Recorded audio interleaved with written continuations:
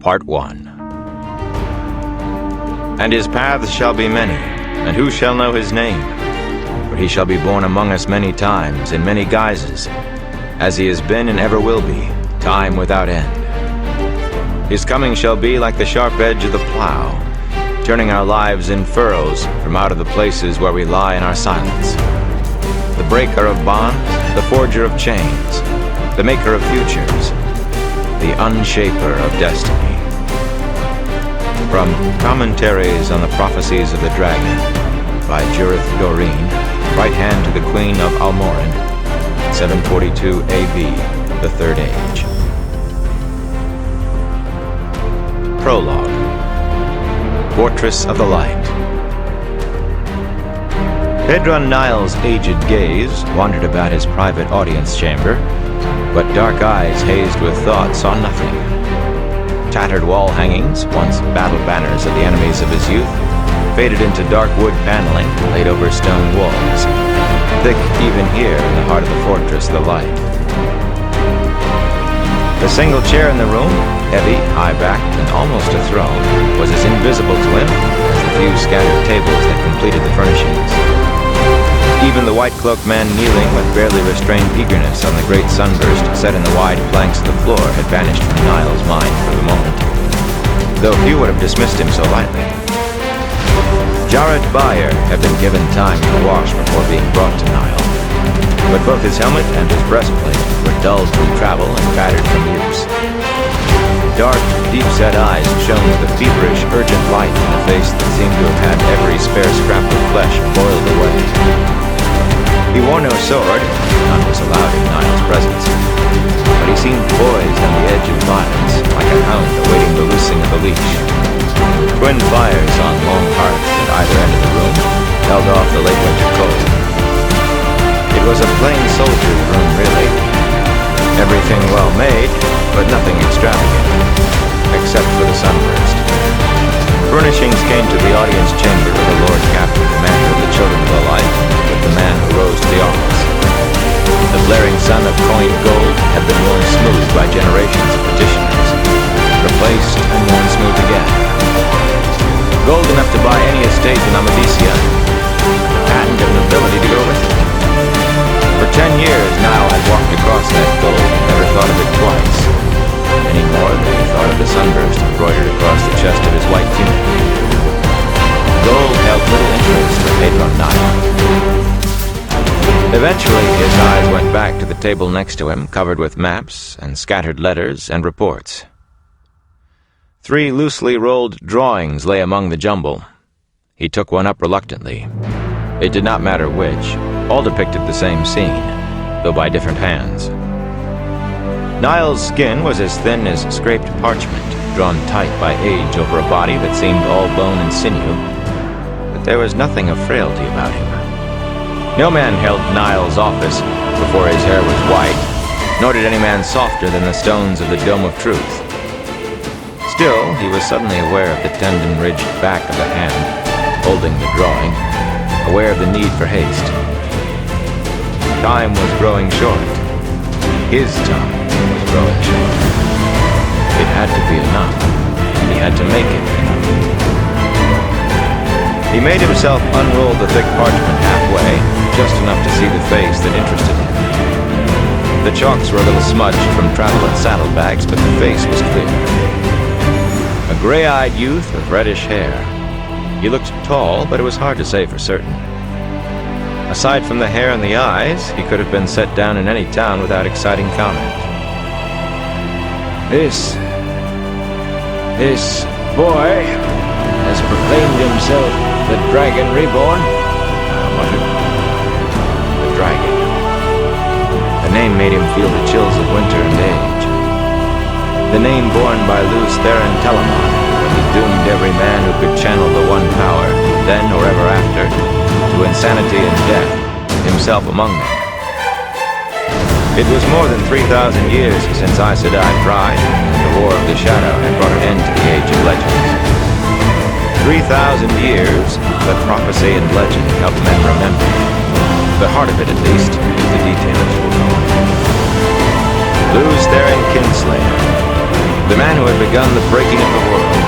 The madman who could tap the power that drove the universe, leveled mountains, and sank ancient lands beneath the seas. When the whole face of the earth had been changed, and all who survived fled like beasts before a wildfire. It had not ended until the last male Aes Sedai lay dead, and a scattered human race could begin trying to rebuild from the rubble, where even rubble remained. It was burned into memory by the stories mothers told children, and prophecy said the dragon would be born again. Niall had not really meant it for a question, but Bayar took it for one. Yes, my Lord Captain Commander, he has. It is a worse madness than any false dragon I've ever heard of. Thousands have declared for him already. Tarabon and Ara-Doman are in civil war, as well as at war with each other. There is fighting all across Almouth Plain and Toman Head, Tarabonner against Domani, against Dark Friends, crying for the dragon. Or there was fighting until winter chilled most of it. I've never seen it spread so quickly, my Lord Captain Commander. Like throwing a lantern into a hay barn. The snow may have damped it down, but come spring, the flames will burst out hotter than before. Niall cut him off with a raised finger. Twice already Niall had let him tell his story through, his voice burning with anger and hate. Parts of it Niall knew from other sources, and in some areas, he knew more than Bayar. But each time he heard it, it goaded him anew. Jeffram Bornhold and 1,000 of the children dead. And Aes Sedai did it. You have no doubts, child Bayar? None, my Lord Captain Commander. After a skirmish on the way to Falma, I saw 2 of the Tarvalin witches. They cost us more than 50 dead before we stuck them full of arrows. You are sure, huh? Sure they were Aes Sedai? The ground erupted under our feet. Bayar's voice was firm and full of belief. He had little imagination, did Jareth Bayar. Death was part of a soldier's life, however it came. Lightnings struck our ranks out of a clear sky. My Lord Captain Commander, what else could they have been? Niall nodded grimly. There had been no male Aes Sedai since the breaking of the world. But the women who still claimed that title were bad enough. They prated on their 3 oaths. To speak no word that was not true, to make no weapon for one man to kill another, to use the one power as a weapon only against dark friends or shadow spawn. But now they had showed those oaths for the lies they were. He'd always known no one could want the power they wielded except to challenge the Creator. That meant to serve the Dark One. And you know nothing of those who took Falma and killed half of one of my legions. Lord Captain Bornhold said they called themselves Shanchan, my Lord Captain Commander, Bayar said stolidly. He said they were Dark Friends, and his charge broke them, even if they killed him. His voice gained intensity. There were many refugees from the city. Everyone I spoke to agreed the strangers had broken and fled. Lord Captain Bornhold did that. Niall sighed softly. They were almost the same words Bayar had used the first 2 times about the army that had seemingly come out of nowhere to take Falma. A good soldier, Niall thought. So Jeffram Bornhold always said. But not a man to think for himself. My Lord Captain Commander, Bayar said suddenly. Lord Captain Bornhold did command me to stand aside from the battle. I was to watch and report to you. And tell his son, Lord Dayan, how he died. Yes, Niall said impatiently. For a moment he studied Bayar's hollow-cheeked face, then added, No one doubts your honesty or courage. It is exactly the sort of thing Jeffram Bornhold would do, facing a battle in which he feared his entire command might die. And not the sort of thing you have imagination enough to think of. There was nothing more to learn from that. You have done well, child Bayar. You have my leave to carry word of Jeffram Bornhold's death to his son. Dane Bornhold is with Eamon Balda, near Tarvalin at last report. You may join them. Thank you, my Lord Captain Commander. Thank you. Bayar rose to his feet and bowed deeply. Yet as he straightened, he hesitated. My Lord Captain Commander, We were betrayed. Hatred gave his voice a saw-toothed edge.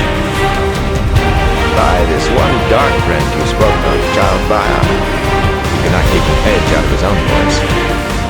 A year's planning lay in ruins amid the corpses of 1,000 of the children. Baia wanted to talk only of this one man. This young blacksmith you've only seen twice. This Heron from the Two Rivers. Yes, my Lord Captain Commander. I do not know how, but I know he is to blame. I know it.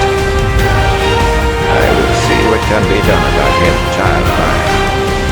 Baia opened his mouth again, but Niall raised a thin hand to forestall him. You may leave now. The gaunt-faced man had no choice but to bow again and leave.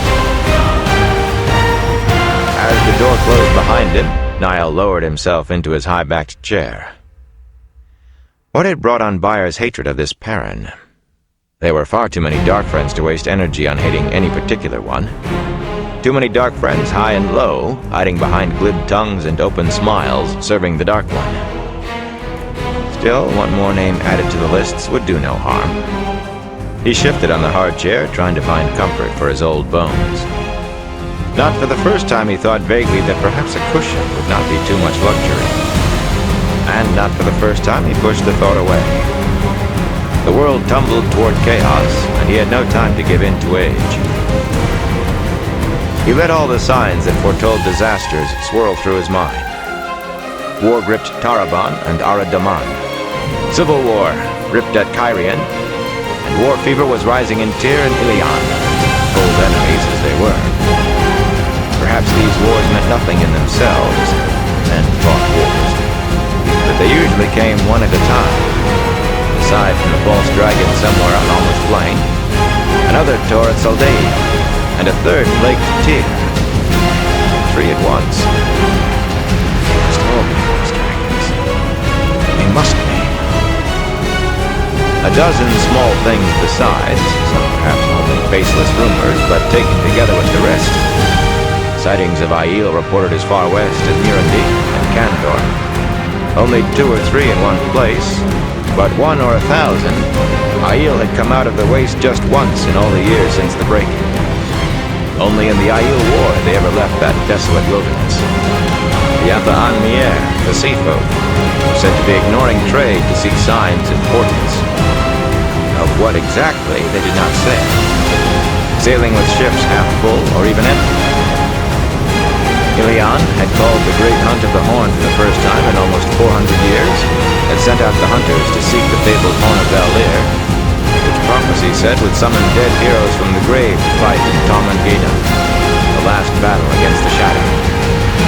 Rumor said the Ogier, always so reclusive that most common people thought them only legends, had called meetings between their far-flung steady.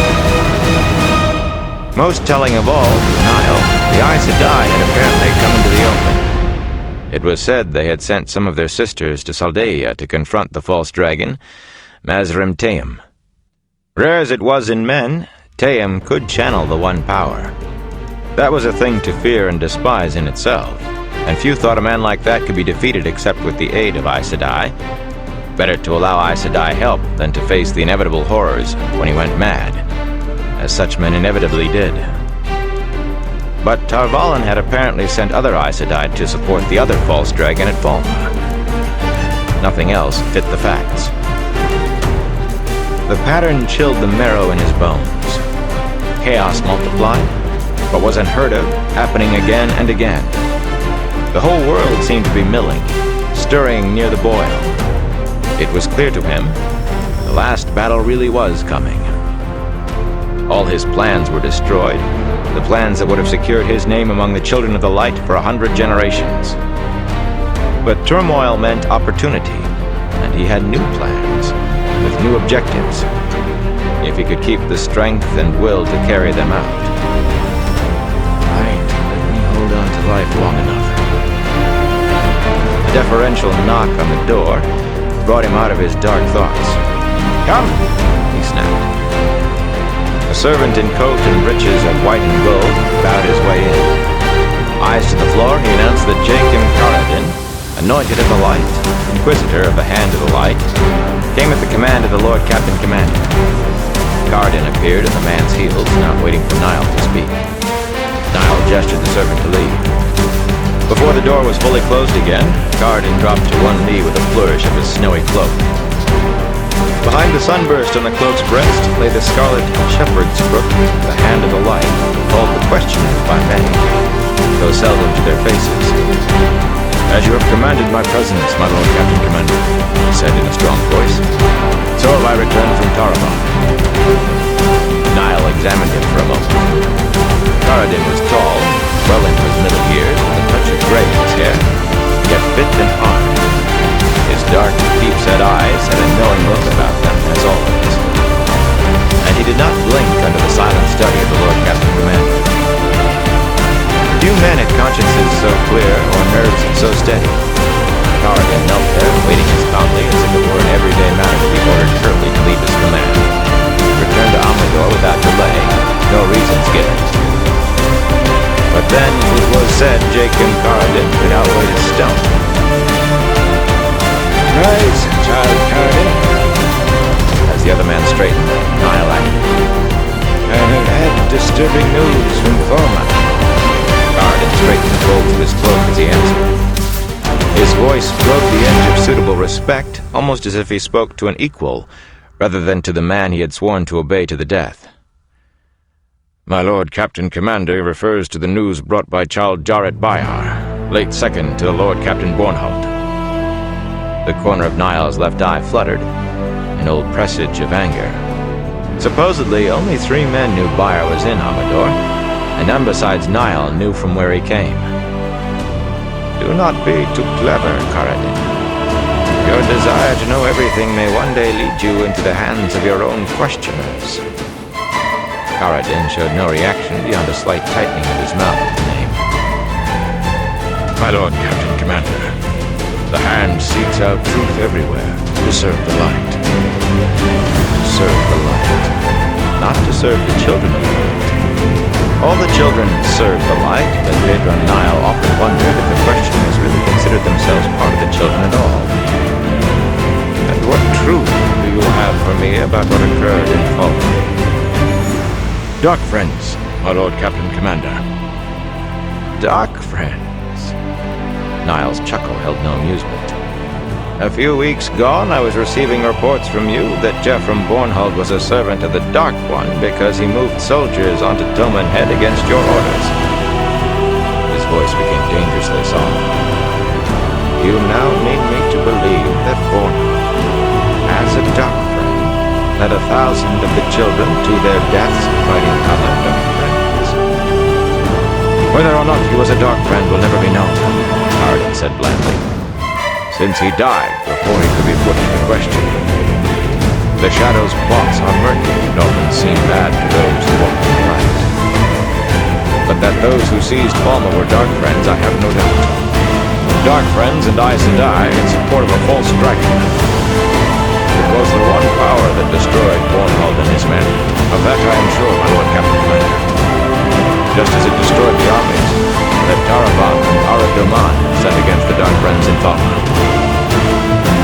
And what of the story that those who took Falma came from across the Iron Ocean?" Karadin shook his head.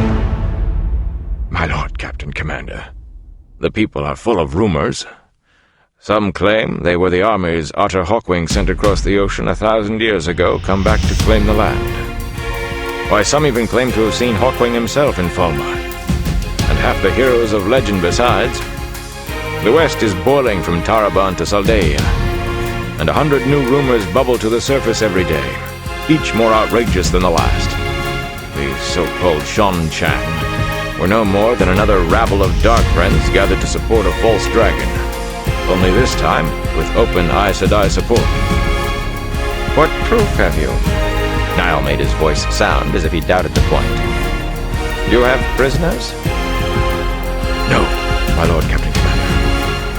As Child Bayar no doubt told you, Bornhold managed to hurt them badly enough that they dispersed. And certainly no one we've questioned would admit to supporting a false dragon. As for proof, it lies in 2 parts. if my Lord Captain Commander will permit me. Niall gestured impatiently.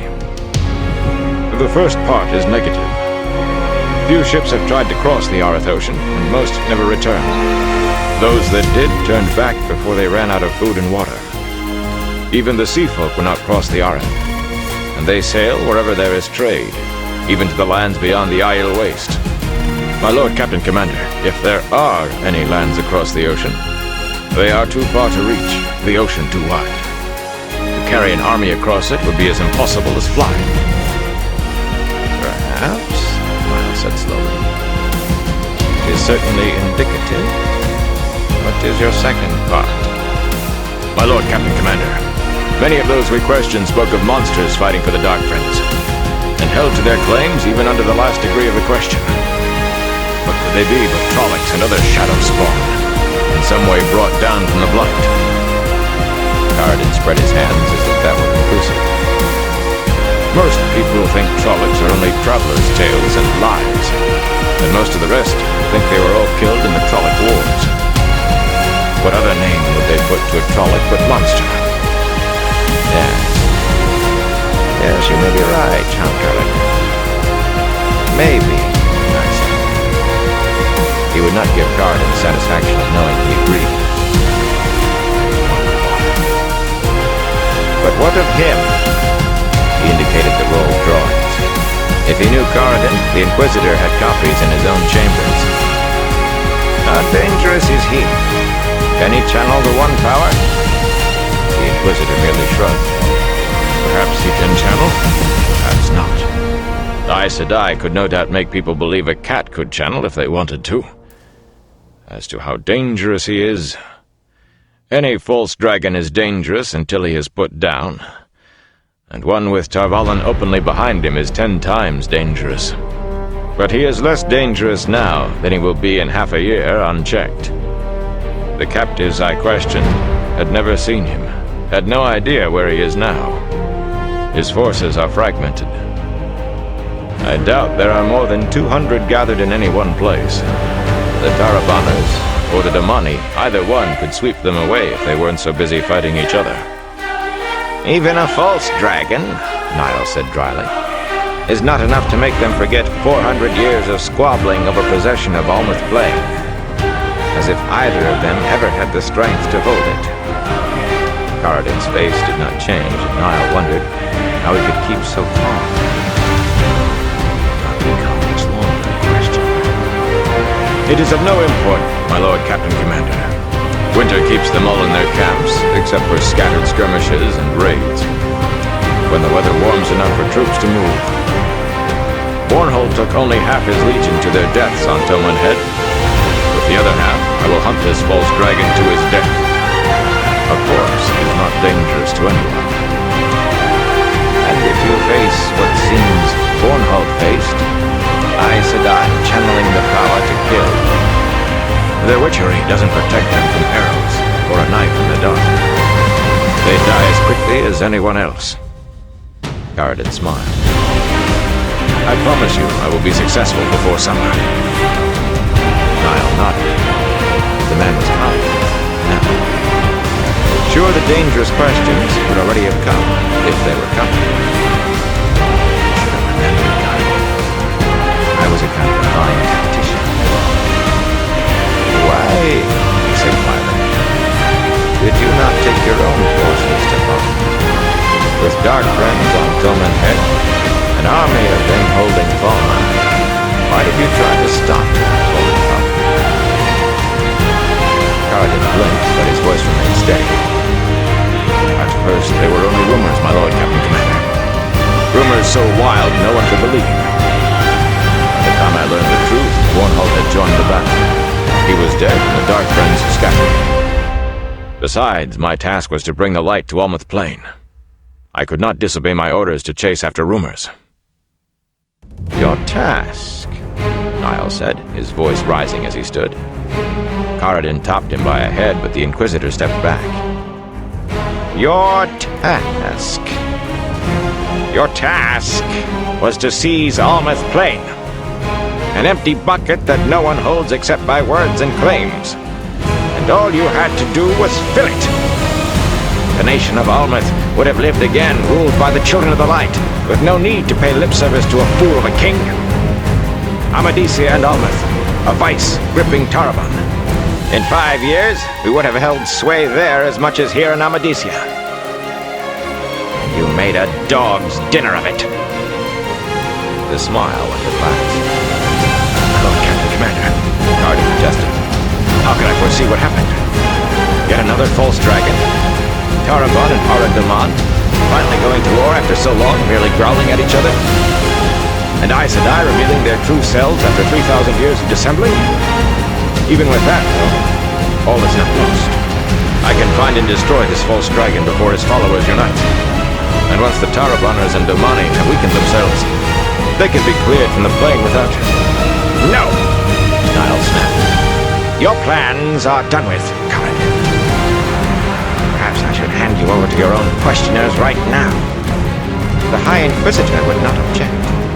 He is gnashing his teeth to find someone to blame for what happened. He would never put forward one of his own, but I doubt he'd quibble if I named you. A few days under the question, and you would confess to anything. Name yourself Darkfriend, even. You would go under the headsman's axe inside a week." There was sweat beading in Karadin's forehead. "My Lord Captain Commander." He stopped to swallow. "My Lord Captain Commander seems to be saying there is another way. He will but speak it. I am sworn to obey.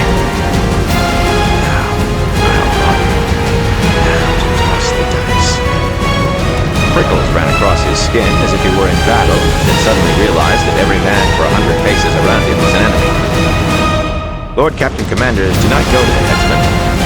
More than one have been known to die suddenly and unexpectedly, swiftly mourned and swiftly replaced by men with less dangerous ideas. "Child Karadin," he said firmly, "you will make certain that this false dragon does not die.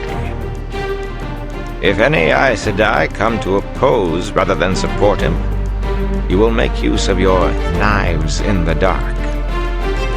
The Inquisitor's jaw dropped, yet he recovered quickly, eyeing Niall in expectant fashion. "Kill Aes Sedai is a duty, but to allow a false dragon to roam free? But that would be treason and blasphemy." Niall drew a deep breath. He could sense the unseen knives waiting in the shadows, but he was committed now. It is no treason to do what must be done, and even blasphemy can be tolerated for a cause. Those two sentences alone were enough to kill him. Do you know how to unite people behind you, Child Karadin? The quickest way? No? Loose a lion. A rabid lion in the streets. When panic grips the people, once it has turned their bowels to water, calmly tell them you will deal with it. Then you kill it and order them to hang the carcass up where everyone can see. Before they have time to think, you give another order, and it will be obeyed. And if you continue to give orders, they will continue to obey, for you will be the one who saved them. And who better to lead? Karadin moved his head uncertainly. "Do you mean to take it all, my Lord Captain Commander? Not just Almouth Plain, but Tarabon and Aradaman as well?" "What I mean is for me to know. It is for you to obey as you are sworn to do. I expect to hear of messengers on fast horses leaving for the plain by tonight. I am certain you know how to word the orders so no one suspects what they should not. If you must carry someone, let it be the Taraboners and Domani. It would not do to have them kill my eye. Under the light, we shall force peace between them. As my Lord Captain Commander commands," Karadin said smoothly. "I hear and obey." Niall smiled a cold smile. "In case you're if this false dragon dies before I command his death, or if he is taken by the Tarvalan witches, you will be found one morning with a dagger in your heart, and should any accident befall me, even if I should die of old age, you will not survive me the month." "My Lord Captain Commander, I have sworn to obey." "So you have," Niall cut him off. "See that you remember it. Now go." "As my Lord Captain Commander commands." This time Carden's voice was not so steady. The door closed behind the Inquisitor. Niall rubbed his hands together. He felt cold. The dice were spinning with no way of telling what pips would show when they stopped. The last battle truly was coming. Not the Tarmangaden of legend, with the Dark One breaking free to be faced by the Dragon Reborn. Not that, he was sure. The Aes Sedai of the Age of Legends might have made a hole in the Dark One's prison at Shale Pool, but Luce Theron Kinslayer and his 100 companions had sealed it up again. The counterstroke had tainted the male half of the true source forever and driven them mad. And so begun the breaking. But one of those ancient Aes Sedai could do what 10 of the Tarvalin witches of today could not. The seals they had made would hold. Pedron Niall was a man of cold logic, and he had reasoned out how Tarmangaden would be. Bestial Trolloc hordes rolling south out of the Great Blight as they had in the Trolloc Wars 2,000 years before, with the Myrddraal, the Halfmen, leading, and perhaps even new human dreadlords from among the Dark Friends. Humankind, split into nations squabbling among themselves, could not stand against that. But he, Pedron Niall, would unite humankind behind the banners of the Children of the Light. There would be new legends to tell how Pedron Niall had fought Tarmangaden and won. First, who's a rabid light? A rabid light. Niall spun on his heel as a bony little man with a huge beak of a nose slipped from behind one of the hanging banners. There was just a glimpse of a panel swinging shut as the banner fell back against the wall. "I showed you that passage, Orly," Niall snapped, "so you could come when I summoned you without half the fortress knowing. Not so you could listen to my private conversation." Ordeith made a smooth bow as he crossed the room. "Listen, great lord, I would never do such a thing. I only just arrived and could not avoid hearing your final words, no more than that." He wore a half-mocking smile, but it never left his face that Niall had ever seen, even when the fellow had no reason to know anyone was watching. A month before, in the dead of winter, the gangly little man had arrived in Amadicia, ragged and half-frozen, and somehow managed to talk his way through all the layers of guards to Pedron Niall himself. He seemed to know things about events on Tillman Head that were not in Carden's voluminous, obscure reports, or in Byer's tale, or in any other report or rumor that had come to Niall. His name was a lie, of course. In the old tongue, Ordeith meant wormwood. When Niall challenged him on it, though, all he said was, "Who we were is lost to all men, and life is bitter." But he was clever. It had been he who helped Niall see the pattern emerging in events. Ordeith moved to the table and took up one of the drawings. As he unrolled it enough to reveal the young man's face, his smile deepened to nearly a grimace. Niall was still irritated that the man had come unsummoned. "You find a false dragon funny, Ordeith? Or does he frighten you?" "A false dragon?" Ordeith said softly. Yes, of course it must be. Who else could it be?" And he barked a shrill laugh that grated on Niall's nerves.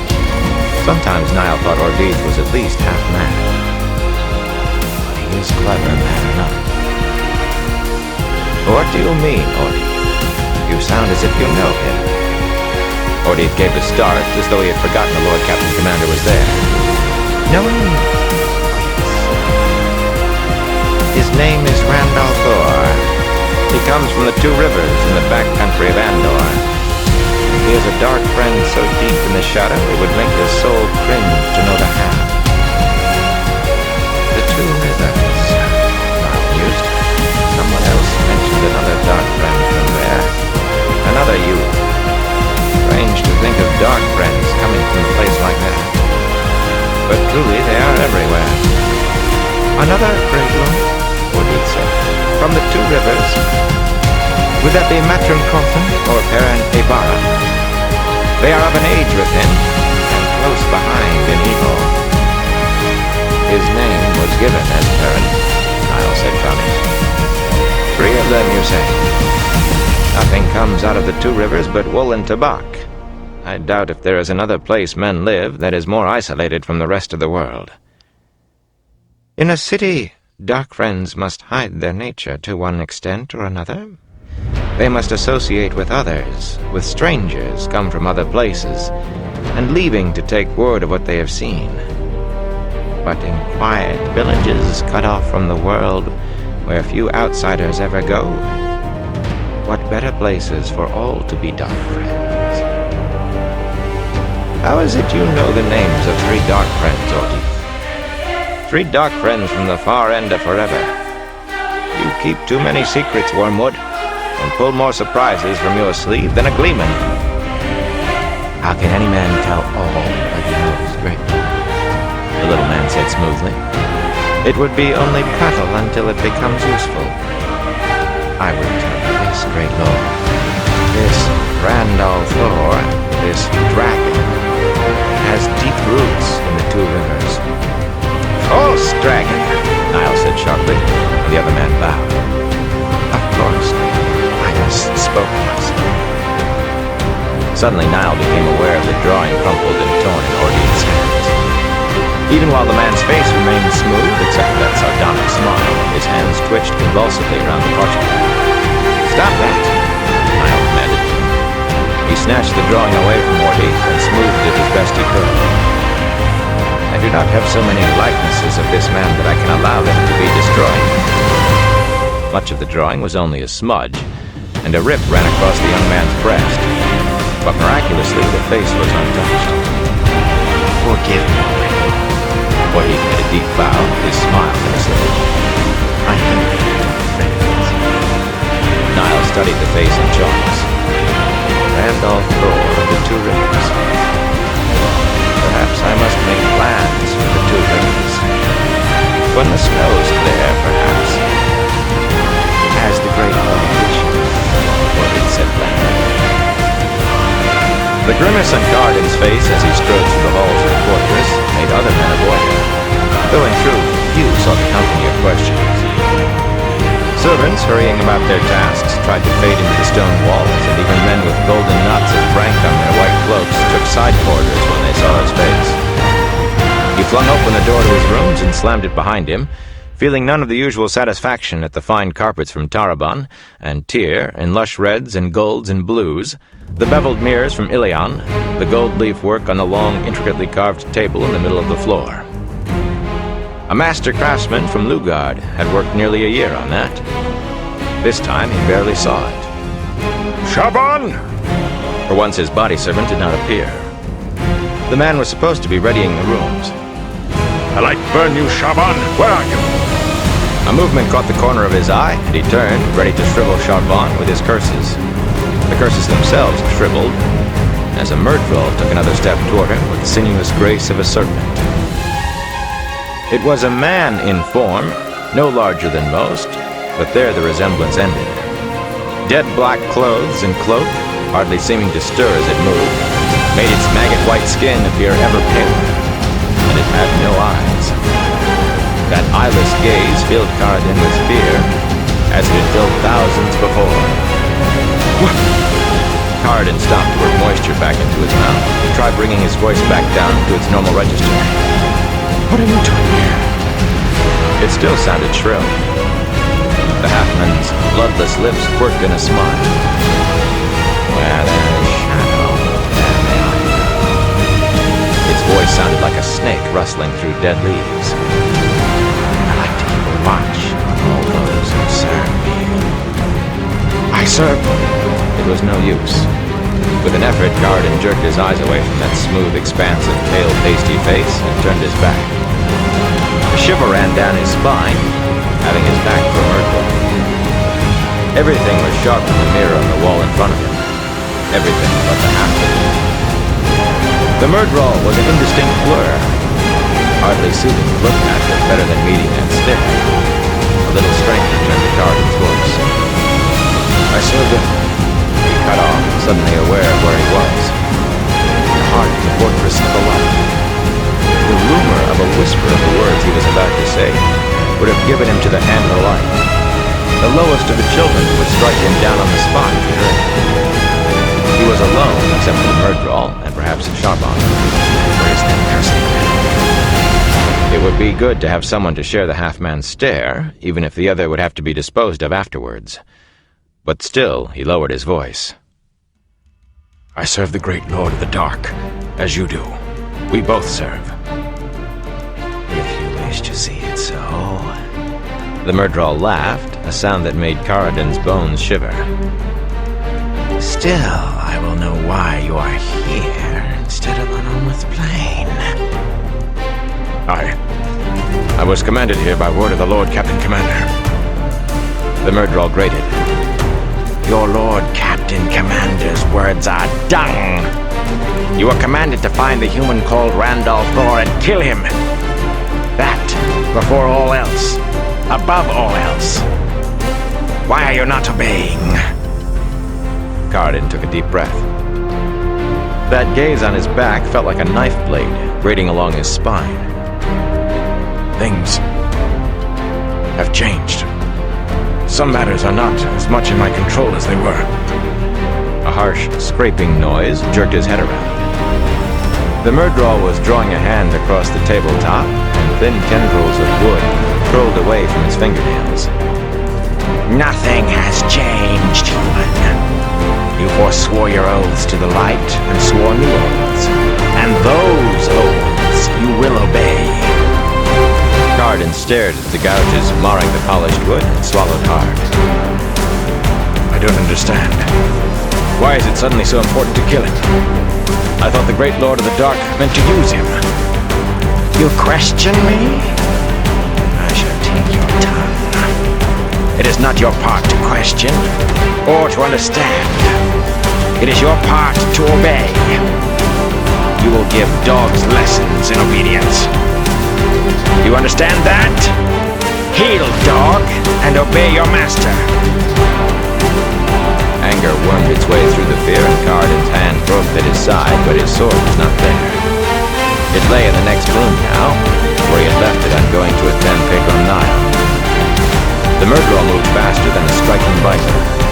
Caradon opened his mouth to scream as its hand closed on his wrist in a crushing grip. Bones grated together, sending jolts of agony up his arm.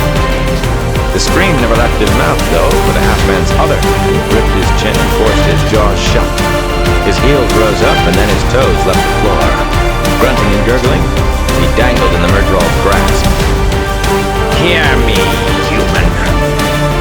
I must kill him as quickly as possible. Do not think you can dissemble. There are others of your children who will tell me if you turn aside from purpose. But I will give you this to encourage you. If this Randolph Thor is not dead in a month, I will take one of your blood. A son, a daughter, a sister, an uncle. You will not know who until the chosen has died screaming. If he lives another month, I will take another, and then another, and another. And when there is no one of your blood living except yourself, if he still lives, I will take you to Shale Ghul itself. It smiled. You will be years in dying, human. You understand me now? Caradon made a sound, half groan, half whimper. He thought his neck was going to break. With a snarl, the Murdrawl hurled him across the room. Caradon slammed against the far wall and slid to the rug, stunned. Face down, he lay fighting for breath. Do you understand me, human? I hear and obey. Caradon managed into the carpet. There was no answer. He turned his head, wincing at the pain in his neck. The room was empty except for him. Half-men rode shadows like horses, so the legends said. When they turned sideways, they disappeared. No wall could keep them out. Karadin wanted to weep. He levered himself up, cursing the jolt of pain from his wrist. The door opened and Charbon hurried in, a plump man with a basket in his arms. He stopped to stare at Karadin. Master, are you all right? Forgive me for not being here, Master, but I went to buy fruits for your... With his good hand, Karadin struck the basket from Charbon's hands, sending withered winter apples rolling across the carpets, and backhanded the man across the face. Forgive me, Master, Charbon whispered. Fetch me paper and pen and ink. Karadin snarled. Hurry, fool! I must send orders.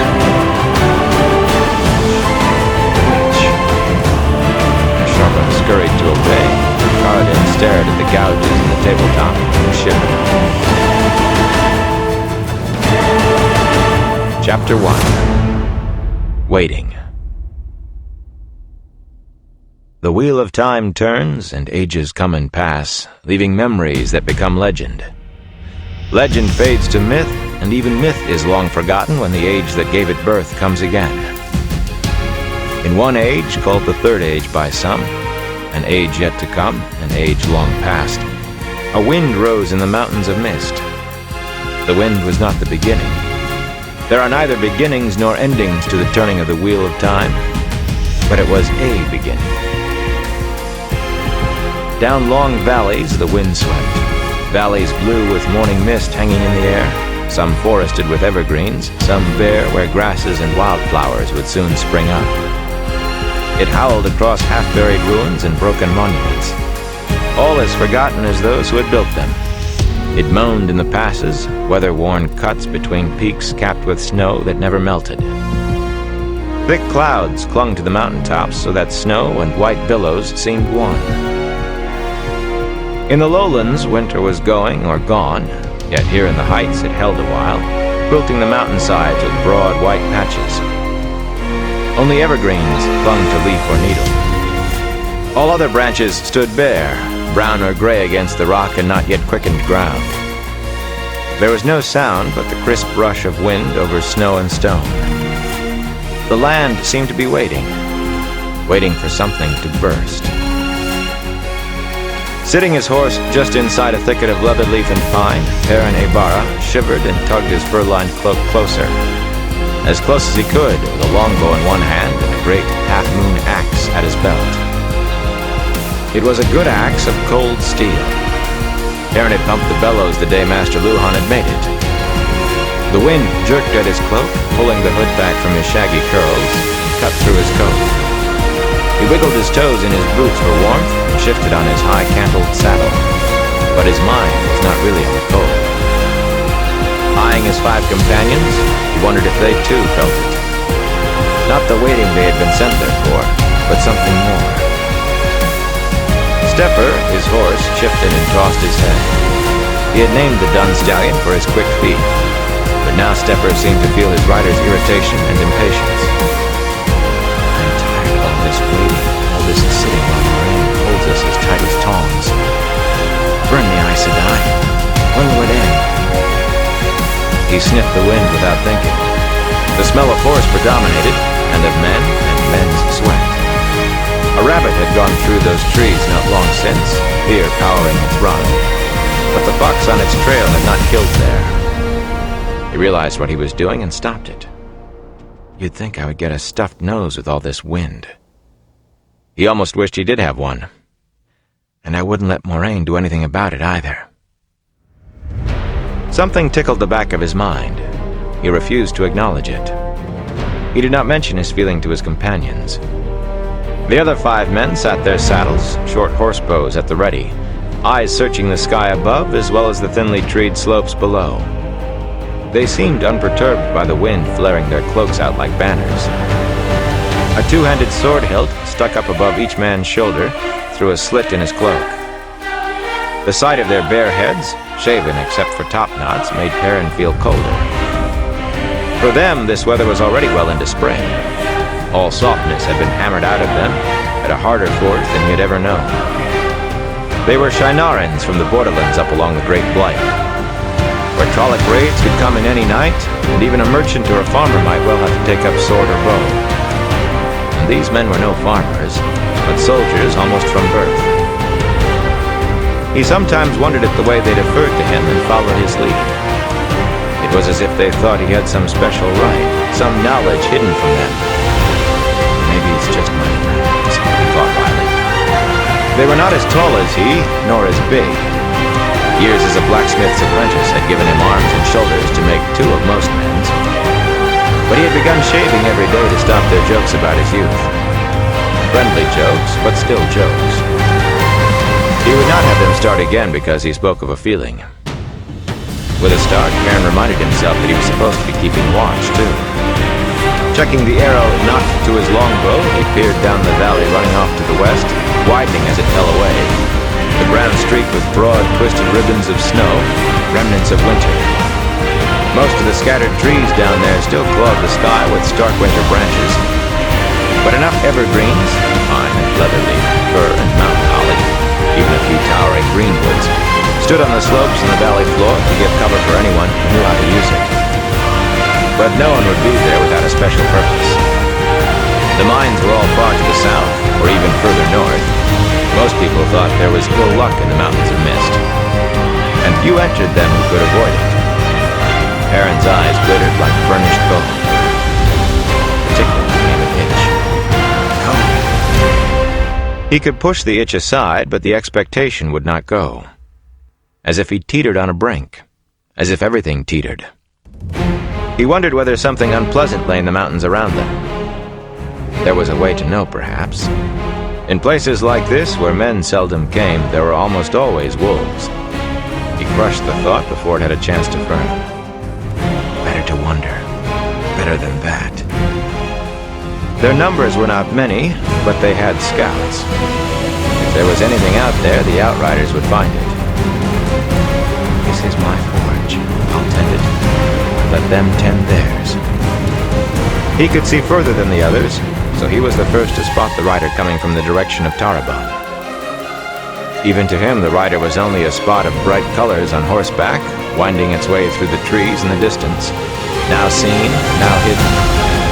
A piebald horse, he thought. Not before time. He opened his mouth to announce her. It would be a woman. Each rider before had been. When Massima suddenly muttered, "Raven!" like a curse. Perrin jerked his head up. A big black bird was quartering over the treetops no more than 100 paces away. Its quarry might have been carrion dead in the snow or some small animal. Yet Perrin could not take the chance. It did not seem to have seen them. The oncoming rider would soon be in its sight. Even as he spotted the raven, his bow came up, and he drew. Fletchings to cheek, to ear, and loosed, all in one smooth motion. He was dimly aware of the slap of bowstrings beside him, but his attention was all on the black bird. Of a sudden it cartwheeled in a shower of midnight feathers as his arrow found it, tumbled from the sky as two more arrows streaked through the place where it had been. Bows half drawn, the other Shinarans searched the sky to see if it had a companion. Does it have to report? Perrin asked softly. Or does he see what it sees? He had not meant anyone to hear, but Ragan, the youngest of the Shinarans, less than 10 years his elder, answered as he fitted another arrow to his short bow. It has to report. To a half-man, usually. In the borderlands, there was a bounty on ravens. No one there ever dared assume any raven was just a bird. Light, if Heartsbane saw what the raven saw, we would all have been dead before he reached the mountains. Ragan's voice was easy. It was a matter of every day to a Shinaran soldier. Perrin shivered, not from the cold, and in the back of his head, something snarled a challenge to the death. Heartsbane. Different names in different lands. Soulsbane and Heartfang, Lord of the Grave and Lord of the Twilight, and everywhere Father of Lies and the Dark One, all to avoid giving him his true name and drawing his attention. The Dark One often used ravens and crows, rats in cities. Perrin drew another broadhead arrow from the quiver on his hip that balanced the axe on the other side. That may be big as a club, Ragan said admiringly, with a glance at Perrin's bow. But it can shoot. I would hate to see what it could do to a man in armor. The Shinarans wore only light mail now, under their plain coats, but usually they fought in armor, man and horse alike. "Too long for horseback," Masima sneered. The triangular scar on his dark cheek twisted his contemptuous grin even more. "A good breastplate will stop even a pile arrow, except at close range. And if your first shot fails, the man you're shooting at will carve your guts out." "That is just it, Masima." Ragan relaxed a bit as the sky remained empty. The raven must have been alone. "With this Two Rivers bow, I'll wager you don't have to be so close." Masima opened his mouth. You two stop flapping your bloody tongues. Uno snapped. With a long scar down the left side of his face, that eye gone, his features were hard, even for a Shinar. He had acquired a painted eye patch on their way into the mountains during the autumn. A permanently browning eye, a fiery red, did nothing to make his stare easier to face. You can't keep your bloody minds on the bloody task at hand. I'll see if extra flaming guard duty tonight will bloody settle you. Ragan and Masima subsided under his stare. He gave them a last scowl that faded as he turned to Perrin. You see anything yet? His tone was a little gruffer than he might have used with a commander put over him by the King of Shinar or the Lord of Faldara. Yet there was something in it of readiness to do whatever Perrin suggested. The Shinarans knew how far he could see, but they seemed to take it as a matter of course. That and the color of his eyes as well. They did not know everything, not by half, but they accepted him as he was, as they thought he was. They seemed to accept everything and anything. The world was changing, they said. Everything spun on the wheels of chance and change. If a man had eyes of color no man's eyes had ever been, what did it matter now? "She's coming," Perrin said. "You should just see her now. There." He pointed, and Uno strained forward, his one real eye squinting, then finally nodded doubtfully. There's bloody something moving down there. Some of the others nodded and murmured too. Uno glared at them, and they went back to studying the sky and the mountains. Suddenly Perrin realized what the bright colors on the distant rider meant. A vivid green skirt peeking out beneath a bright red cloak. "She's one of the traveling people," he said, startled. No one else he had ever heard of dressed in such brilliant colors and odd combinations, not by choice. The women they had sometimes met and guided even deeper into the mountains included every sort. A beggar woman in rags struggling afoot through a snowstorm. A merchant by herself leading a string of laden pack horses. A lady in silks and fine furs, with red tasseled reins on her palfrey and gold worked on her saddle. The beggar departed with a purse of silver, more than Perrin thought they could afford to give, until the lady left an even fatter purse of gold. Women from every station in life, all alone, from Taraban and Yiladan, and even Amadisia. But he had never expected to see one of the Tuathalan. A bloody tinker? Uno exclaimed. The others echoed his surprise. Ragan's top knot waved as he shook his head. A tinker wouldn't be mixed in this. Either she's not a tinker, or she is not the one we are supposed to meet. Tinkers, Masima growled. Useless cowards. Uno's eye narrowed until it looked like the britchel hole of an anvil. With the red eye painted on his patch, it gave him a villainous look. Cowards, Masima, he said softly.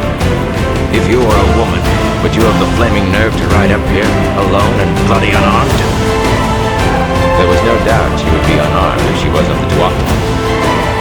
Masima kept his mouth shut, but the scar on his cheek stood out tight and pale.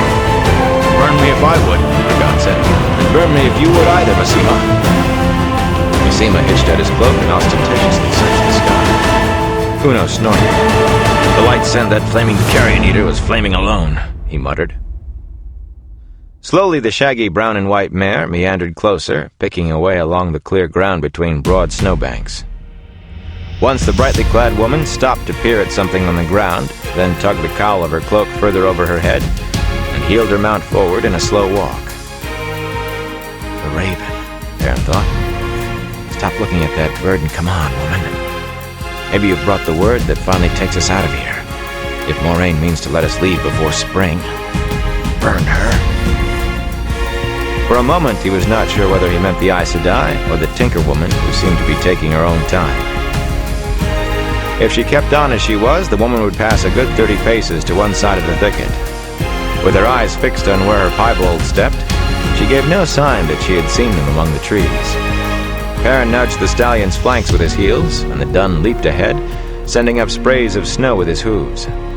Behind him, Uno quietly gave the command, "Forward!" Stepper was halfway to her before she seemed to become aware of them, and then she jerked her mare to a halt with a start. She watched as they formed an arc centered on her. Embroidery of eye-wrenching blue and the pattern called a Tyran maze made her red cloak even more garish. She was not young. Gray showed thick in her hair, where it was not hidden by her cowl, but her face had few lines, other than the disapproving frown she ran over their weapons.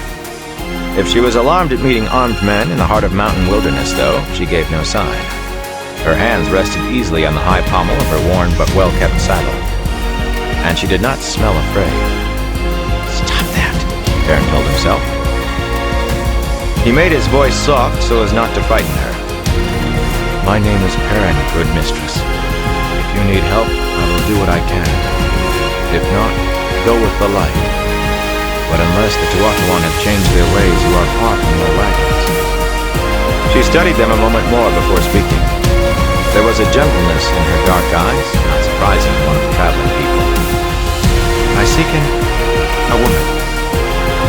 The skiff was small, but it was there. She sought not any woman, but an Aes Sedai. "Does she have a name, good mistress?" Perrin asked. He had done this too many times in the last few months to need her reply, but iron was spoiled for want of care. "She is called... sometimes she is called Lorraine. My name is Leah." Perrin nodded. "We will take you to her, Mistress Leah. We have warm fires, and with luck, something hot to eat." But he did not lift his reins immediately. "How did you find us?" He had asked before, each time Moraine sent him out to wait at a spot she named for a woman she knew would come. The answer would be the same as it always was, but he had to ask. Leah shrugged and answered hesitantly. "I knew that if I came this way, someone would find me and take me to her. I just knew. I have news for her." Perrin did not ask what news. The women gave the information they brought only to Moraine. "And the Aes Sedai tells us what she chooses," he thought. Aes Sedai never lied. But it was said that the truth an Aes Sedai told you was not always the truth you thought it was. Too late for qualms now, isn't it? "This way, Mistress Leah," he said, gesturing up the mountain. The Shienarans, with Uno at their head, fell in behind Perrin and Leah as they began to climb. The Borderlanders still studied the sky as much as the land, and the last two kept a special watch on their back trail. For a time they rode in silence except for the sound the horses' hooves made, sometimes crunching through old snow crust, sometimes sending rocks clattering as they crossed bare stretches. Now and again, Leah cast glances at Perrin, at his bow, his axe, his face, but she did not speak. He shifted uncomfortably under the scrutiny and avoided looking at her. He always tried to give strangers as little chance to notice his eyes as he could manage. Finally he said, "I was surprised to see one of the traveling people believing as you do. It is possible to oppose evil without doing violence." Her voice held the simplicity of someone stating an obvious truth. Perrin grunted sourly, then immediately muttered an apology. "What it words you say, Mistress Leah. Violence harms the doer as much as the doer," Leah said placidly. "That is why we flee those who harm us, save them from harm to themselves, as much for our own sake. If we do violence to oppose evil, soon we will be no different from what we struggle against. It is with the strength of our belief that we fight the shadow." Perrin could not help snorting. "Mistress, I hope you never have to face Trollocs with the strength of your belief." The strength of their swords will cut you down where you stand. It is better to die than to... She began, but anger made him speak right over her. Anger that she just would not see. Anger that she really would die, rather than harm anyone, no matter how evil. If you run, they will hunt you and kill you and eat your corpse. Or they might not wait till it is a corpse. Either way you are dead, and it's evil that has won. And there are men just as cruel. Dark friends and others. More others than I would have believed even a year ago. Let the White Cloaks decide you tinkers don't walk in the light, and see how many of you the strength of your belief can keep alive. She gave him a penetrating look. And yet you are not happy with your weapons. How did she know that? He shook his head irritably, shaggy hair sweating. The Creator made the world, not I. I must live the best I can in a world the way it is. So sad, she said softly. Why so sad? I should be watching, not talking, he said curtly. You won't thank me if I get you lost. He heeled stepper forward enough to cut off any further conversation, but he could feel her looking at him. Sad. Not sad, just... But I don't know. There ought to be a better way, that's all. The itching tickle came again at the back of his head, but absorbed in ignoring Leah's eyes on his back, he ignored that too. Over the slope of the mountain and down they rode, across a forested valley with a broad stream running cold along its bottom, knee-deep on the horses. In the distance, the side of a mountain had been carved into the semblance of two towering forms. A man and a woman, I thought they might be, though wind and rain had long since made that uncertain. Even Moraine claimed to be unsure who they were supposed to be, or when the granite had been cut. Bricklebacks and small trout darted away from the horses' hooves, silver flashes in the clear water. A deer raised its head from browsing, hesitated as the party rode up out of the stream, then bounded off into the trees. And a large mountain cat, gray-striped and spotted with black, seemed to rise out of the ground, frustrated in its stalk. It eyed the horses a moment, and with a lash of its tail vanished after the deer. But there was little life visible in the mountains yet. Only a handful of birds perched on limbs or pecked at the ground where the snow had melted. More would return to the heights in a few weeks, but not yet. They saw no other ravens. It was late afternoon by the time Perrin led them between two steep-sloped mountains, snowy peaks as ever wrapped in cloud, and turned up a smaller stream that splashed downward over gray stones in a series of tiny waterfalls. A bird called in the trees, and another answered it from ahead. Perrin smiled. Bluefinch calls. A borderland bird. No one rode this way without being seen. He rubbed his nose and did not look at the tree the first bird had called from. Their path narrowed as they rode up through scrubby leatherleaf and a few gnarled mountain oaks. The ground level enough to ride beside the stream became barely wider than a man on horseback. The stream itself, no more than a tall man could step across. Perrin heard Leah behind him, murmuring to herself. When he looked over his shoulder, she was casting worried glances up the steep slopes to either side. Scattered trees perched precariously above them. It appeared impossible they would not fall. The Shinarans rode easily, at last beginning to relax. Abruptly, a deep oval bowl between the mountains opened out before them, its sides steep but not nearly so precipitous as the narrow passage. The stream rose from a small spring at its far end. Perrin's sharp eyes picked out a man with the top knot of a Shinaran up in the limbs of an oak to his left. Had a red-winged jay called instead of a bluefinch, he would not have been alone. The way in would not have been so easy. A handful of men could hold that passage against an army. If an army came, a handful would have to.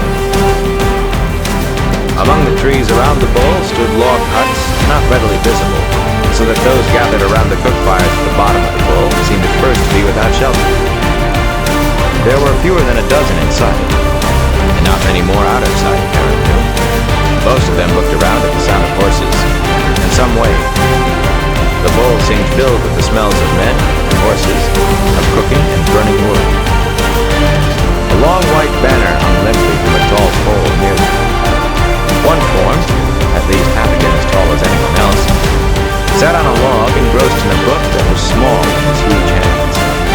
That one's attention never wavered, even when the only other person without a top-knot shouted, "So you found her, did you?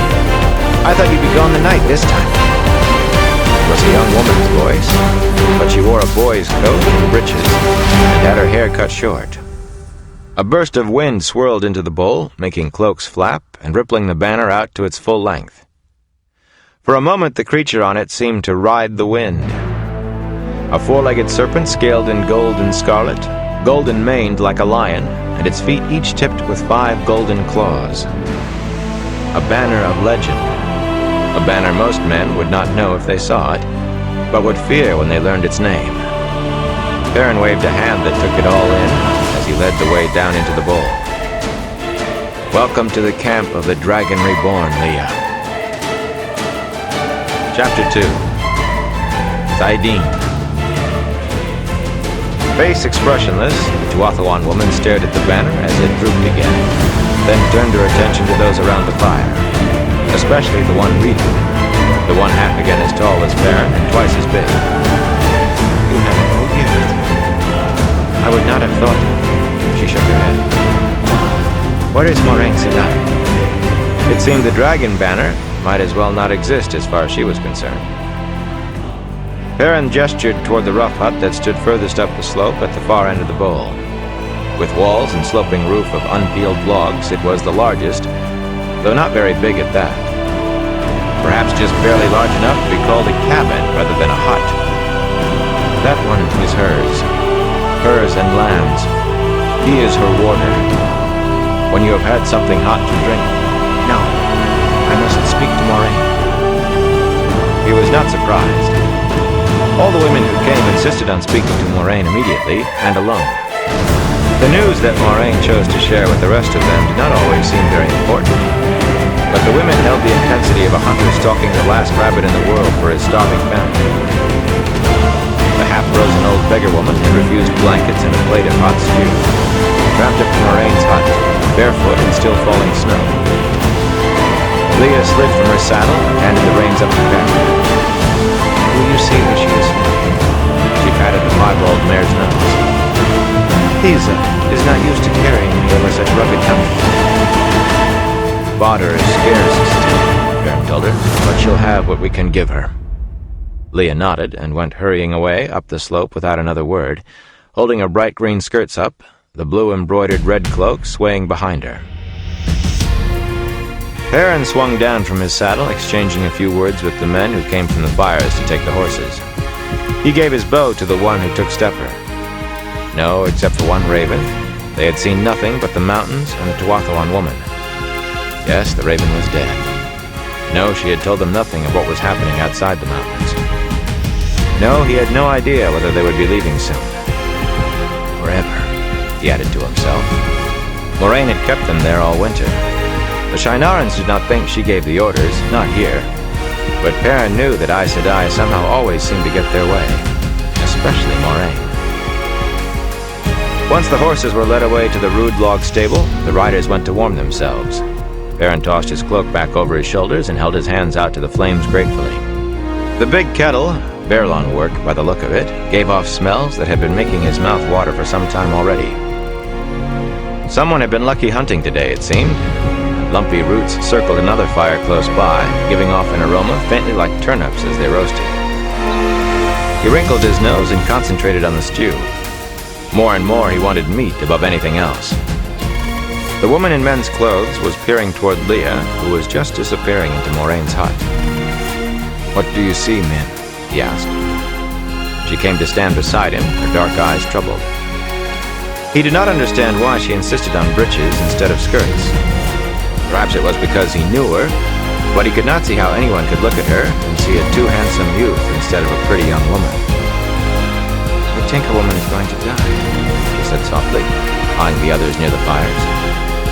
None was close enough to hear.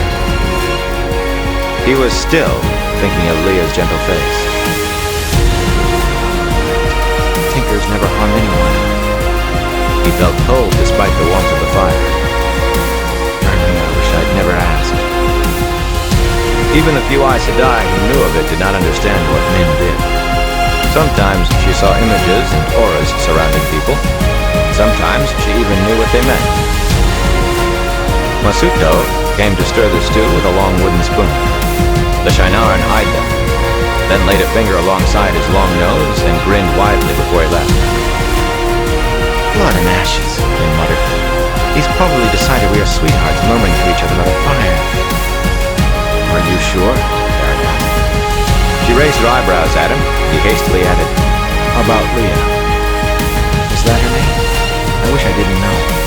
It always makes it worse, knowing and not being able to... Farron, I saw her own face floating over her shoulder, covered in blood, eyes staring. It's never any clearer than that. She shivered and rubbed her hands together briskly. Light, but I wish I saw more happy things. All the happy things seem to have gone away. He opened his mouth to suggest warning Leah, then closed it again. There was never any doubt about what Min saw and knew, for good or bad. If she was certain, it happened. Blood on her face, he muttered. Does that mean she'll die by violence? He winced that he said it so easily. But what can I do? If I tell Leah, if I make her believe somehow, she'll live her last days in fear, and it will change nothing. Min gave a short nod. If she's going to die by violence, it could mean an attack on the camp. But there were scouts out every day, and guards set day and night. Moraine had the camp warded, so she said. No creature of the Darkborn would see it unless he walked right into it. He thought of the wolves. No. The scouts would find anyone or anything trying to approach the camp. It's a long way back to a people, he said half to himself. Tinkers wouldn't have brought their wagons any further than the foothills. Anything could happen between here and there. Min nodded sadly. And there aren't enough of us to spare even one guard there, even if it would do any good. She had told him. He had tried warning people about bad things when, at 6 or 7, she had first realized not everyone could see what she saw. She would not say more, but he had the impression that her warnings had only made matters worse when they were believed at all. It took some doing to believe in Min's viewings until you had proof. When? He said. The word was cold in his ears, and hard as tool steel. Can't do anything about it, but maybe I can figure out whether we're going to be attacked. As soon as the word was out of his mouth, she threw up her hands. She kept her voice down. It isn't like that. I can never tell when something is going. I only know it will.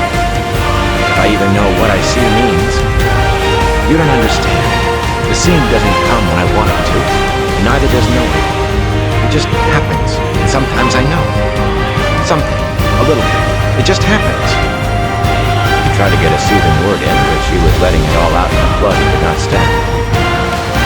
I can see things around a man one day and not the next, or the other way round. Most of the time I don't see anything around anyone.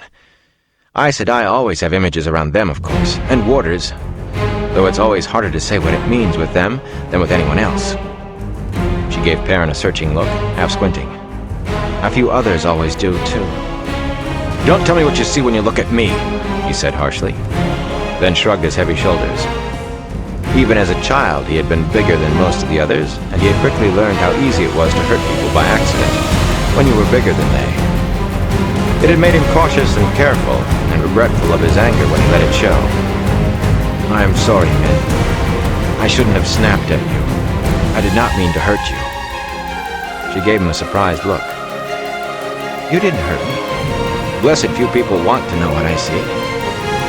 The light knows I would not, if it were someone else who could do it. Even the Aes Sedai had never heard of anyone else who had her gift. Gift was how they saw it, even if she did not. It's just that I wish there was something I could do about Leah. I couldn't stand it the way you do, knowing and not able to do anything. She said softly. Why do you seem to care so much about the Duatha? They are utterly peaceful, and I always see violence around them. He turned his head away, and she cut off abruptly. came a rumbling voice like a huge bumblebee. What about the two on the left? The Ogier came to join them in the fire, marking his place in his book with a finger the size of a large sausage. A thin streamer of tobacco smoke rose from the pipe in his other hand. His high-necked coat of dark brown wool, buttoned up to the neck, flared at the knee over turned-down boot tops. Aaron stood hardly as high as his chest. Loyal's face had frightened more than one person, with his nose broad enough almost to be called a snout, and his too wide mouth. His eyes were the size of saucers, with thick eyebrows that dangled like mustaches almost to his cheeks, and his ears poked up through long hair and tufted points. Some who had never seen an Ogier took him for a Trolloc. Trollocs were as much legend to most of them as Ogier. Loyal's wide smile wavered, and his eyes blinked as he became aware of having interrupted them. Perrin wondered how anyone could be frightened of the Ogier for long. Yet some of the old stories called them fierce and implacable as enemies. He could not believe it. Ogier were enemies to no one. Min told Loyal of Leah's arrival, but not of what she had seen. She was usually close-mouthed about these seeings, especially when they were bad. Instead, she added, "You should know how I feel, Loyal, suddenly caught up by Aes Sedai and these two rivers folk." Loyal made a non-committal sound, but Min seemed to take it for agreement. "Yes," she said emphatically. "There I was, living my life in Baerlon as I liked it, and suddenly I was grabbed up by the scruff of the neck and jerked off to the light knows where. Well, I might as well have been. My life has not been my own since I met Moraine, and these two rivers farm boys." She rolled her eyes at Perrin, a wry twist to her mouth. "All I wanted was to live as I pleased, fall in love with the man I chose." Her cheeks reddened suddenly, and she cleared her throat. "I mean to say, what is wrong with wanting to live your life without all this upheaval?" Buren, Loyal began. Perrin waved at him to stop, but the Ogier could seldom be slowed, much less stopped, when one of his enthusiasms had him in its grip. He was accounted extremely hasty by the Ogier way of looking at things. Loyal pushed his book into a coat pocket and went on, gesturing with his pipe. all of us, all of our lives affect the lives of others. As the wheel of time weaves us into a pattern, the life thread of each of us pulls and tugs at the life threads around us.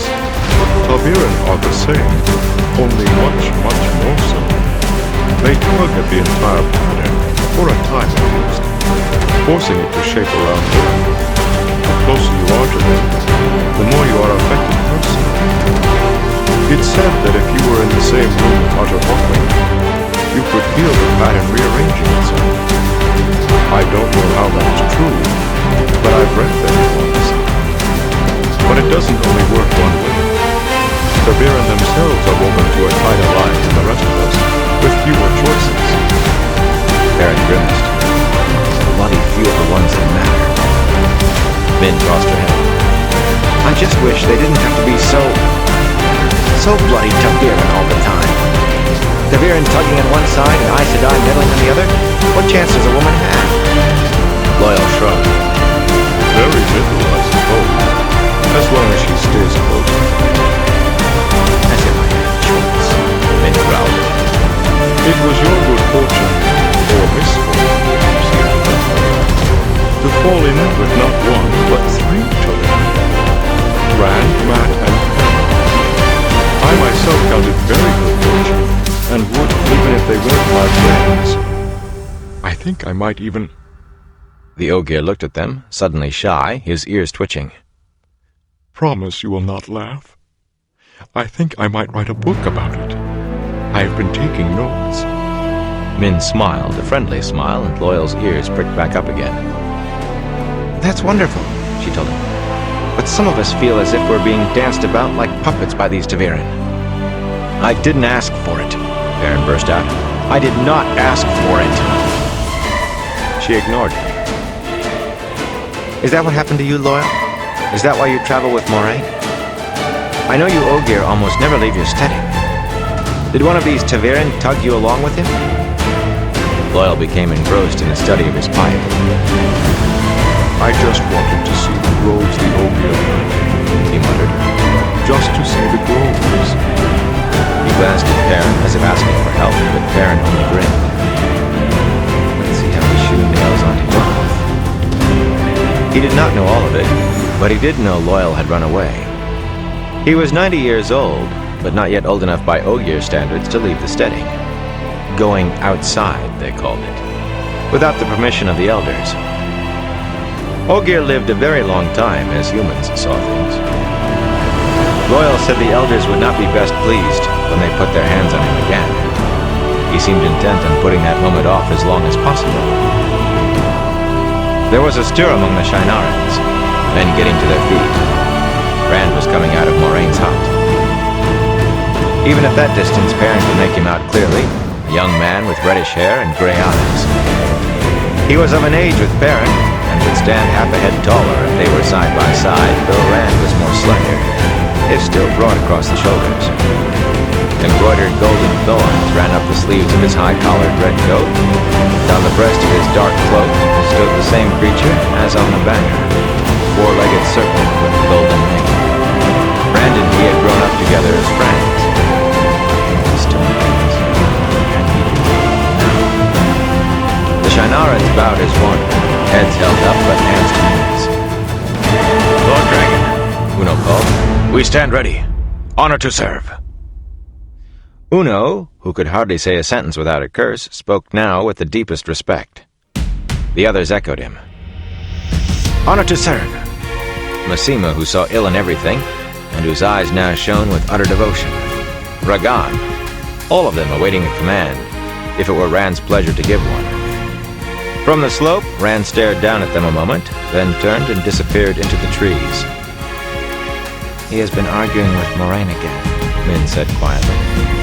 All day, this time. Perrin was not surprised, yet he still felt a small shock. Arguing with an Aes Sedai. All the childhood tales came back to him. Aes Sedai, who made thrones and nations dance to their hidden strings. Aes Sedai, whose gift always had a hook in it, whose price was always smaller than you could believe, yet always turned out to be greater than you could imagine. Aes Sedai, whose anger could break the ground and summon lightning. Some of the stories were untrue, he knew now, and at the same time they did not tell the half. I had better go to him, he said. After they argue, he always needs someone to talk to. And aside from Moraine and Lan, there were only the three of them, Min, Loyal, and him, who did not stare at Rand as if he stood above kings. And of the three, only Perrin knew him from before. He strode up the slope, pausing only to glance at the closed door of Moraine's hut. Leah would be in there, and Lan. The warder seldom let himself get far from the Aes Sedai's side. Rand's much smaller hut was a little lower down, well hidden in the trees, away from all the rest. He had tried living down among the other men, but their constant awe drove him off. He kept to himself now, too much to himself to Perrin's thinking, but he knew Rand was not headed to his hut now. Perrin hurried on to where one side of the bowl-shaped valley suddenly became sheer cliff, 50 paces high and smooth, except for tough brush clinging tenaciously here and there. He knew exactly where a crack in the gray wall lay, an opening hardly wider than his shoulders. With only a ribbon of late afternoon light overhead, it was like walking down a tunnel.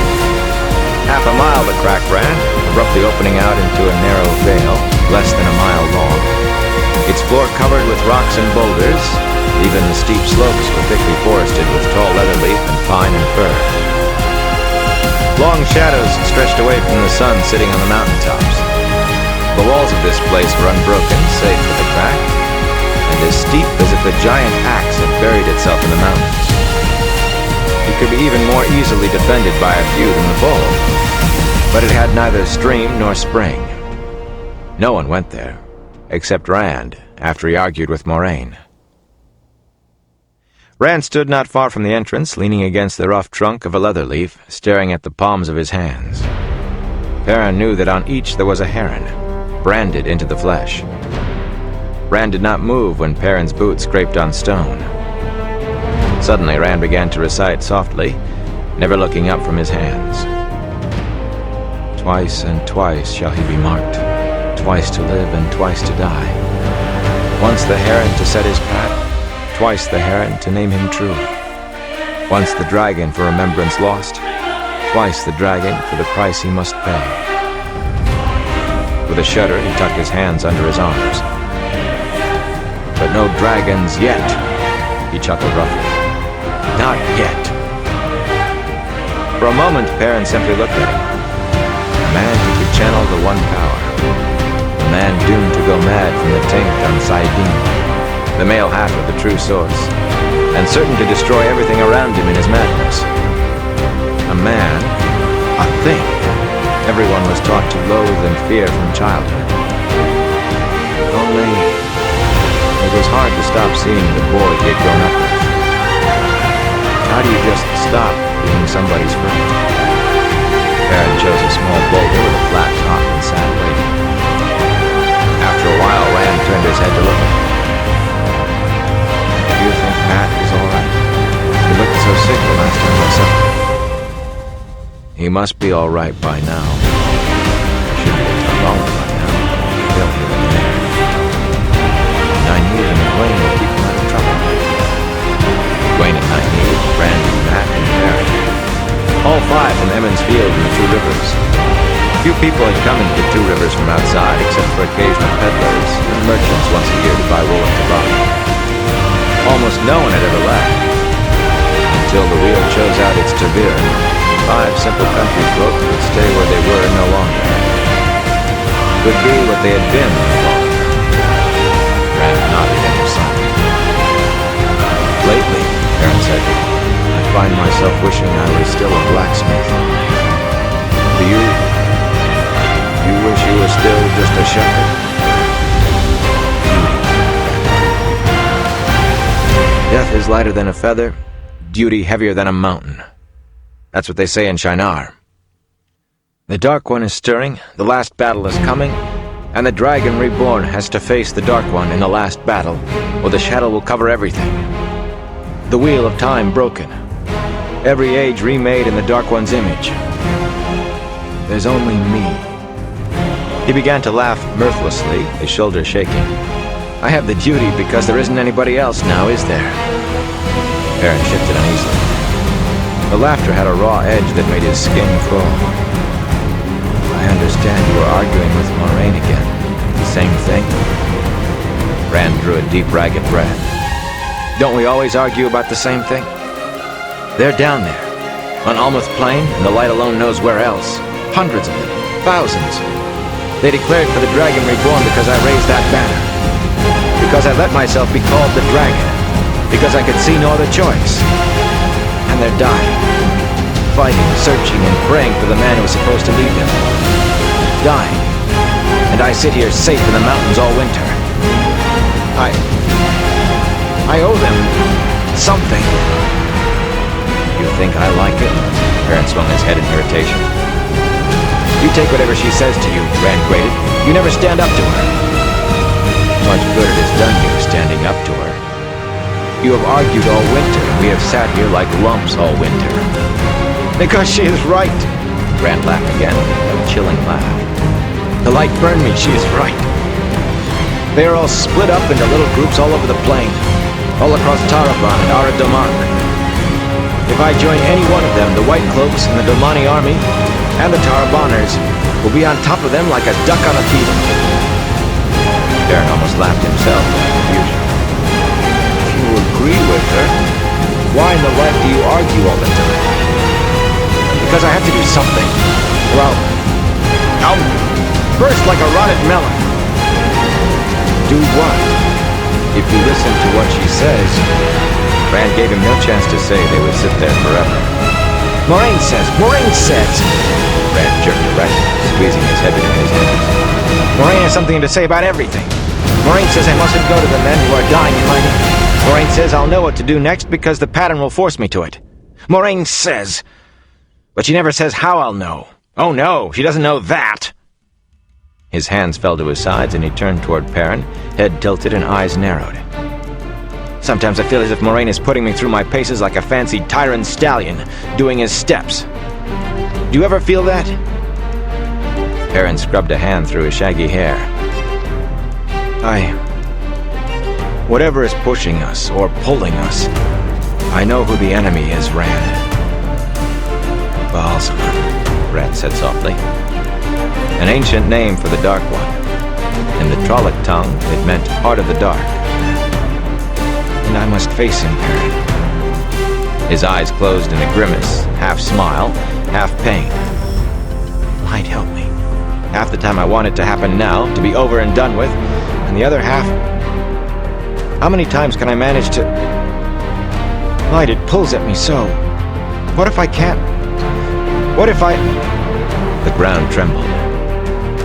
Rand? Perrin said worriedly. Rand shivered. Despite the chill, there was sweat on his face. His eyes were still shut tight. Oh, Light, he groaned. It pulls so... Suddenly the ground heaved beneath Perrin and the valley echoed with a vast rumble. It seemed as if the ground was jerked out from under his feet. He fell, or the earth leaped up to meet him. The valley shook as though a vast hand had reached down from the sky to wrench it out of the land. He clung to the ground while it tried to bounce him like a ball. Pebbles in front of his eyes leaped and tumbled, and dust rose in waves. Rand! His bellow was lost in the grumbling roar. Rand stood with his head thrown back, his eyes still shut tight. He did not seem to feel the thrashing of the ground that had him now at one angle, now at another. His balance never shifted, no matter how he was tossed. Perrin could not be certain, being shaken as he was, but he thought Rand wore a sad smile. The trees flailed about, and the leather leaf suddenly cracked in two, the greater part of its trunk crashing down not 3 paces from Rand. He noticed it no more than he noticed any of the rest. Perrin struggled to fill his lungs. Rand! For the love of the light! Rand, stop it! As abruptly as it had begun, it was done. A weakened branch cracked off of a stunted oak with a loud snap. Perrin got to his feet slowly, coughing. Dust hung in the air, sparkling motes in the rays of the setting sun. Rand was staring at nothing now, chest heaving as if he had run 10 miles. This had never happened before, nor anything remotely like it. Rand, Perrin said carefully. What? Rand still seemed to be looking into a far distance. Always there, calling to me, pulling at me. Saidin, the male half of the true source. Sometimes I can't stop myself from reaching out for it. He made a motion of plucking something out of the air and transferred his stare to his closed fist. I can feel the taint even before I touch it. The Dark One's taint, like a thin coat of vileness trying to hide the light. It turns my stomach, but I cannot help myself. I cannot! Only sometimes I reach out and it's like trying to catch air. His empty hand sprang open and he gave a bitter laugh. What if that happens when the last battle comes? What if I reach out and catch nothing? You caught something that time, Perrin said hoarsely. What were you doing? Rand looked around as if seeing things for the first time. The fallen leather leaf and the broken branches. There was, Perrin realized, surprisingly little damage. He had expected gaping rents in the earth. The wall of trees looked almost whole. I did not mean to do this. It was as if I tried to open a tap and instead pulled the whole tap out of the barrel. It filled me. I had to send it somewhere before it burned me up, but I did not mean this. Perrin shook his head. What use to tell him to try not to do it again?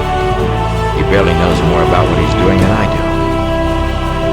He contented himself with, there are enough who want you dead, and the rest of us, without you doing the job for them.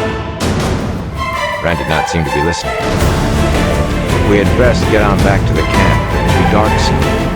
And I don't know about you, but I'm hungry. What? Oh, you go on, Perrin. I will be alone. I want to be alone again a while. Perrin hesitated, then turned reluctantly toward the crack in the valley wall. He stopped and Rand spoke again. You have dreams when you sleep. Good dreams. Sometimes, Perrin said wearily. I don't remember much of what I dream. He had learned to set guards on his dreaming.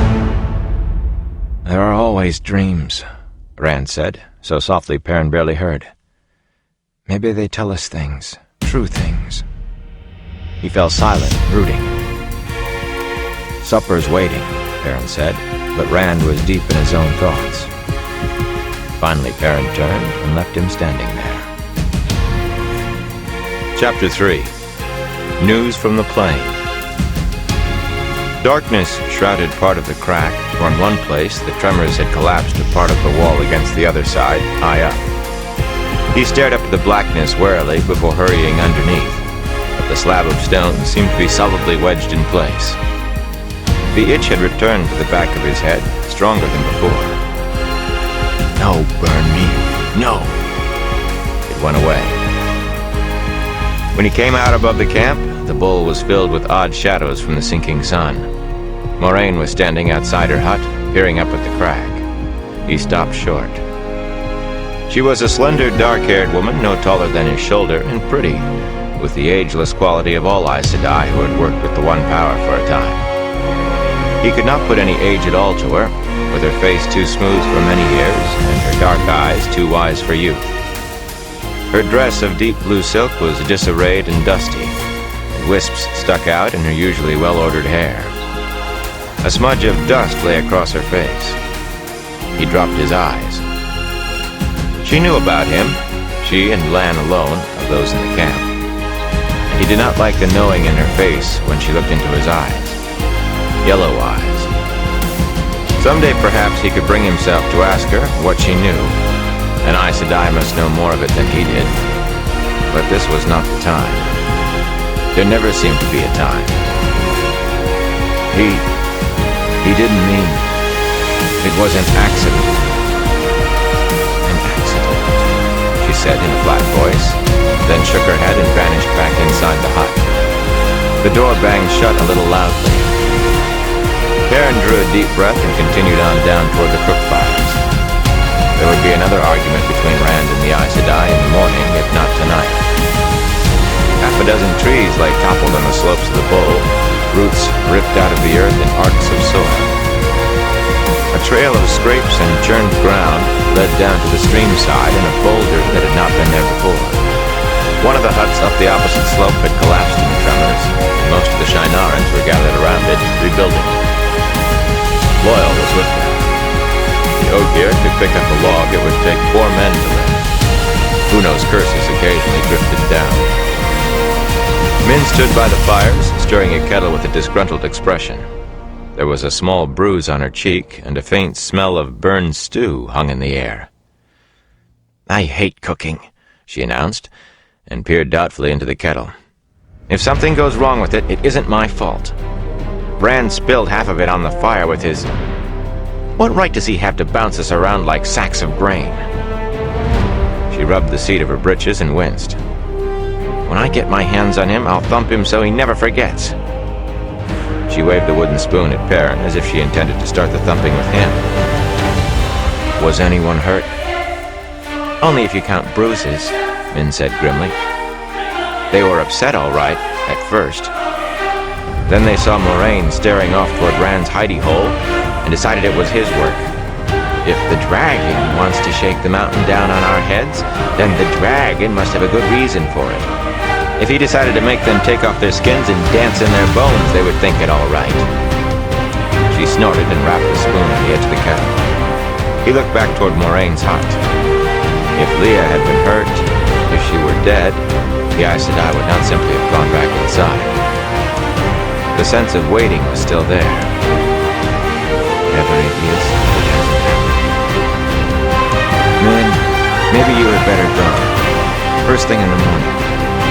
I have some silver I can let you have, and I'm sure Moraine will give you enough to take passage with the merchant's train out of Illidan. You could be back in Bear long before you know it." She looked at him until he began to wonder if he had said something wrong. Finally she said, "That is very sweet of you, but no. I thought you wanted to go. You're always carrying on about having to stay here." "I knew an Illianer woman once," he said slowly. "When she was young, her mother arranged a marriage for her with a man she had never even do that down in Ilion sometimes.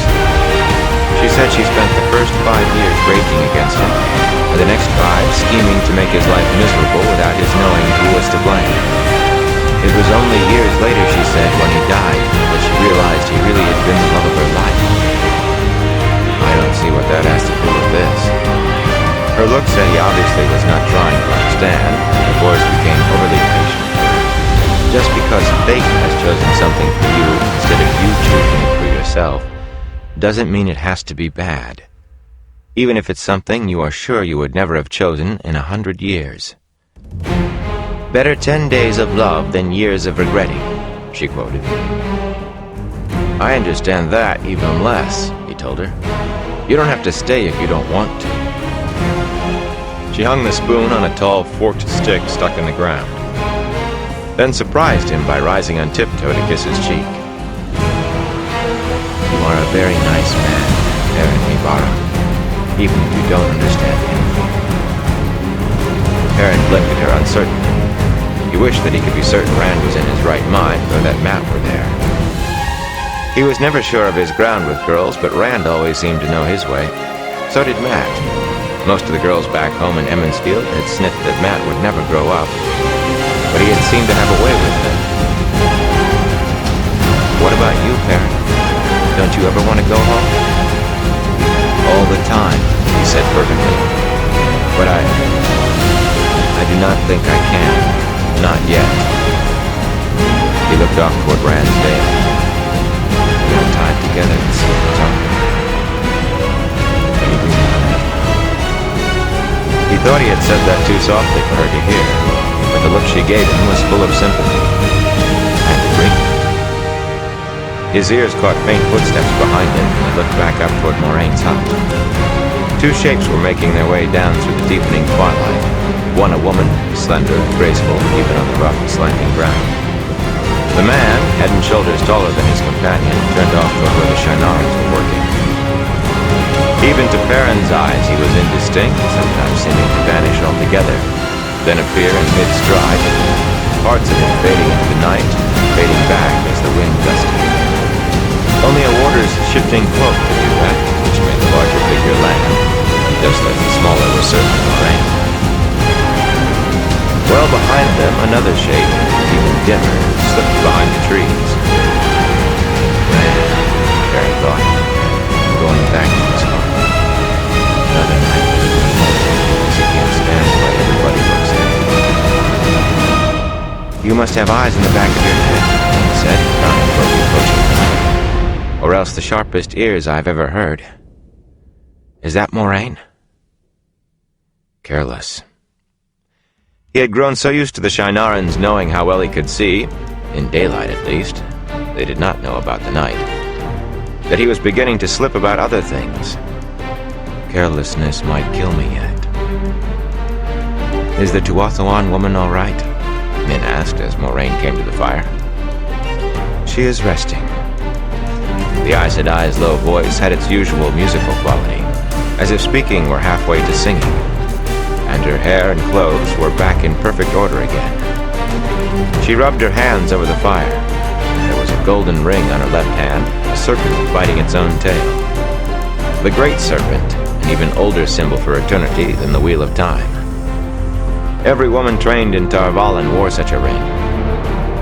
For a moment, Moraine's gaze rested on Perrin and seemed to penetrate too deeply. She fell and split her scalp when Rand. Her mouth tightened, but in the next instant, her face was utter calm again. I healed her, and she is sleeping. There is always a good deal of blood, with even a minor scalp wound. But it was not serious. Did you see anything about her, Min?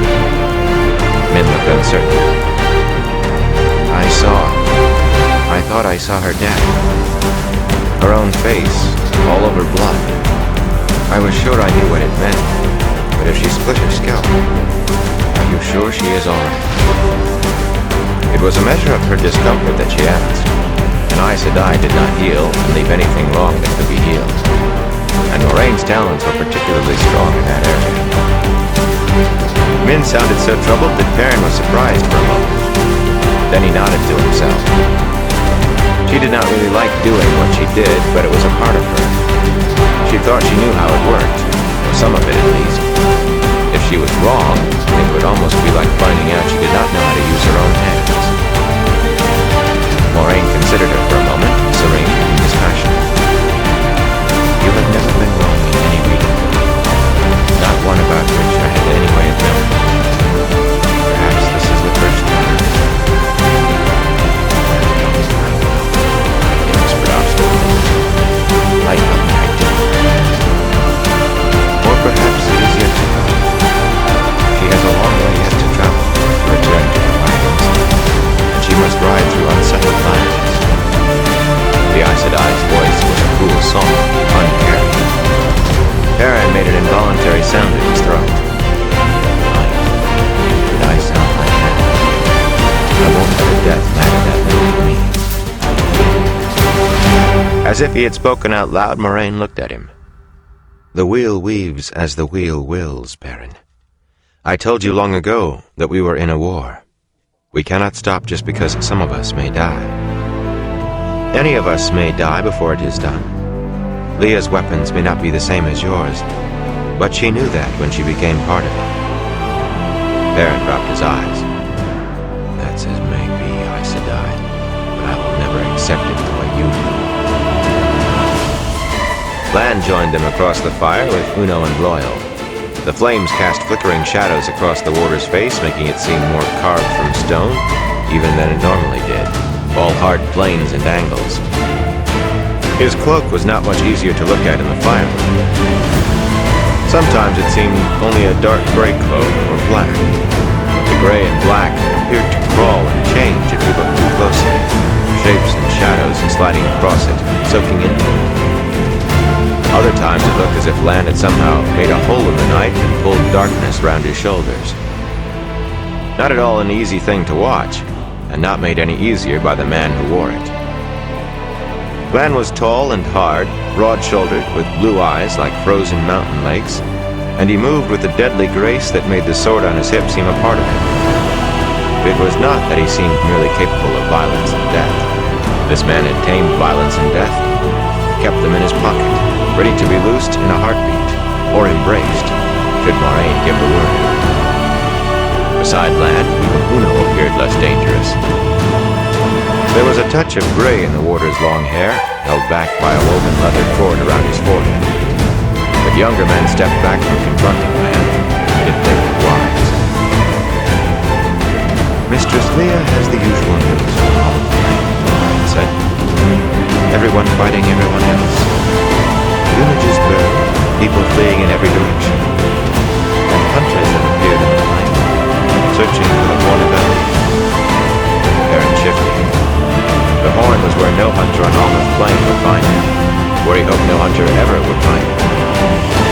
She gave him a cool look before continuing. She did not like any of them to speak of the Horn, except when she chose to, of course. She brought different news as well. The White Cloaks have perhaps 5,000 men on Almouth Plain. Uno grunted. That's flamin'... pardon, Aes Sedai.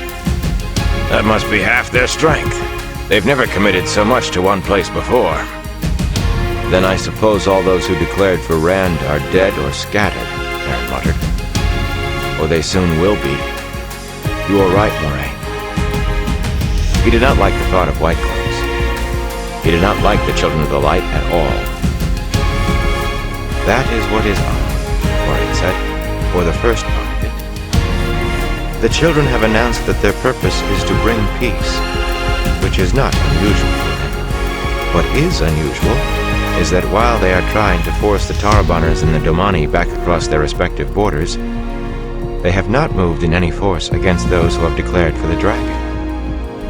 Min gave an exclamation of surprise. Is she certain? That does not sound like any White Cloaks I ever heard of.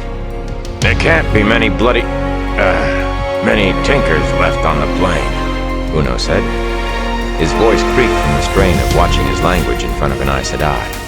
His real eye matched the frown of the painted one. They don't like to stay where there's any kind of trouble, especially fighting. There can't be enough of them to see everywhere. There are enough for my purposes, Moraine said firmly. Most have gone, but some few remain because I asked them. And Leah is quite certain. Oh, the children have snapped up some of the dragon's swarm, where there were only a handful gathered. But though they proclaim they will bring down this false dragon, though they have 1,000 men supposedly doing nothing but hunting him, they avoid contact with any party of as many as 50 dragon swarm. Not openly, you understand. But there is always some delay, something that allows those they chase to slip away. Then Rand can go down to them as he wants. Boyle blinked uncertainly at the Aes Sedai. The whole camp knew of her arguments with Rand. The wheel weaves away for him. Uno and Lan opened their mouths at the same time, but the Shinaran gave way with a small bow.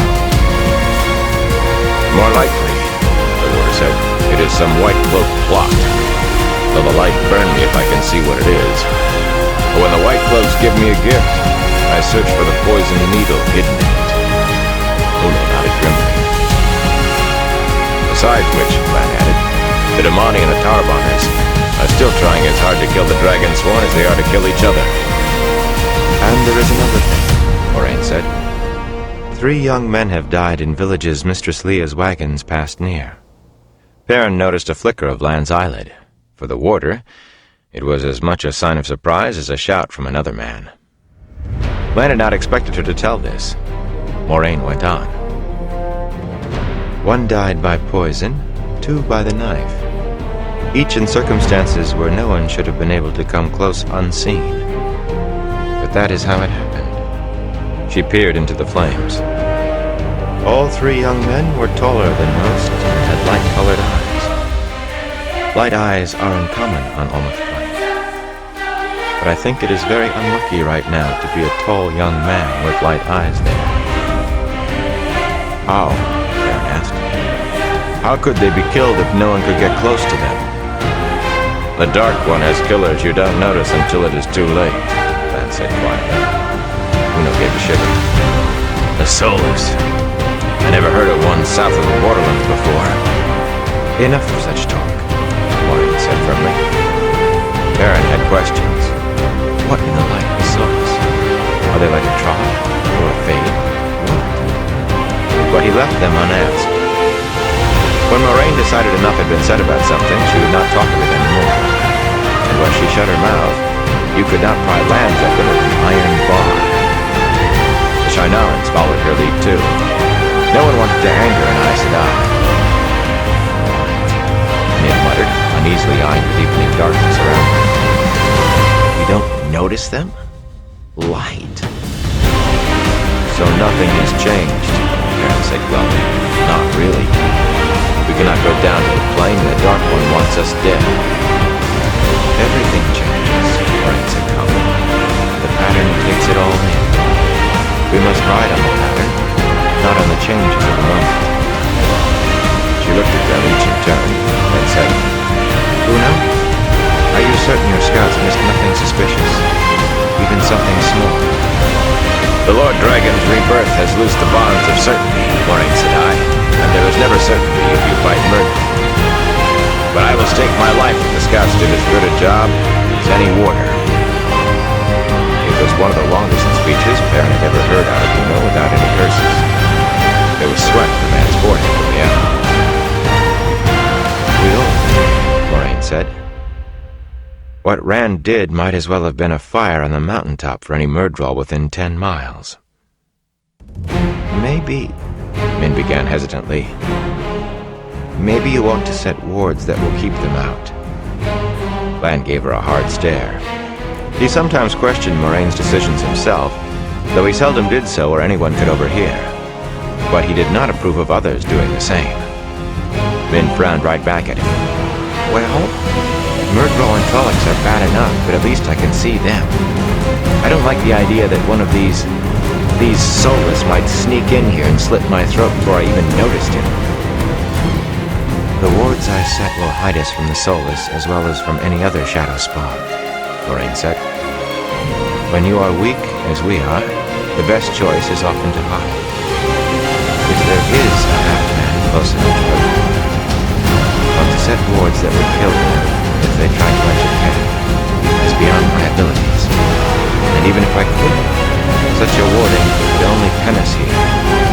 Since it is not possible to set two kinds of warding at once, I leave the scouts and the guards and defenders, and use the one warding that may do some good.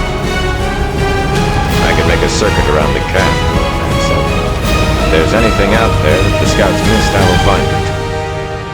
It was not a boast, just a statement of fact. Uno even nodded agreement.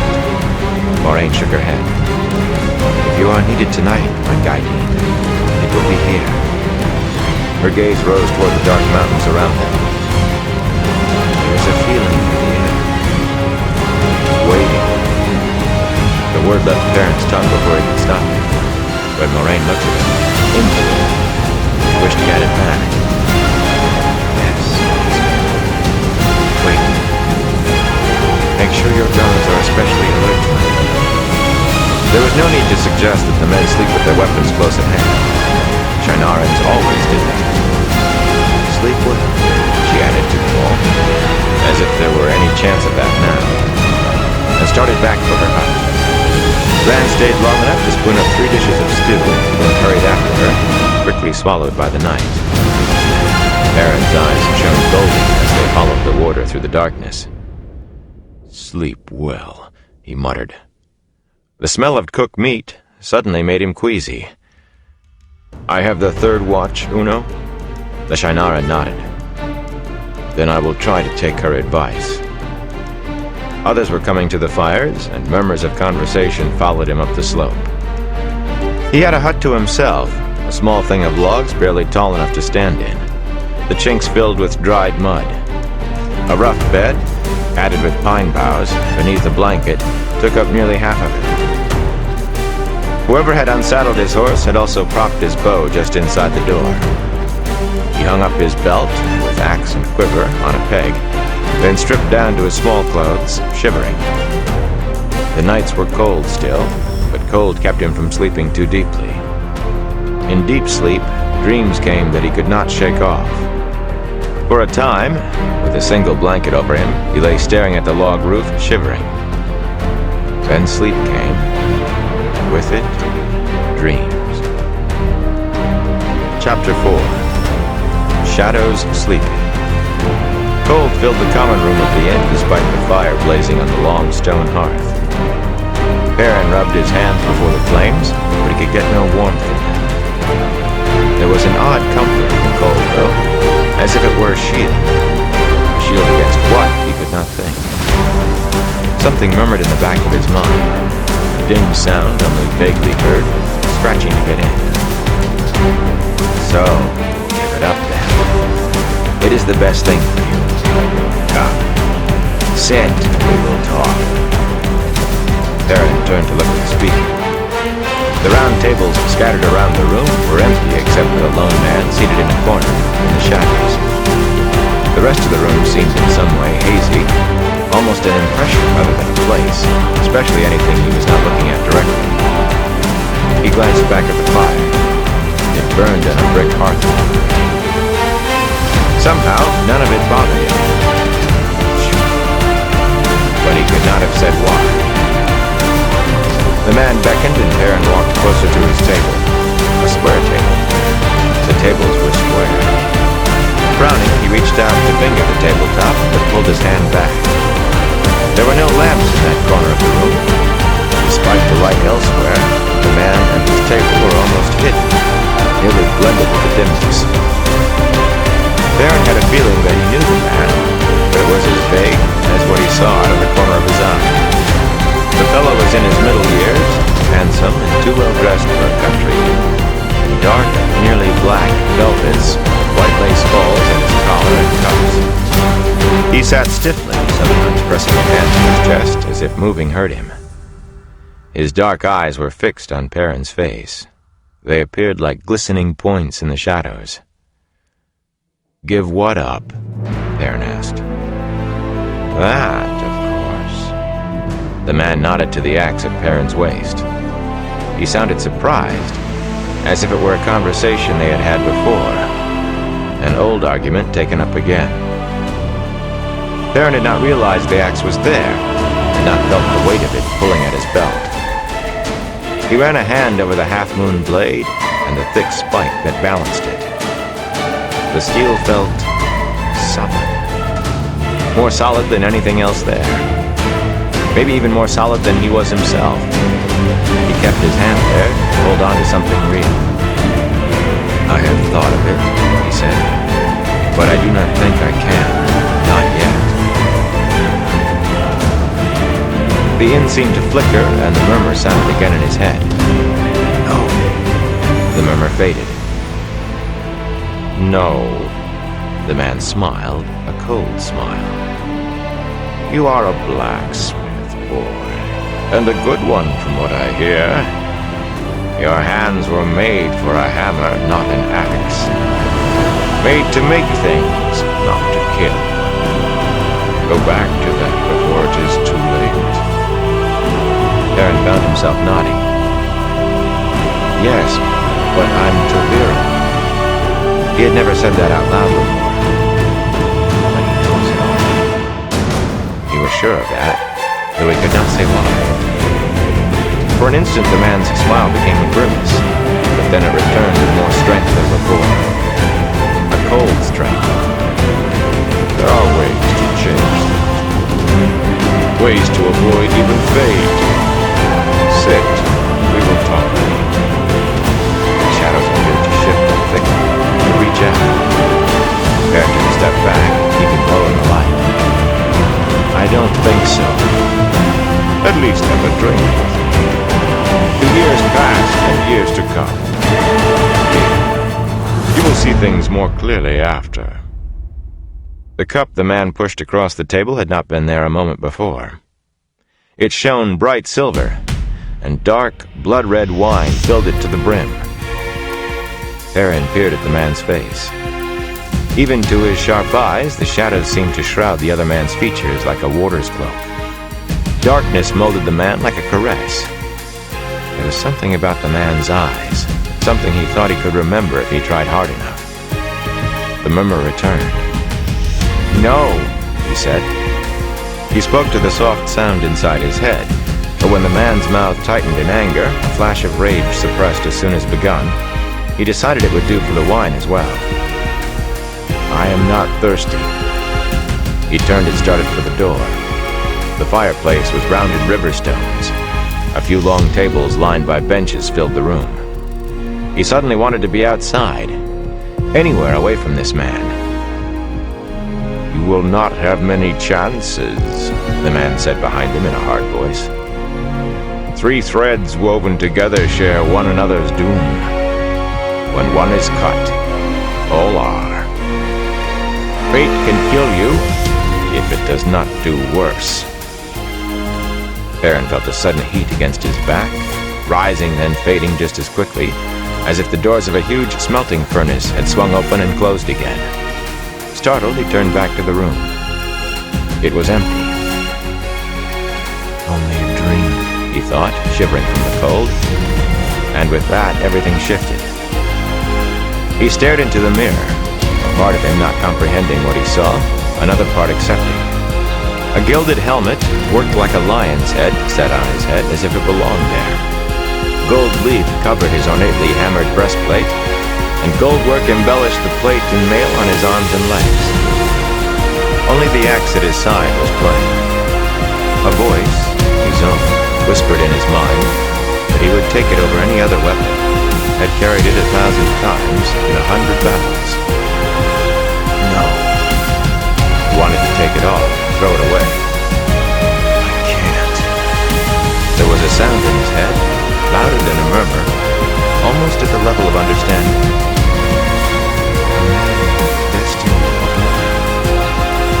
He spun away from the mirror and found himself staring at the most beautiful woman he had ever seen. He noticed nothing about the room, cared to see nothing but her. Her eyes were pools of midnight, her skin creamy pale, surely softer, more smooth than her dress of white silk. When she moved toward him, his mouth went dry. He realized that every other woman he had ever seen was clumsy and ill-shaped. He shivered and wondered why he felt cold. "A man should grasp his destiny with both hands," she said, smiling. It was almost enough to warm him, that smile. She was tall, less than a hand short of being able to look him in the eyes. Silver combs held hair darker than a raven's wing. A broad belt of silver links banded a waist he could have encircled with his hands. "Yes," he whispered. Inside him, startlement fought with acceptance. He had no use for glory. But when she said it, he wanted nothing else. "I mean," the murmuring sound dug at his skull. "No!" It was gone, and for a moment, so was acceptance. Almost. He put a hand to his head, touched the golden helmet, took it off. I don't think I want this. It is not mine." "Don't want it?" He laughed. "What man with blood in his veins would not want glory? As much glory as if you had sounded the horn of Valier." "I don't," he said. A little piece of him shouted that he lied. The horn of Valier. The horn rang out in the wild charge within. Death rode at his shoulder, yet she waited at it. His lover, his destroyer. "No, I am a blacksmith." Her smile was pitying. "You must not listen to those who would try to turn you from your destiny. They would demean you, debase you, destroy you. Fighting fate can only bring glory. Why choose pain when you can have glory? When your name can be remembered alongside all the heroes of legend. I am no hero. You don't know the half of what you can be. Share a cup with me. Destiny and glory." There was a shining silver cup in her hand, filled with blood-red wine. He stared at the cup, frowning. There was something familiar about it. A growl that chewed at his brain. "No!" He fought away from it, refusing to listen. "No!" She held out the golden cup to him. "Drink." Golden? I thought the cup was... It was... The rest of the thought would not come. But in his confusion, the sound came again, inside, gnawing, demanding to be heard. "No," he said. "No!" He looked at the golden helmet in his hands and threw it aside. "I am a blacksmith. I am..." The sound within his head fought him, struggling toward being heard. He wrapped his arms around his head to shut it out, and only shut it in. "I am a man!" he shouted.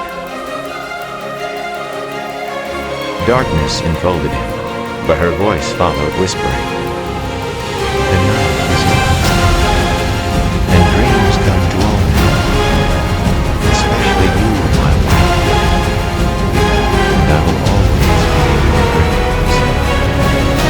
Stillness. He lowered his arms.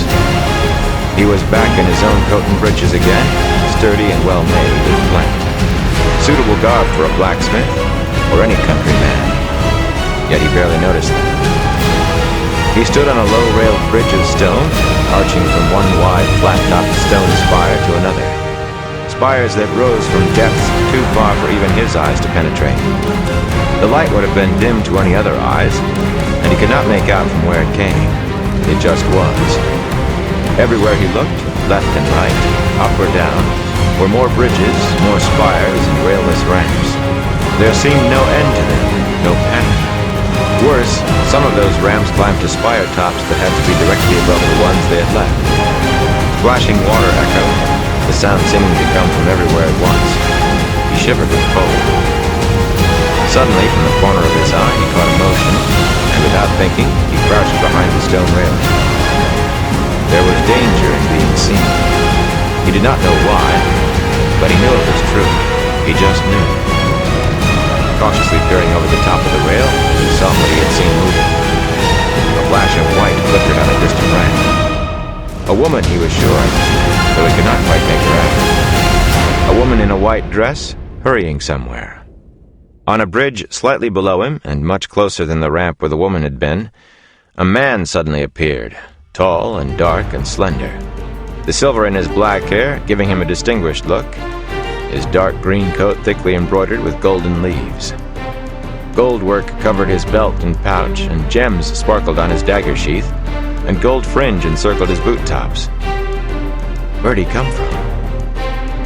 Another man started to cross the bridge from the other side, his appearance as sudden as the first man's.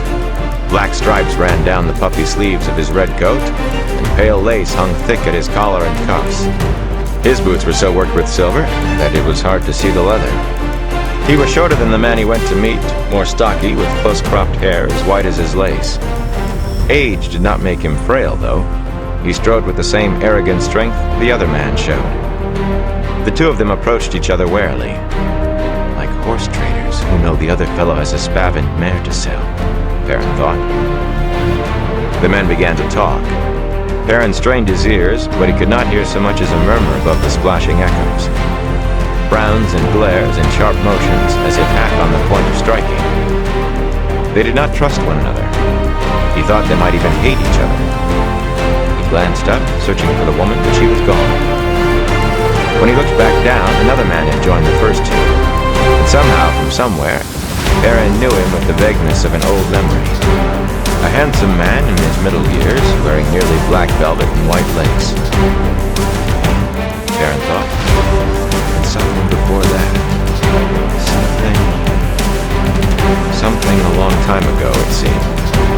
But the memory would not come. The first two men stood side by side now, made uncomfortable allies by the presence of the newcomer. He shouted at them and shook his fist while they shifted uneasily, refusing to meet his glares. If the two hated each other, they feared him. His eyes, what is strange about his eyes? The tall, dark man began to argue back, slowly at first, then with increasing fervor. The white-haired man joined in, and suddenly their temporary alliance broke. All three shouted at once, each at both of the others in turn. Abruptly, the man in dark velvets threw his arms wide as if demanding an end to it. And an expanding ball of fire enveloped them, hid them, spreading out and out. Perrin threw his arms around his head and dropped behind the stone railing, huddling there as the wind buffeted him, and tore at his clothes, a wind as hot as fire. A wind that was fire. Even with his eyes shut, he could see it, flame billowing across everything, flame blowing through everything. The fiery gale roared through him, too. He could feel it, burning, tugging, trying to consume him and scatter the ashes. He yelled, trying to hang on to himself, knowing it was not enough. And between one heartbeat and the next, the wind was gone. There was no diminishing. One instant a storm of flame pummeled him, the next utter stillness. The echoes of falling water were the only sound. Slowly Perrin sat up, examining himself. His clothes were unsinged and whole, his exposed skin unburned. Only the memory of heat made him believe it had happened. A memory in the mind alone. His body felt no memory of it. Cautiously he peeked over the railing. Only a few paces of half-melted footing at either end remained of the bridge where the men had been standing. Of them, there was no sign. A prickling in the hair on the back of his neck made him look up. On a ramp above him and to the right, a shaggy gray wolf stood looking at him. No! He scrambled to his feet and ran. This is a dream, a nightmare. I want to wake up! He ran, and his vision blurred. The blurs shifted. A buzzing filled his ears, then faded. And as it went, the shimmering in his eyes steadied. He shivered with the cold and knew this for a dream, certain and sure, from the first moment. He was dimly aware of some shadowy memory of dreams preceding this, but this one he knew. He had been in this place before, on previous nights, and if he understood nothing of it, he still knew it for a dream. For once, knowing changed nothing. Huge columns of polished redstone surrounded the open space where he stood, beneath a domed ceiling 50 paces or more above his head. He and another man as big could not have encircled one of those columns with their arms. The floor was paved with great slabs of pale gray stone, hard yet worn by countless generations of feet. And centered beneath the dome was the reason why all those feet had come to this chamber. A sword hanging hilt down in the air, apparently without support, seemingly where anyone could reach out and take it. It revolved slowly as if some breath of air caught it. Yet it was not really a sword. It seemed made of glass or perhaps crystal. Blade and hilt and crossguard, catching such light as there was and shattering it into 1,000 glitters and flashes. He walked toward it and put out his hand, as he had done each time before. He clearly remembered doing it. The hilt hung there in front of his face, within easy reach. A foot from the shining sword, his hand splayed out against empty air, as if it had touched stone, as he had known it would. He pushed harder, but he might as well have been shoving against a wall. The sword turned and sparkled, a foot away, as far out of reach as if on the other side of an ocean. Kalandor. He was not certain whether the whisper came inside his head or out. It seemed to echo round the columns, as soft as the wind, everywhere at once, insistent. Kalandor, who wields me, wields destiny. Take me, and begin the final journey. He took a step back, suddenly frightened. That whisper had never come before. 4 times before he had had this dream. He could remember that even now. 4 nights, one after the other, and this was the first time anything had changed in it. The Twisted Ones come. It was a different whisper from a source he knew, and he jumped as if a Myrddraal had touched him. A wolf stood there among the columns, a mountain wolf, almost waist-high and shaggy white and gray. It stared at him intently with eyes as yellow as his own. The Twisted Ones come. No, Perrin rasped. no, I will not let you in. I will not. He clawed his way awake and sat up in his hut, shaking with fear and cold and anger. I will not, he whispered hoarsely. The Twisted Ones come.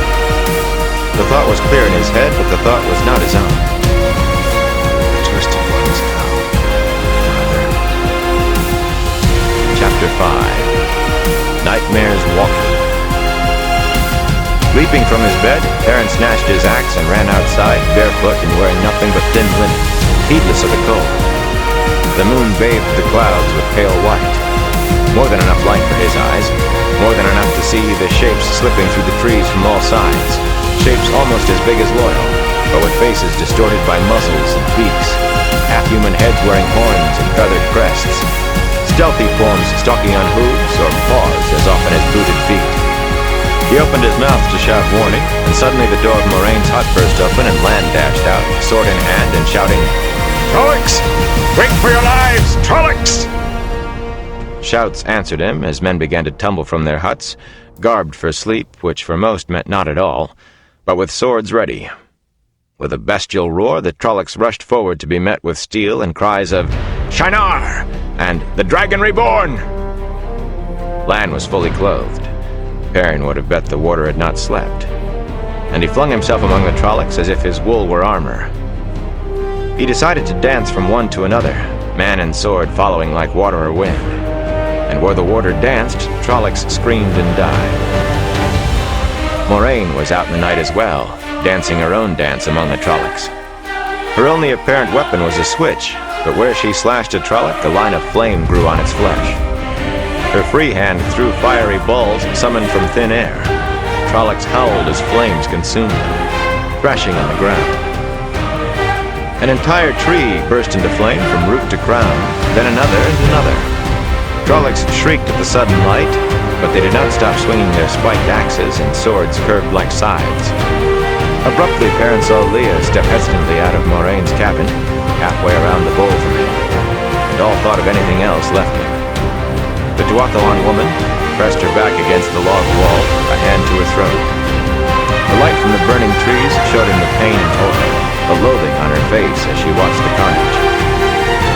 Hide! Perrin shouted at her. Get back inside and hide! The swelling roar of fighting and dying swallowed his words. He he ran toward her. Hide there! For the love of the light, hide! A Trolloc loomed up over him, a crudely hooked beak where its mouth and nose should have been. Black mail and spikes covered it from shoulders to knees, and it moved on a hawk's talons as it swung one of those strangely curved swords. It smelled of sweat and dirt and blood. Perrin crouched under the slash, shouting wordlessly as he struck out with his axe. He knew he should have been afraid, but urgency suppressed fear. All that mattered was that he had to reach Leah, had to get her to safety, and the Trolloc was in the way. The Trolloc fell, roaring and kicking. Perrin did not know where he had hit it, or if it were dying or merely hurt. He leaped over it, where it lay thrashing, and ran scrambling up the slope. Burning trees cast lurid shadows across the small valley. A flickering shadow beside Moraine's hut suddenly resolved into a Trolloc, goat-snouted and horned. Gripping a wildly spiked axe with both hands, it seemed on the point of rushing down into the fray when its eyes fell on Leah. No! Perrin shouted. Light, no! Rocks skittered away under his bare feet. He did not feel the bruises. The Trolloc's axe rose. Leah! At the last instant, the Trolloc spun, axe flashing toward Perrin. He threw himself down, yelling as steel scored his back. Desperately, he flung out a hand, caught a goat hoof, and pulled with all his strength. The Trolloc's feet came out from under it, and it fell with a crash. But as it slid down the slope, it seized Perrin in hands big enough to make two of his, pulling him along to roll over and over. The stink of it filled his nostrils, goat stench and sour man sweat. Massive arms snaked around his chest, squeezing the air out. His ribs creaked to the point of breaking. The Trolloc's axe was gone in the fall, but blunt goat teeth sank into Perrin's shoulder, powerful jaws chewing. He groaned as pain jolted down his left arm. His lungs labored for breath, and blackness crept in on the edges of his vision, but dimly he was aware that his other arm was free, that somehow he had held on to his own axe. He held it short on the handle, like a hammer, with the spike foremost. With a roar that took the last of his air, he drove the spike into the Trolloc's temple. Soundlessly it convulsed, limbs flinging wide, hurling him away. By instinct alone, his hand tightened on the axe, ripping it loose as the Trolloc slid further down the slope, still twitching. For a moment, Perrin lay there, fighting for breath. The gash across his back burned, and he felt the wetness of blood. His shoulder protested as he pushed himself up. Leah!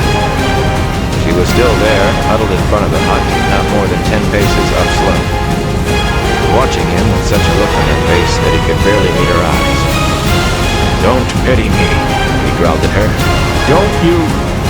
The murderal's leap from the roof of the hut seemed to take too long, and its dead black cloak hung during the slow fall, as if the half-men were standing on the ground already. Its eyeless gaze was fixed on Perrin. It smelled like death.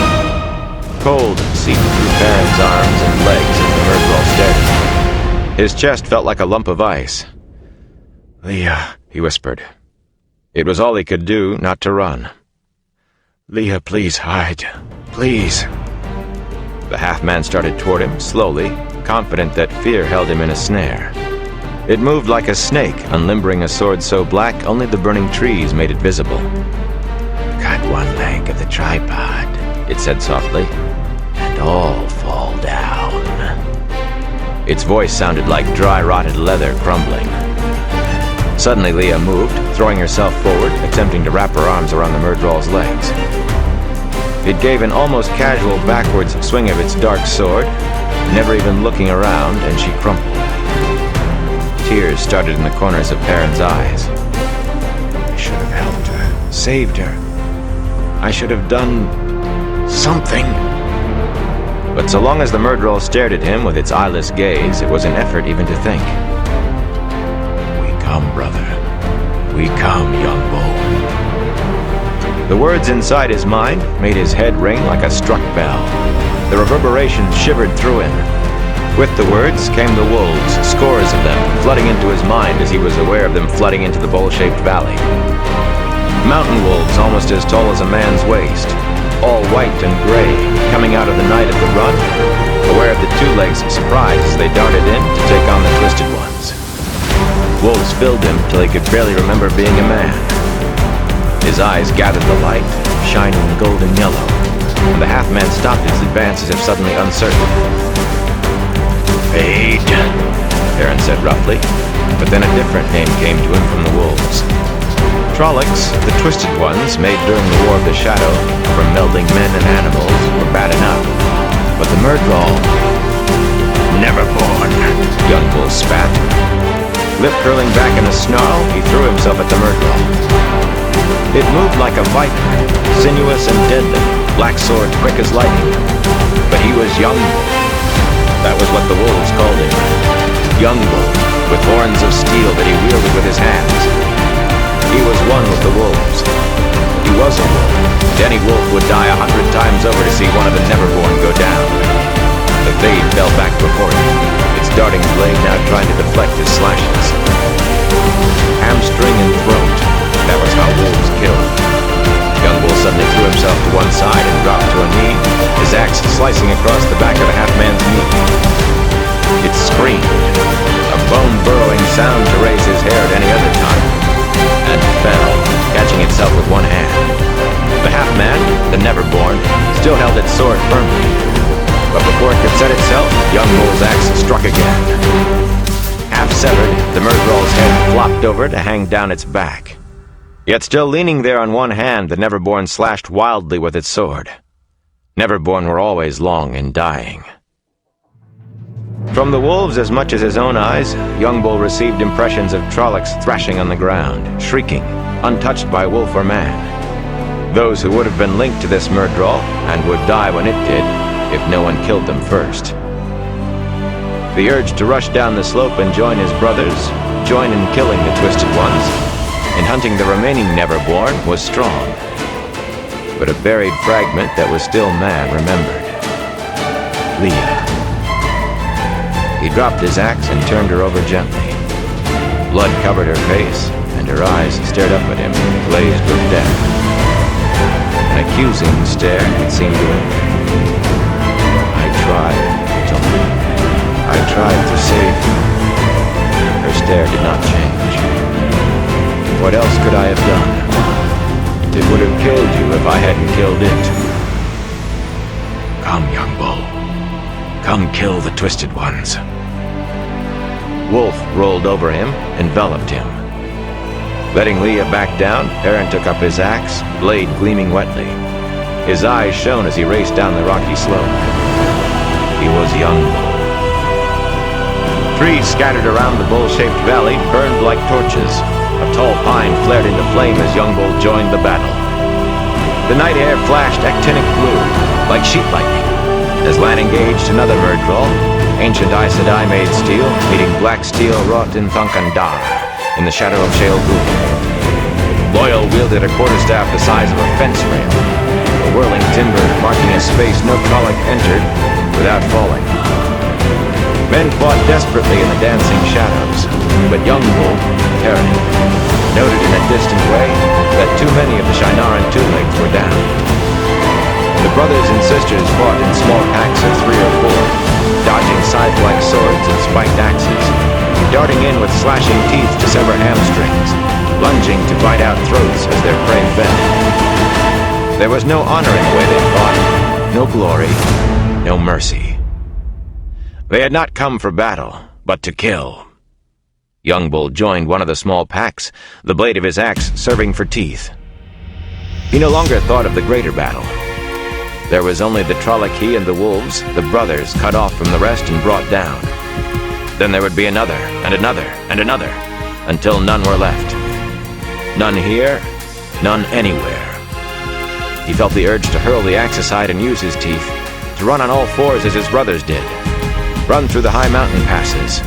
Run belly-deep in powdery snow pursuing deer. Run with the cold wind ruffling his fur. He snarled with his brothers, and Trollocs howled with fear at his yellow-eyed gaze even more than they did at the other wolves. Abruptly he realized there were no more Trollocs standing anywhere in the bowl, though he could feel his brothers pursuing others as they fled. A pack of 7 had a different prey, somewhere out there in the darkness. One of the Neverborn ran for its hard-footed forelegs. Its horse, a distant part of him, said, and his brothers followed, noses filled with its scent, its essence of death. Inside his head, he was with them, seeing with their eyes. As they closed in, the Neverborn turned, cursing. Black blade and black-clad Neverborn like part of the night. But night was where his brothers and sisters hunted. Young Bull snarled as the first brother died, its death pain lancing him. Yet the others closed in, and more brothers and sisters died. But snapping jaws dragged the Neverborn down. It fought back with its own teeth now, ripping out throats, slashing with fingernails that sliced skin and flesh like the hard claws the two legs carried. But brothers savaged it even as they died. Finally, a lone sister heaved herself out of the still twitching pile and staggered to one side. Morning Mist, she was called. But as with all their names, it was more than that. A frosty morning with the bite of snows yet to come already in the air, and the mist curling thick across the valley, swirling with the sharp breeze that carried the promise of good hunting. Raising her head, Morning Mist howled to the cloud-hidden moon, mourning her dead. Young Bull threw back his head and howled with her, mourned with her. When he lowered his head, Min was staring at him. "Are you all right?" she asked hesitantly. There was a bruise on her cheek and a sleeve half torn from her coat. She had a cudgel in one hand and a dagger in the other, and there was blood and hair on both. They were all staring at him, he saw, all those who were still on their feet. Loyal, leaning wearily on his tall staff, Shinarans who had been carrying their fallen, down to where Moraine crouched over one of their number, with Lan standing at her side. Even the Aes Sedai was looking his way. The burning trees, like huge torches, cast a wavering light. Dead Trollocs lay everywhere. There were more Shinarans down than standing, and the bodies of his brothers were scattered among them. So many. Perrin realized he wanted to howl again. Frantically, he walled himself off from contact with the wolves. Images seeped through, emotions, as he tried to stop them. Finally, though, he could no longer feel them, feel their pain or their anger, or the desire to hunt the Twisted Ones, or to run. He gave himself a shake. The wound on his back burned like fire, and his torn shoulder felt as if it had been hammered on an anvil. His bare feet, scraped and bruised, throbbed with his pain. The smell of blood was everywhere. The smell of Trollocs, death. I'm all right. You fought well, blacksmith, Lan said. The warder raised his still bloody sword above his head. Tashar, Manethrin. Tashar, Andor. True blood of Manethrin. True blood of Andor. The Shinarans, still standing, so few, lifted their blades and joined him. Tashar, Manethrin. Tashar, Andor. Loyal nodded. Perrin lowered his eyes in embarrassment. Lan had saved him from the questions he did not want to answer, but had given him an honor he did not deserve. The others did not understand. He wondered what they would say if they knew the truth. Min moved closer and he muttered, "He was dead. I almost reached her in time. It wouldn't have made any difference," he said softly. "You know that."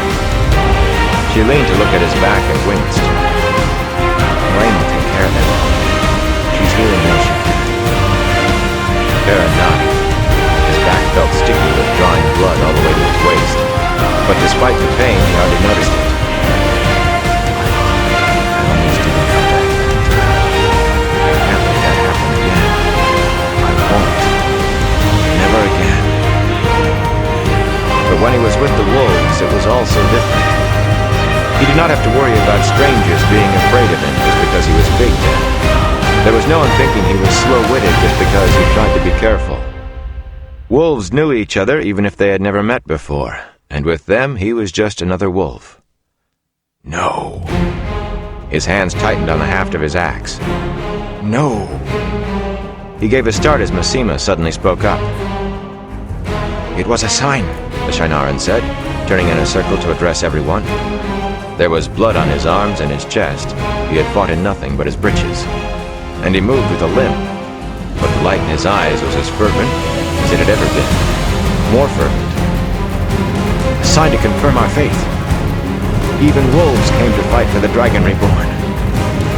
In the last battle, the dragon will summon even the beasts of the forest to fight at our sides. It is a sign for us to go forth. Only dark friends will fail to join us. Two of the Shinarans nodded. You shut your bloody mouth, Sima. Uno snapped. He seemed untouched, but then Uno had been fighting Trollocs since before Perrin was born. Eddie sagged with weariness. Only the painted eye in his eye patch seemed fresh. Will flaming go forth when the Lord Dragon bloody well tells us, and not before? You sheep-headed farmers, Flaming, remember that. The one-eyed man looked at the growing row of men being tended by Moraine. Few were able to as much as sit up, even after she was done with them, and shook his head. At least we'll have plenty of flaming wolf hides to keep the wounded warm. No! The Shinarans seemed surprised at the vehemence in Perrin's voice. They fought for us, and we'll bury them with our dead. Uno frowned and opened his mouth as if to argue, but Perrin fixed him with a steady, yellow-eyed stare. It was the Shinaran who dropped his gaze first and nodded. Perrin cleared his throat and embarrassed all over again as Uno gave orders to the Shinarans who were fit to gather the dead wolves. Min was squinting at him the way she did when she saw things. "Where's Rand?" he asked her. "Out there in the dark," he said, nodding up slowly without taking her eyes off him. "He will not talk to anyone. He just sits there, snapping at anyone who comes near him." "He will talk to me," Perrin said. She followed him, protesting all the while that he ought to wait until Moraine had seen to his injuries. "Light. What does she see when she looks at me? I don't want to know." Rand was seated on the ground just beyond the light of the burning trees with his back against the trunk of a stunted oak. Staring at nothing, yet his arms wrapped around himself, hands under his red coat as if feeling the cold. He did not appear to notice their approach. Min sat down beside him, but he did not move even when she laid a hand on his arm. Even here Perrin smelled blood, and not only his own. "Rand," Perrin began, but Rand cut him off. "You know what I did during the fight?" Still staring into the distance, Rand addressed the knife. "Nothing. Nothing useful. At first when I reached out for the true source, I couldn't touch it, couldn't grasp it. It kept sliding away. Then when I finally had hold of it, I was going to burn them all, burn all the Trollocs and Fades. And all I could do was set fire to some trees." He shook with silent laughter, then stopped with a pained grimace. "Saidin filled me, till I thought I'd explode like fireworks. I had to channel it somewhere, get rid of it before it burned me up. And I found myself thinking about pulling the mountain down and burying the Trollocs. I almost tried. That was my fight. Not against the Trollocs, against myself. Keep from burying us all under the mountain." Min gave Perrin a faint look as if asking for help. "We dealt with them, Rand," Perrin said. He shivered, thinking of all the wounded men down below. And of death. Better than that mountain down on Outpost. "We didn't need you." Rand's head fell back against the tree and his eyes closed. "I felt them coming," he said, nearly whispering. "I didn't know what it was, though. They felt like the taint and Saidin. Saidin is always there, calling to me, singing to me. By the time I knew the difference, Lan was already shouting his warning. If I could only control it, I could have given warning before they were even close. Half the time when I actually managed to touch Saidin, I didn't know what I am doing at all. The flow of it just sweeps me along. I could have given warning, though." Perrin shifted his bruised feet uncomfortably. "We had warning enough." He knew he sounded as if he were trying to convince himself. "I could have given warning. I talked to the wolves. They knew there were Trollocs and Fades in the mountains. They were trying to tell me." But he wondered, if he did not keep the wolves out of his mind, might he not be running with them now? There had been a man, Elias Rajira, who also could talk to wolves. Elias ran with the wolves all the time, yet But he had never told Perrin how he did it, and Perrin had not seen him in a long time. The crunch of boots on rock announced 2 people coming, and a swirl of air carried their scents to Perrin. He was careful not to speak their names, though, until Lan and Moraine were close enough for even ordinary eyes to make them out. The warder had a hand under the Aes Sedai's arm, as if trying to support her without letting her know it. Moraine's eyes were haggard, and she carried a small, huge, dark ivory carving of a woman in one hand. Perrin knew it for an Angreal, a remnant from the Age of Legends that allowed an Aes Sedai to safely channel more of the power than she could alone. It was a measure of her tiredness that she was using for healing. Min got to her feet to help her mate, but the Aes Sedai motioned her away. Everyone else has seen to me, she told me, and I am done. She shook off Lan as well. A look of concentration appeared on her face as she traced her cool hand across Perrin's bleeding shoulder, then along the wound on his back. Her touch made his skin tingle. "This is not too bad," she said. "The bruising of your shoulder goes deep, but the gashes are shallow. Brace yourself. This will not hurt, but..."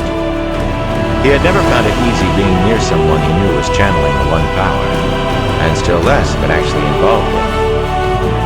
Yet there had been 1 or 2 of those times, and he thought he had some idea what the channeling entailed. But those healings had been minor, simply washing away tiredness, and Moraine could not afford to have him weary. They had been nothing like this. The Aes Sedai's eyes suddenly seemed to be seeing inside him, seeing through him. He gasped and almost dropped his axe. He could feel the skin on his back crawling, muscles writhing as they knit back together. His shoulder quivered uncontrollably and everything blurred. Cold seared him to the bone, then deeper still. He had the impression of moving, falling, flying. He could not tell which, but he felt as if he were rushing somewhere, somehow, at great speed forever. After an eternity, the world came into focus. Moraine was stepping back, half staggering, until Lan caught her arm. Gaping, Perrin looked down at his shoulder. The gashes and bruises were gone. Not so much as a twinge remained. He twisted carefully, but the pain in his back had vanished as well. And his feet no longer hurt. He did not need to look to know all the bruises and scrapes were gone. His stomach rumbled loudly. "You should eat as soon as you can," Moraine told him. "A good bit of the strength for that came from you. You need to replace it." Hunger and images of food were already filling Perrin's head. Blood-rare beef and venison and mutton, and with an effort he made himself stop thinking of meat. He would find some of those roots that smelled like turnips, and they were roasted. His stomach growled in protest. "There's barely even a scar, blacksmith," Lan said behind him. "Most of the wolves who were hurt made their own way to the forest," Moraine said, knuckling her back and stretching. "But I healed those I could find." Perrin gave her a sharp look, yet she seemed to be just making conversation. "Perhaps they came for their own reasons, yet we would likely all be dead without them." Perrin shifted uneasily and dropped his eyes. The Aes Sedai reached toward the bruise on Min's cheek, but Min stepped back, saying, "I'm not really hurt, and you're tired. I've had worse falling over my own feet." Moraine smiled and let her hand fall. Lan took her on. She swayed in his grip. "Very well. And what of you, Rand? Did you take any hurt? Even a nick from a Murdral's blade can be deadly, and some Talic blades are almost as bad." Perrin noticed something for the first time. "Rand, your coat is wet." Rand pulled his right hand from under his coat, a hand covered in blood. "Not a Murdral," he said absently, peering at his hand. "Not even a trollop. The wound I took at Falma broke open." Moraine hissed and jerked her arm free from Lan, half fell to her knees beside Rand. Pulling back the side of his coat, she studied his wound. Perrin could not see it, for her head was in the way, but the smell of blood was stronger now. Moraine's hands moved, and Rand grimaced in pain. "The blood of the dragon reborn on the rocks of Sheol Ghul will free mankind from the shadow. See how the prophecies of the dragon say?" "Who told you that?"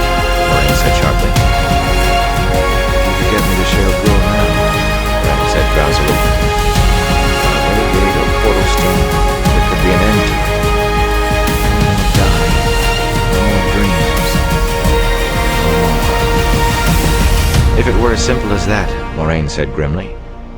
I would one way or another. But not all in the Koreathon cycle can be taken at its face. For everything it says straight out, there are 10 that could mean 100 different things.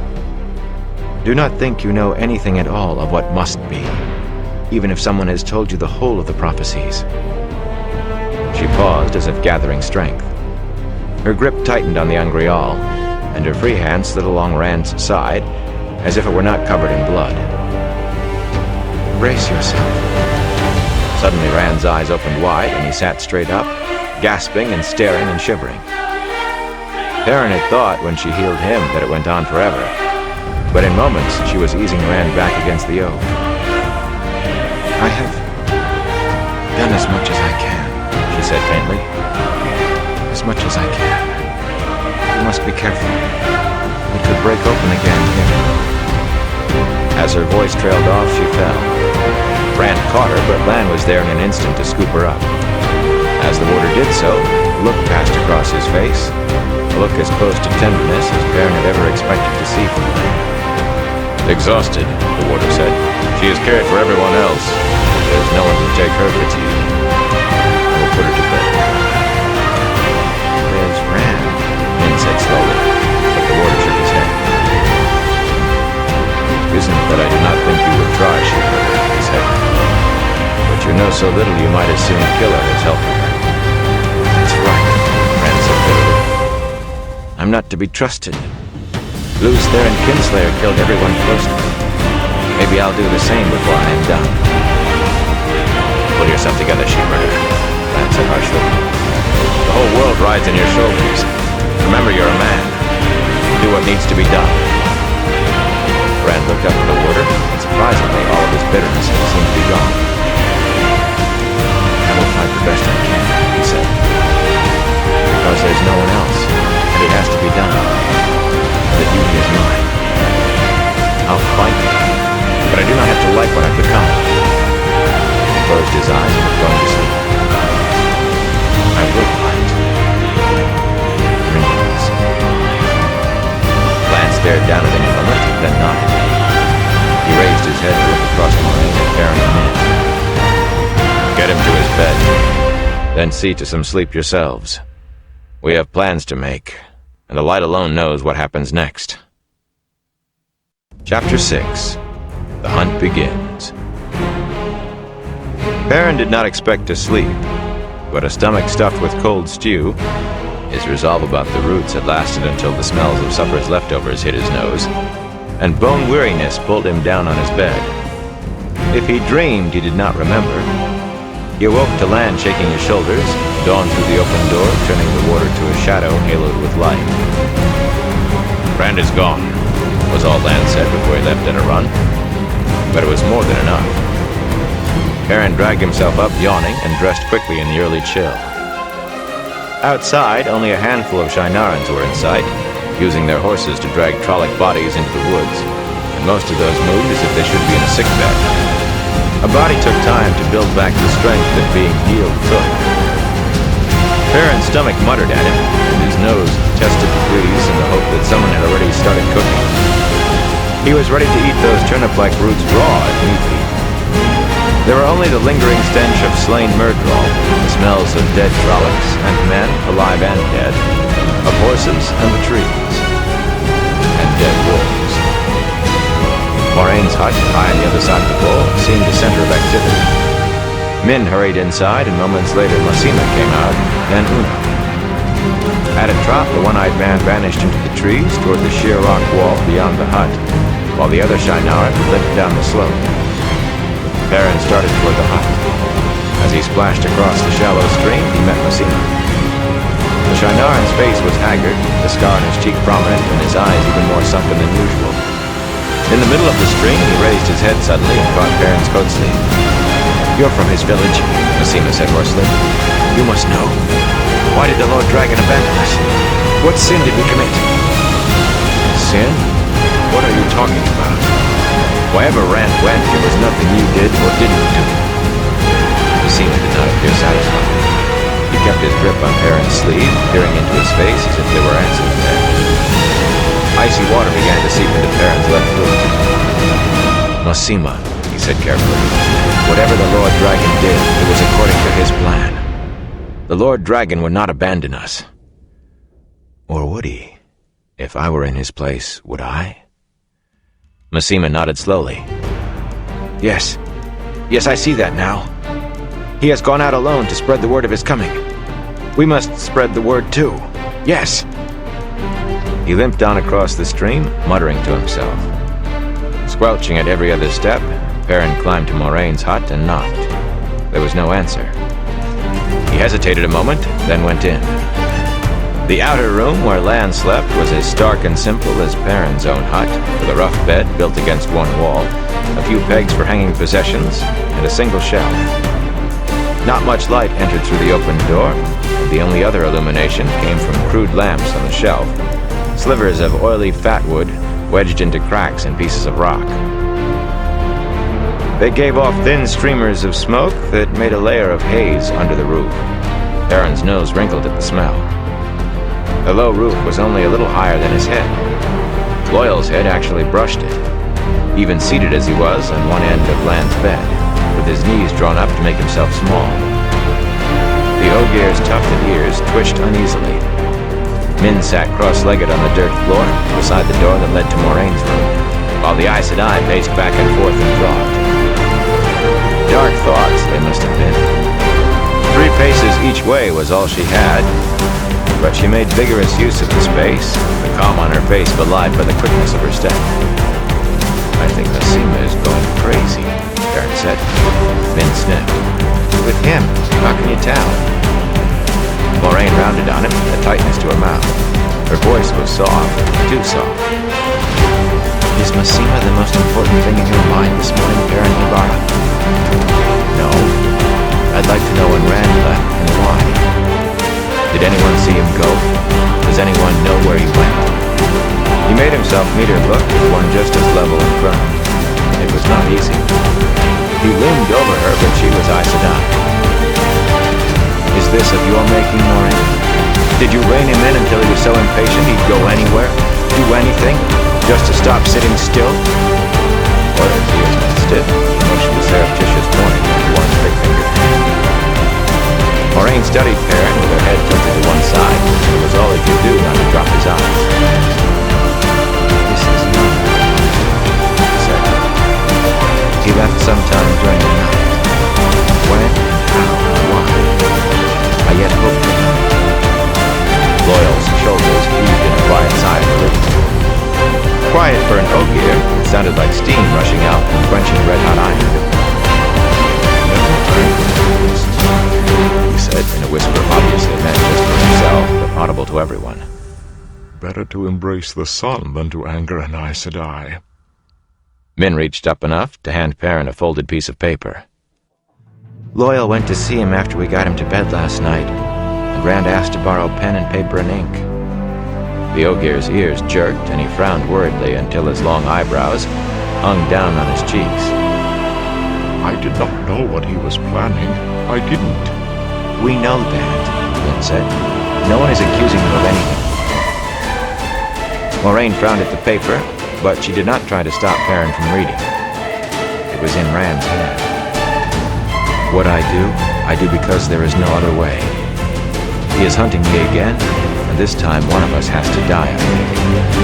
There is no need for those around me to die also. Too many have died for me already. I do not want to die either, and will not if I can manage it. There are lies in dreams, and death. But dreams hold truth, too." That was all, with no signature. There was no need for Perrin to wonder who Rand meant by he. For Rand, for all of them, there could be only one, Baalzamon. "He left that tucked under the door there," Min said in a tight voice. "He took some old clothes the Shiarans had hanging out to dry, and his flute and a horse. Nothing else but a little food as far as we can tell. None of the guards saw him go, and last night they would have seen a mouse creeping." "And would it have done any good if they had?" Moraine said calmly. "Would any of them have stopped the Lord Dragon, or even challenged him?" Some of them, Messima for one, would slit their own throats if the Lord Dragon told them to. It was Perrin's turn to study her. Did you expect anything else? They swore to follow him. Like one. He'd never have named himself Dragon if not for you. What did you expect of him? She did not speak. He went on more quietly. Do you believe, Moraine, that he's really the Dragon reborn? Or do you just think he's someone you can use before the one power kills him or drives him mad? Go easy, Perrin, Loyal said. Not so angry. I'll go easy when she answers me. Well, Moraine? He is what he is, she said sharply. You said the pattern would force him to the right path eventually. Is that what this is? Or is he just trying to get away from you? For a moment, he thought he had gone too far. Her dark eyes sparkled with anger, but he refused to back down. Well... Moraine took a deep breath. This may well be what the pattern has chosen, yet I did not mean for him to go off alone. For all his power, he is as defenseless as a babe in many ways, and is ignorant of the world. He channels, but he has no control over whether or not the one power comes when he reaches for it, and almost as little over what he does with it if it does come. The power itself will kill him before he has a chance to go mad if he does not learn that control. There is so much he must learn yet. He wants to run before he has learned to walk. You split hairs and lay false trails, Moraine, Perrin snorted. If he is what you say he is, did it never occur to you that he might know what he has to do better than you?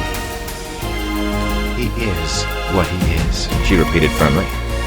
But I must keep him alive if he is to do anything. He will fulfill no prophecies dead, and even if he manages to avoid Dark Friends and Shadow Spawn, there are 1,000 other hands ready to slay him. All it will take is a hint of 100th part of what he is. Yet if that were all he might face, I would not worry half so much as I do. There are the Forsaken to be accounted for. Perrin gave a start. From the corner, Loyal moaned. The Dark One and all the Forsaken are bound in Cheryl Ghoul, Perrin began by rote, but she gave him no time to finish. The seals are weakening, Perrin. Some are broken, though the world does not know that. Must not know that. The Father of Lies is not free, yet. But as the seals weaken, more and more, which of the Forsaken may be loosed already? Lanfear, Samael, Asmodean, or Belial? Or Rahim? Ishamael himself, the betrayer of hope?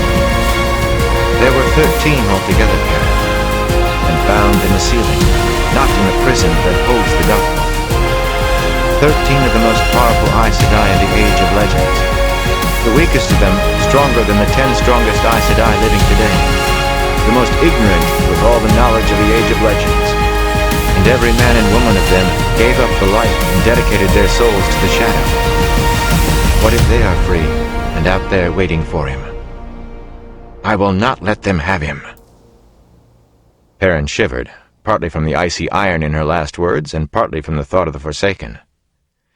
He did not want to think of even one of the Forsaken loose in the world. His mother had frightened him with those names when he was little. Ishamael comes for boys who do not tell their mothers the truth. Lanfear waits in the night for boys who do not go to bed when they are supposed to. Being older did not help, not when he knew now they were all real, not when Moraine said they might be free. Bound in Shale Ghoul, he whispered, and wished he still believed it. Troubled, he studied Rand's letter again. Dreams. He was talking about dreams yesterday, too. Moraine stepped closer and peered up into his face. Dreams? Lan and Uno came in, but she waved them to silence.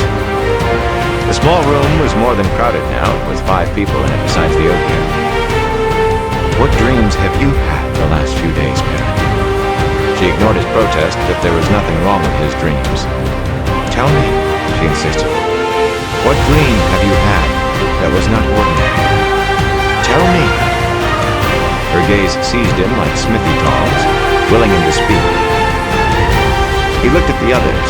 They were all watching him fixedly, even men. Then hesitantly told of the one dream that seemed unusual to him. The dream that came every night. The dream of the sword he could not touch. He did not mention the wolf that had appeared in the last.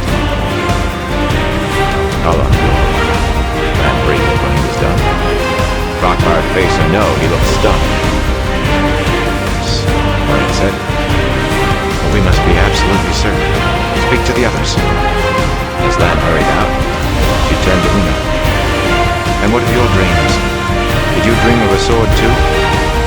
The Shinaran shifted his feet. The red eye painted on his patch stared straight at Moraine, and his real eye blinked and wavered. I dream about flavor. About swords all the time, Moraine said he said stiffly. I suppose I've dreamed about her sword the last few nights. I don't remember my dreams the way Lord Perrin here does. Moraine said, well, My dreams are always the same, Moraine said The groves and the great trees and the steading. We Ogier always dream of the steading when we are away from them. The Aes Sedai turned back to Perrin. It was just a dream, he said. Nothing but a dream. I doubt it, she said. You described the hall called the Heart of the Stone, and the fortress called the Stone of Tyr, as if you had stood in it. And the shining sword is Kalandor, the sword that is not a sword, the sword that cannot be touched. Loyal sat up straight, bumping his head on the roof. He did not seem to notice. The prophecies of the dragon say the Stone of Tyr will never fall till Kalandor is wielded by the dragon's hand. The fall of the Stone of Tyr will be one of the greatest signs of the dragon's rebirth. If Rand holds Kalandor, the whole world must acknowledge him as the dragon. Perhaps. The word floated from the Aes Sedai's lips like a shard of ice on still water. Perhaps, Perrin said. Perhaps. I thought that was the final sign, the last thing to fulfill your prophecies. Neither the first nor the last, Perrin said. Kalandor will be but one fulfillment of the Koreathon cycle, as his birth on the slopes of Dragonbound was the first. He has yet to break the nations or shatter the world. Even scholars who have studied the prophecies for their entire lives do not know how to interpret them all. What does it mean that he shall slay his people with the sword of peace and destroy them with belief? What does it mean that he shall bind the 9 moons to serve him? Yet these are given equal weight with Kalandor is. There are others. What wounds of madness and cutting of hope has he healed?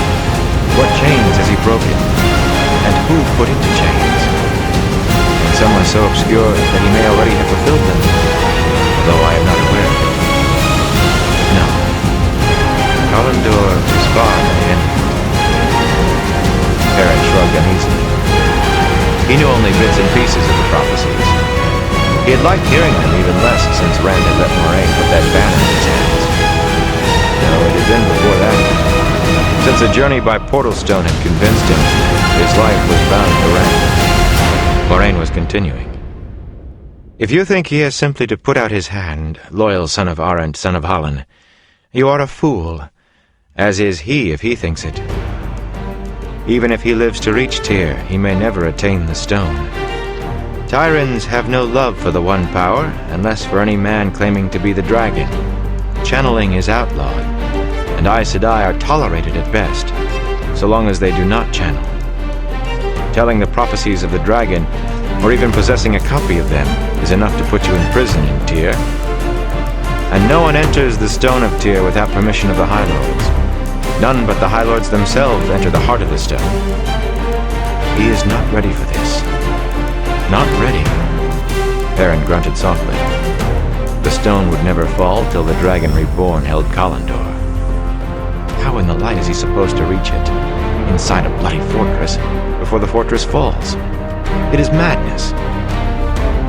Why are we just sitting here? Min burst out. If Rand is going to Tyr, why aren't we following him? He could be killed or...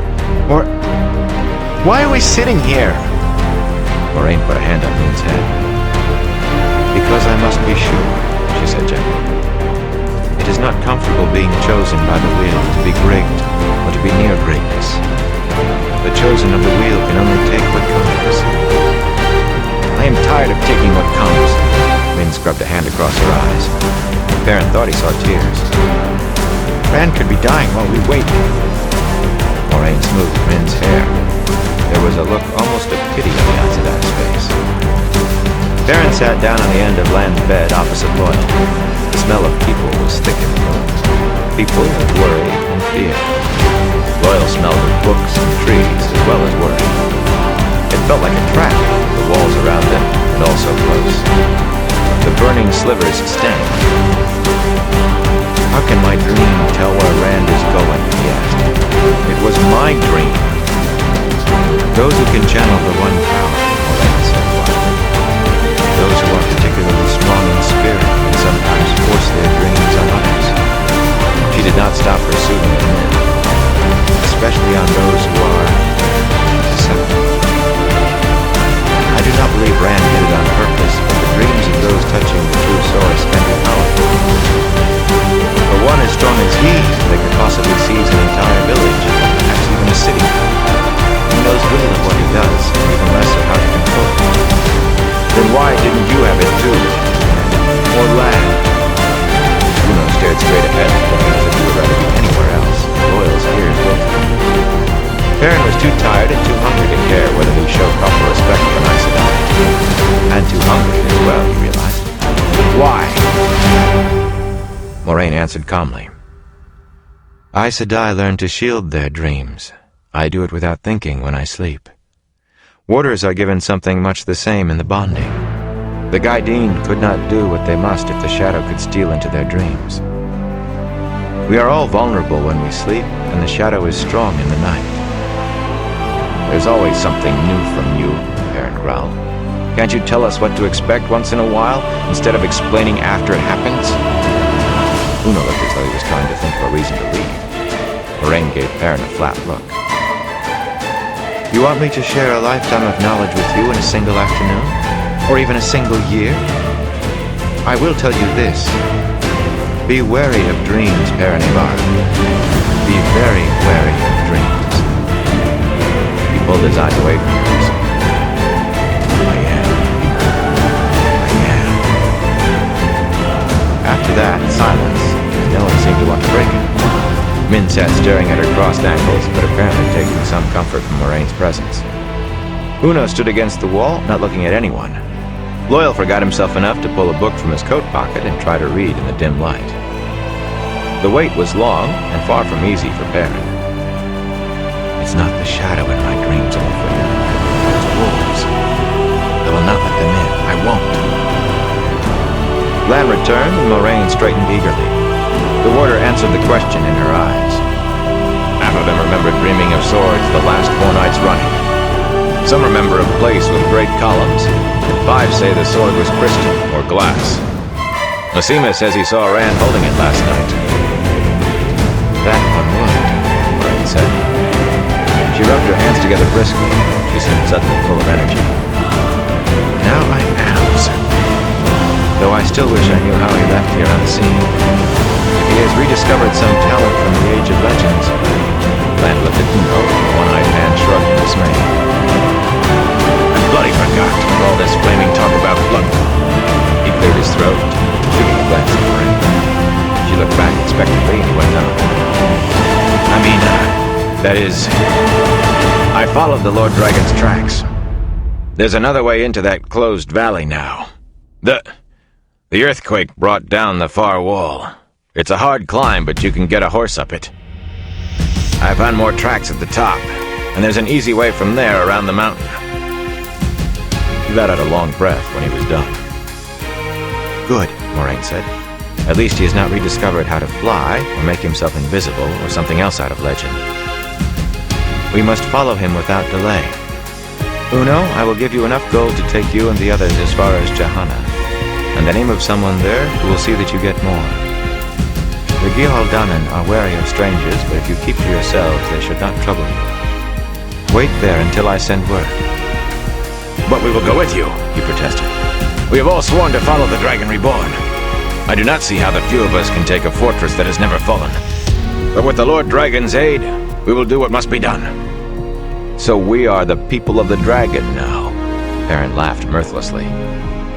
The stone of Tyr will never fall till the people of the dragon come. Have you given us a new name, Moraine? Watch your tongue, blacksmith, Lan growled, all ice and stone. Moraine gave them both sharp looks, and they fell silent. Forgive me, Uno, she said, but we must travel quickly if we are to have a hope of overtaking him. You are the only Shienaran fit enough for a hard ride, and we cannot afford the days the others will need to regain full strength. I will send for you when I can. Uno grimaced, but he bowed in acquiescence. At her dismissal, he squared his shoulders and left to tell the others. Well, I am going anyway, whatever you say, Min put in firmly. You are going to Tar Valon, Moraine told her. I am no such thing!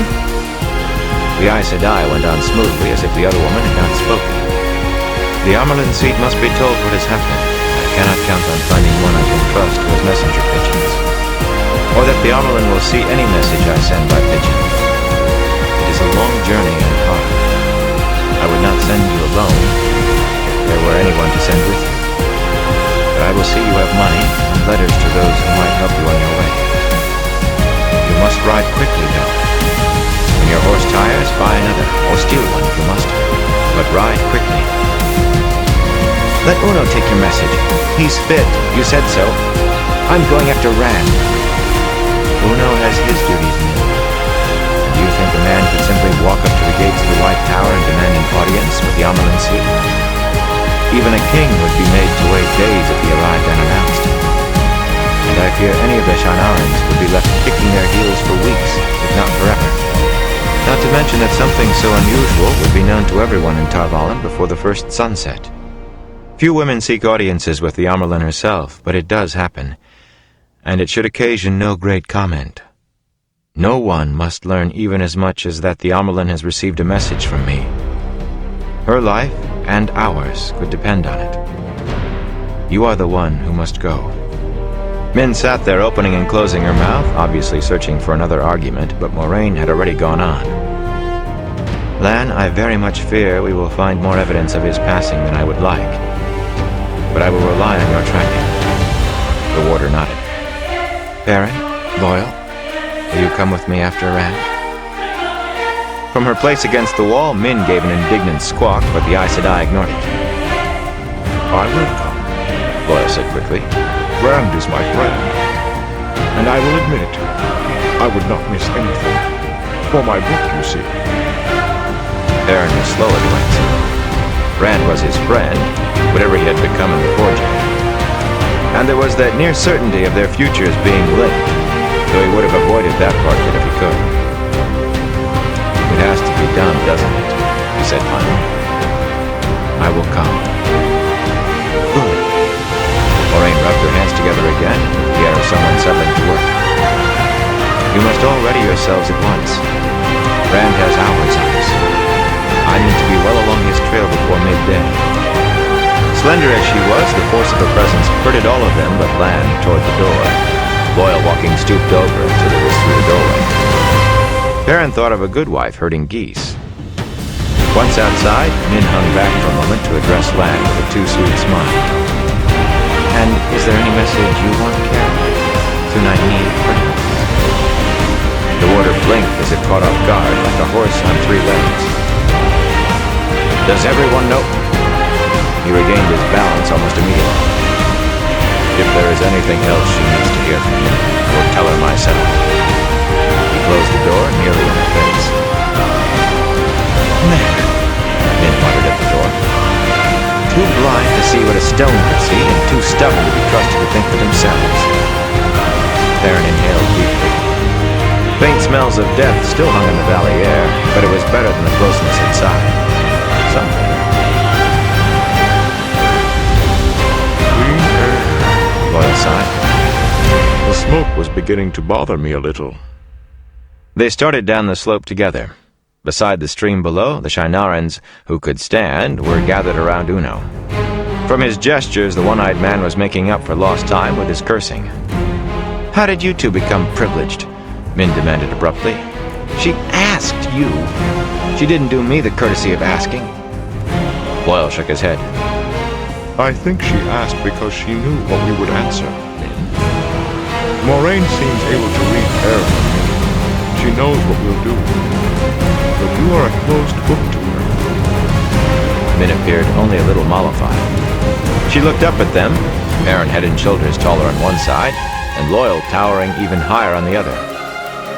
Much good it does me.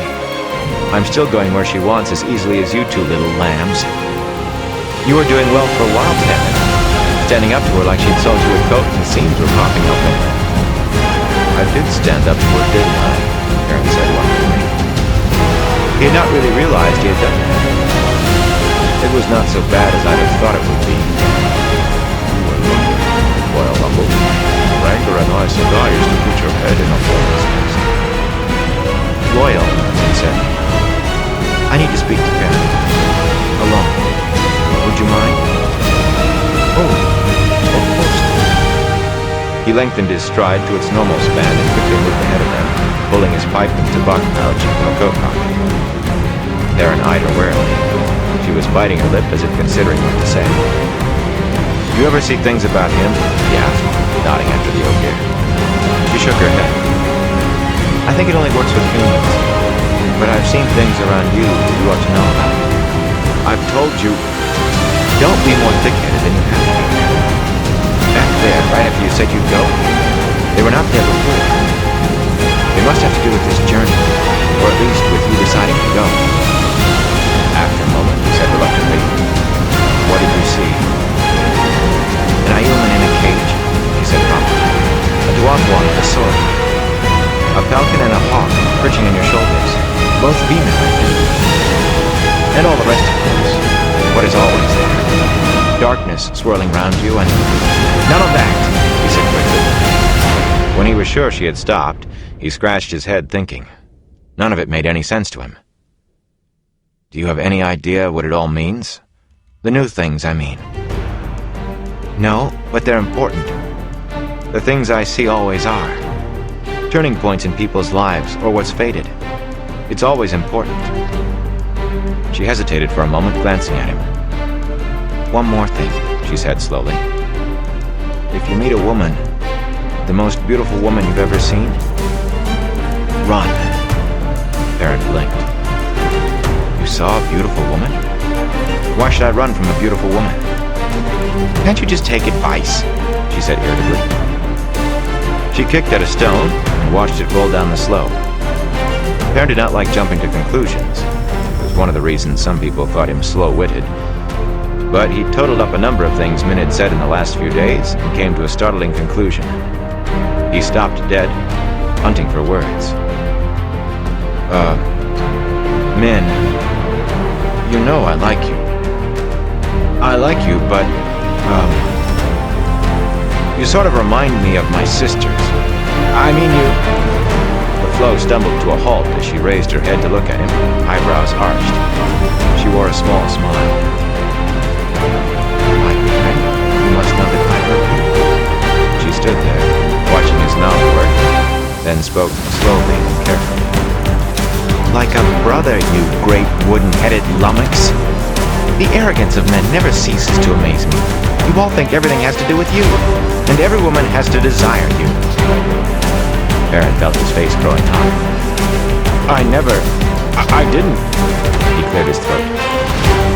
What did you see about a woman? Just take my advice, she said, and started down toward the stream again, walking fast. If you forget all the rest, she called over her shoulder, heed that. He frowned after her. For once his thoughts seemed to arrange themselves quickly, then caught up in two strides. It's grand, isn't it? She made a sound in her throat and gave him a sidelong look. She did not slow down. She wasn't so bone-headed after all. After a moment, she added, as if to herself, I'm bound to him as surely as a slave is bound to a pharaoh. But I can't see if he'll ever love me in return. And I'm not the only one. Does it Dwayne know? He asked. Brandon and Dwayne have been all but promised since childhood.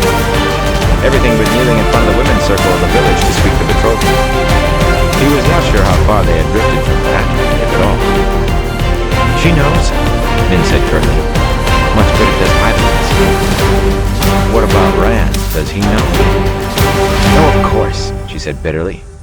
I told him, didn't I? Rand, I did a viewing of you, and it seems I have to fall in love with you. I have to share you, too. And I don't much like that, but there it is. You're a wooden-headed wonder after all, Perrin Barra. She dashed a hand across her eyes angrily.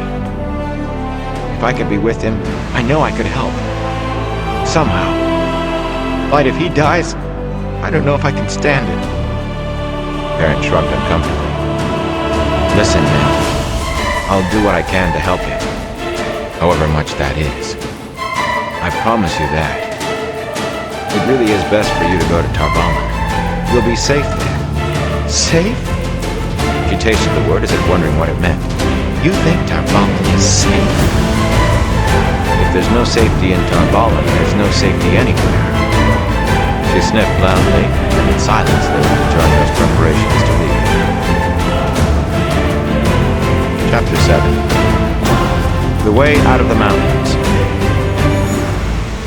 The way down out of the mountains was hard, but the lower they went, the less Perrin needed his fur-lined cloak. Hour by hour they rode out of the tailings of winter and into the first days of spring. The last remnants of snow vanished, and grasses and wildflowers, white maiden's hope and pink jump-up, began to cover the high meadows they crossed.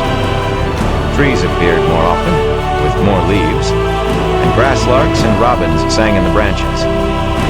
And there were wolves. Never in sight, not even Lan mentioned seeing one. But Perrin knew. He kept his mind firmly closed to them, yet now and again a feather-like tickle at the back of his mind reminded him they were there. Lan spent most of his time scouting their path on his black warhorse Mondon, following Rand's tracks as the rest of them followed the signs the water left for them. An arrow of stones laid on the ground, one lightly scratched in the rock wall of a forking pass. Turn this way, cross that saddle pass, take this switchback, this deer trail, this way through the trees, down along a narrow stream, even though there's nothing to indicate anyone's ever gone that way before. Nothing but Lan's signs. A tuft of grass or weeds tied one way to say bear left, another for bear right. A bent branch. A pile of pebbles for a rough climb ahead. 2 leaves caught on a thorn for a steep descent. The water had 100 signs, it seemed to Perrin, and Moraine knew them all. Lan rarely came back except when they made camp to confer with Moraine quietly, away from the fire. When the sun rose, most often he was hours gone already. Moraine was always first into the saddle after him, while the eastern sky was just turning pink. The Aes Sedai would not have climbed down from Aldib, her white mare, until full dark or later, except that Lan refused to track further once the light began to fail. We'll go even slower if a horse breaks a leg, the warder would tell Moraine when she complained. Her reply was always very much the same. If you cannot move any faster than this, perhaps I should send you off to Myrella before you get any older. Well, perhaps that can wait. But you must move us faster. She half sounded as if the threat were irritated truth, half as if she were making a joke. There was something of a threat in it, or maybe a warning, Perrin was sure, from the way Lan's mouth tightened, even when she smiled afterwards and reached up to pat his shoulder soothingly. Who is Myrella? Perrin asked suspiciously the first time it happened. Loyal shook his head, murmuring something about unpleasant things happening to those who pried into Aes Sedai affairs. The Ogier's hairy fetlocked horse was as tall and heavy as a Duran stallion, but with Loyal's long legs dangling to either side, the animal looked undersized, like a large pony. Moraine gave an amused, secretive smile. Just a green sister. Someone to whom Lan must one day deliver a package for safekeeping. No day soon, Lan said, and surprisingly, there was open anger in his voice. Never, if I can help it. You will outlive me long, Moraine Aes Sedai. She has too many secrets, Perrin thought. But ask no more about a subject that could crack the warrior's iron self-control. The Aes Sedai had a blanket-wrapped bundle tied behind her saddle. The dragon banner. Perrin was uneasy about having it with them, but Moraine had neither asked his opinion nor listened when he offered it. Not that anyone was likely to recognize it if he saw it, yet he hoped she was as good at keeping secrets from other people as she was at keeping them from him. In the beginning, at least, it was a boring journey. One cloud-capped mountain was very much like another. one pass a little different from the next. Supper was usually rabbit, dropped by stones from Perrin's sling. He did not have so many arrows as to risk shooting at rabbits in that rocky country. Breakfast was cold rabbit, more often than not, and the midday meal the same, eaten in the saddle. Sometimes when they camped near a stream, and there was still light enough to see, he and Loyal caught mountain trout, lying on their bellies, hands elbow deep in the cold water, tickling the green-backed fish out from under the rock ledges where they hid. Loyal's fingers, big as they were even more deft at it than Perrin's.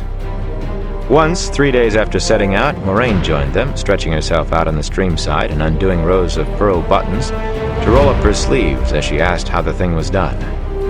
Perrin exchanged surprised looks with Loyal. The Ogier shrugged. "It is not that hard, really," Perrin told her. "Just bring your hand up from behind the fish and underneath, as if you're trying to tickle its belly. Then you pull it out. It takes practice, though. You might not catch anything the first few times you try." I tried for days before I ever caught anything, Loyal added. He was already easing his huge hands into the water, careful to keep his shadow from scaring the fish. "As difficult as that," Moraine murmured. Her hands slipped into the water, and a moment later came out with a splash, holding a fat trout that thrashed the surface. She laughed with delight as she tossed it up onto the bank. Perrin blinked at the big fish flopping in the fading sunlight.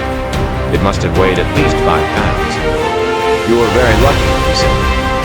"Trout that size don't often shelter under a ledge this small. We'll have to move upstream a bit. It will be dark before any of them settle under this ledge again." "Is that so?" Moraine said. "You two go ahead.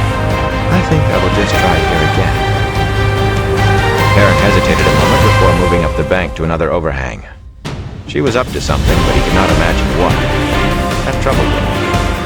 Belly down and careful not to let his shadow fall in the water, he peered over the edge. Half a dozen slender shapes hung suspended in the water, barely moving a fin to hold their places. All of them together would not weigh as much as Moraine's fish, he decided with a sigh. If they were lucky, he and Loyal might take 2 apiece, with the shadows of trees in the far bank already stretched across the water. Whatever they caught now would be it. Loyal's appetite was big enough by itself to swallow those 4, and most of the bigger fish, too. Loyal's hands were already easing up behind one of the trout. Before Perrin could even slide his hands into the water, Moraine gave a shout. "3 should be enough, I think. The last 2 are bigger than the first." Perrin gave Loyal a startled look. "She can't have." The Ogier straightened, sending the small trout scattering. "She is Aes Sedai," he said simply. Sure enough, when they returned to Moraine, 3 big trout lay on the bank. She was already buttoning her sleeves up again. Perrin thought about reminding her that whoever took the fish was supposed to clean them too, but just at that moment she caught his eye. There was no particular expression on her smooth face, but her dark eyes did not waver, and they appeared to know what he was going to say, and to have dismissed it out of hand already. When she turned away, it seemed somehow too late to say anything. Muttering to himself, Perrin pulled out his belt knife and set to gutting and heading. All of a sudden, she's forgotten about sharing the chores, it seems. I suppose she'll want us to do the cooking as well, and the cleaning up after. "No doubt she will," Loyal said, without pausing over the fish he was working on. I seem to remember hearing that somewhere. Perrin's knife ripped into the fish. The Shinarans might have been willing to run around fetching and carrying for her. But there are only 4 of us now. We should keep on turn and turn about. It's only fair. Loyal gave a great snort of laughter. "I doubt she sees it that way. First she had to put up with Rand arguing with her all the time, and now you're ready to take over for her. As a rule, Aes Sedai do not let anyone argue with her. I expect she means to have us back in the habit of doing what she says by the time we reach the first village." A good habit to be in, Lan said, drawing back his cloak. In the fading light, he had appeared out of nowhere. Perrin nearly fell over from surprise, and Loyal's ears went stiff with shock. Neither of them had heard the warder's step. "A habit you should never have lost," Lan added, then strode up toward Moraine and the horses. His boots barely made a sound, even on that rocky ground. Once he was a few paces away, the cloak hanging down his back gave him the uneasy appearance of a disembodied head and arms drifting up from the screen. "We need her to find her," Aaron said softly, "but I am not going to let her shape my life anymore." He went back to his clean vigorously. He meant to keep that promise. He really did. But during the days that followed, in some way he did not quite understand. He found that he and Loyal were doing the cooking and the cleaning up, and any other little chore that Moraine thought of. He even discovered that somehow or other he had taken over tending Uldebe every night, unsaddling the mare and rubbing her down while Moraine settled herself, apparently deep in thought. Loyal gave in to it as inevitable, but not Perrin. He tried resisting, but it was hard to resist when she made a reasonable suggestion, and a small one at that. Only there was always another suggestion behind it, as reasonable and small as the first, and then another. The simple force of her presence, the strength of her gaze, made it difficult to protest. Her dark eyes would catch his at the moment he opened his mouth. A lift of her eyebrow to suggest he was being rude, a surprised widening of her eyes that he could object to so small a request. A level stare that held in it everything that was Aes Sedai. All these things could make him hesitate. And once he hesitated, there was never any recovering lost ground. He accused her of using the one power on him, though he did not really think that was it. And she told him not to be a fool. He began to feel like a piece of iron trying to stop a smith from hammering it into a scythe. The mountains of mist gave way abruptly to the forested foothills of Eladon, land that seemed all up and down, but never very high. Deer, which in the mountains had often watched them warily, as if uncertain what a man was, began to bound away, white tails flickering at the first sight of the horses. Even Perrin now caught only the faintest glimpses of the gray-striped mountain cats that seemed to fade away like smoke. They were coming into the lands of men. Lan stopped wearing his color-shifting cloak and began riding back to the rest of them more often, telling them what lay ahead. In many places, the trees had all been cut down. Soon fields encircled by rough stone walls and farmers plowing round the sides of hills were common sights, if not exactly frequent, along with lines of people moving across the plowed ground, sowing seed from sacks slung from their shoulders. Scattered farmhouses and barns of gray stone sat on hilltops and ridges. The wolves should not have been there. Wolves avoided places where men were, but Perrin could still sense them. An unseen scream and escort bringing the mounted party. Impatience filled him. Impatience to reach a village or a town, any place where there were enough men to make the wolves go away. The day after sighting the first field, just as the sun touched the horizon behind them, they came to the village of Jara, not far north of the border of the Ramadisa.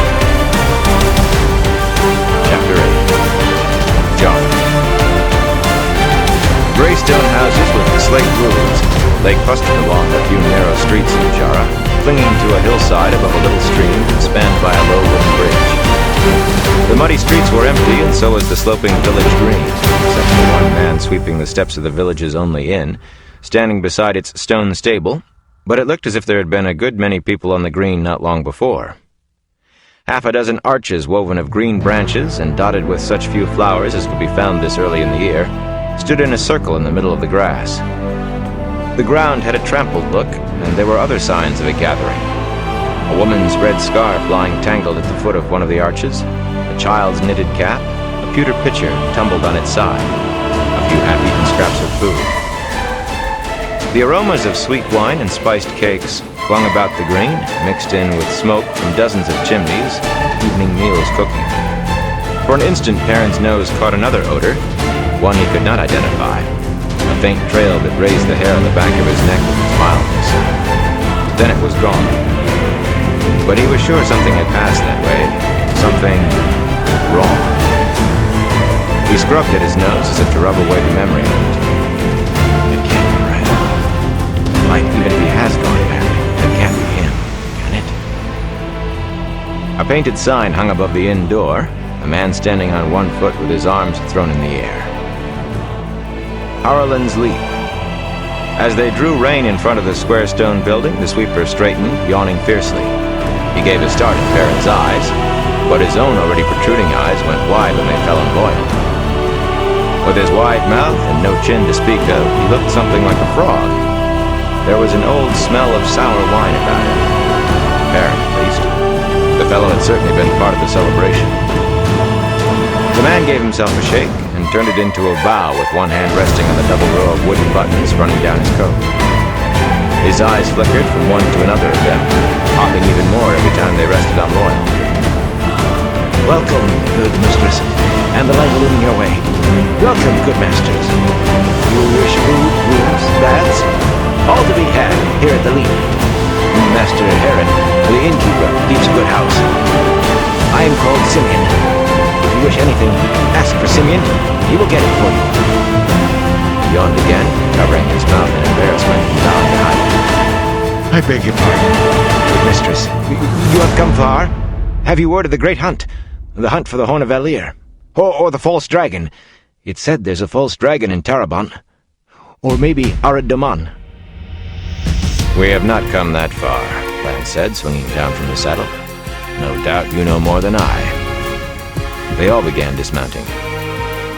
You have had a wedding here? Moraine said. A wedding, good mistress? Why, we've had a lifetime of weddings. A plague of them. All in the last 2 days. There isn't a woman old enough to speak the betrothal remains unmarried. Not in the whole village. Not for a mile in any direction. Why, even Widow Jorith dragged old Bonus through the arches. And they'd both sworn they'd never marry again. It was like a whirlwind just snatched everybody up. Rilith, the weaver's daughter, she started it. Asking John the blacksmith to marry her. And him old enough to be her father and more. The old fool just took off his apron and said yes. And she demanded the arches be put up right then and there. Wouldn't hear of a proper wait. And all the other women sided with her. Since then, we've had marriages day and night.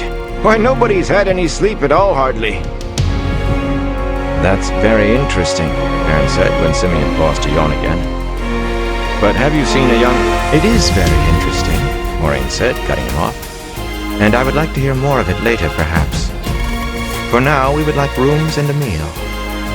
Lan made a small gesture toward Perrin, down low, as if telling him to hold his tongue. Of course, good mistress. A meal, rooms. Simeon hesitated, eyeing Loyal. We'll have to push 2 beds together for... He leaned closer to Moraine and dropped his voice.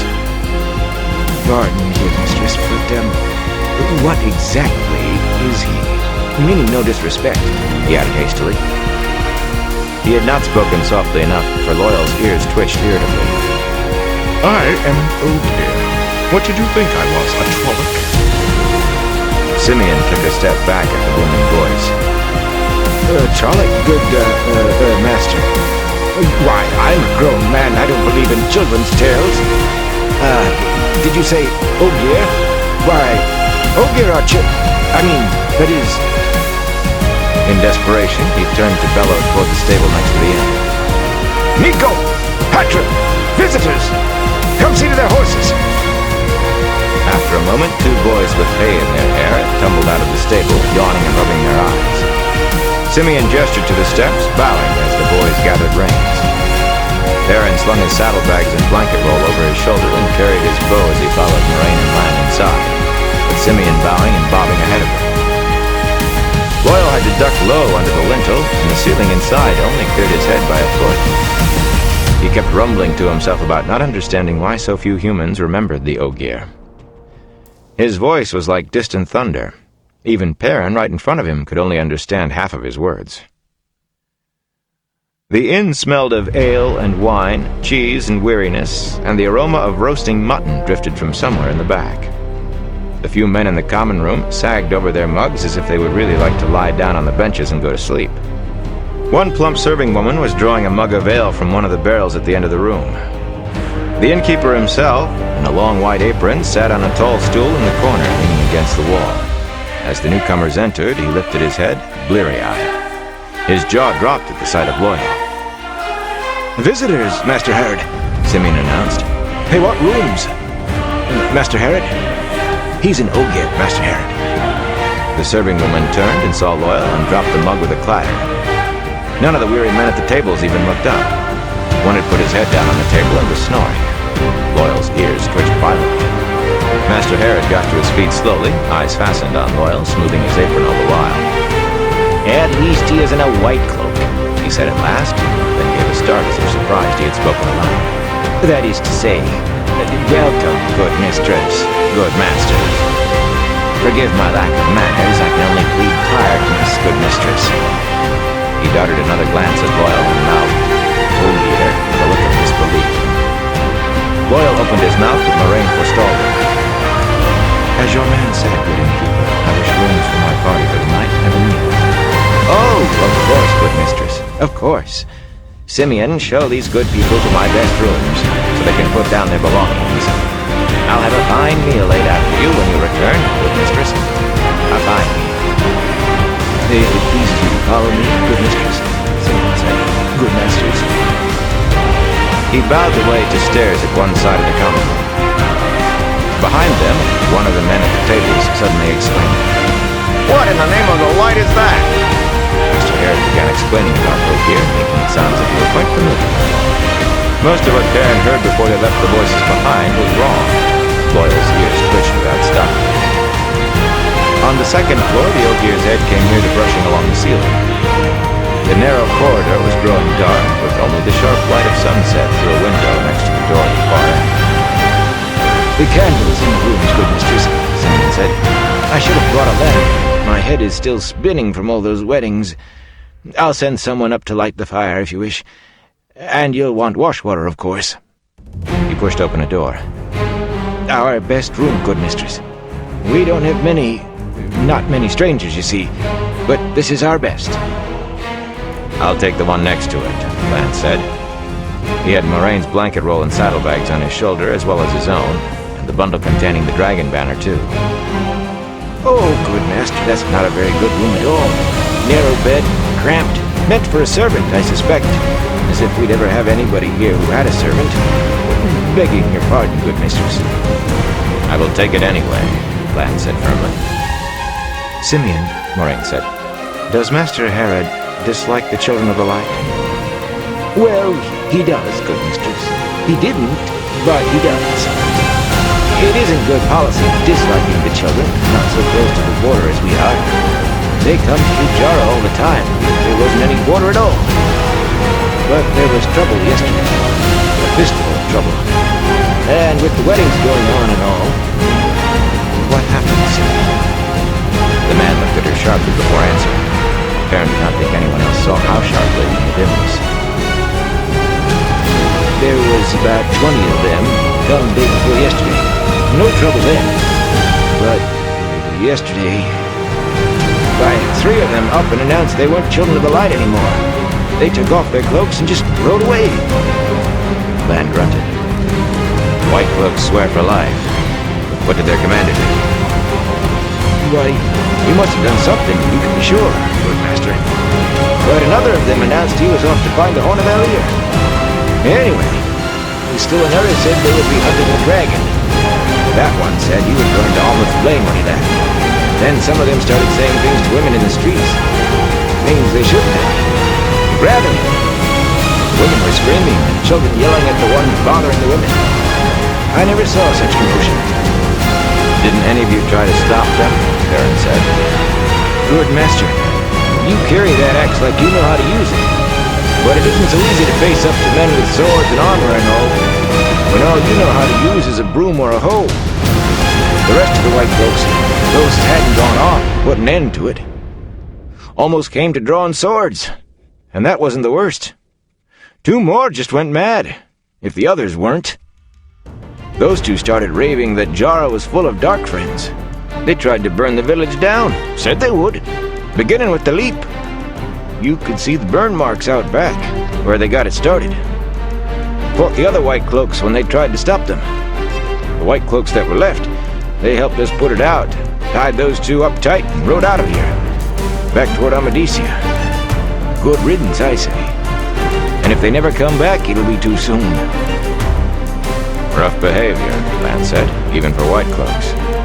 Simeon bobbed his head in agreement. As you say, good master. They never acted like that before. Swagger around, yes. Look at you like you were dirt, and poke their noses in where they hadn't any business. But they never caused trouble before. Not like that, anyway. They are gone now, Moraine said, and troubles with them. I am sure we will pass a quiet night. Perrin kept his mouth shut, but he was not quiet inside. All these weddings and white cloaks are all very well, but I'd sooner know if Rand stopped here, and which way he went when he left. That smell couldn't have been him. He let Simeon guide him on down the hall to another room, with 2 beds and a washstand, a pair of stools, and not much else. Loyal stooped to put his head through the doorway. Only a little light came in by the narrow windows.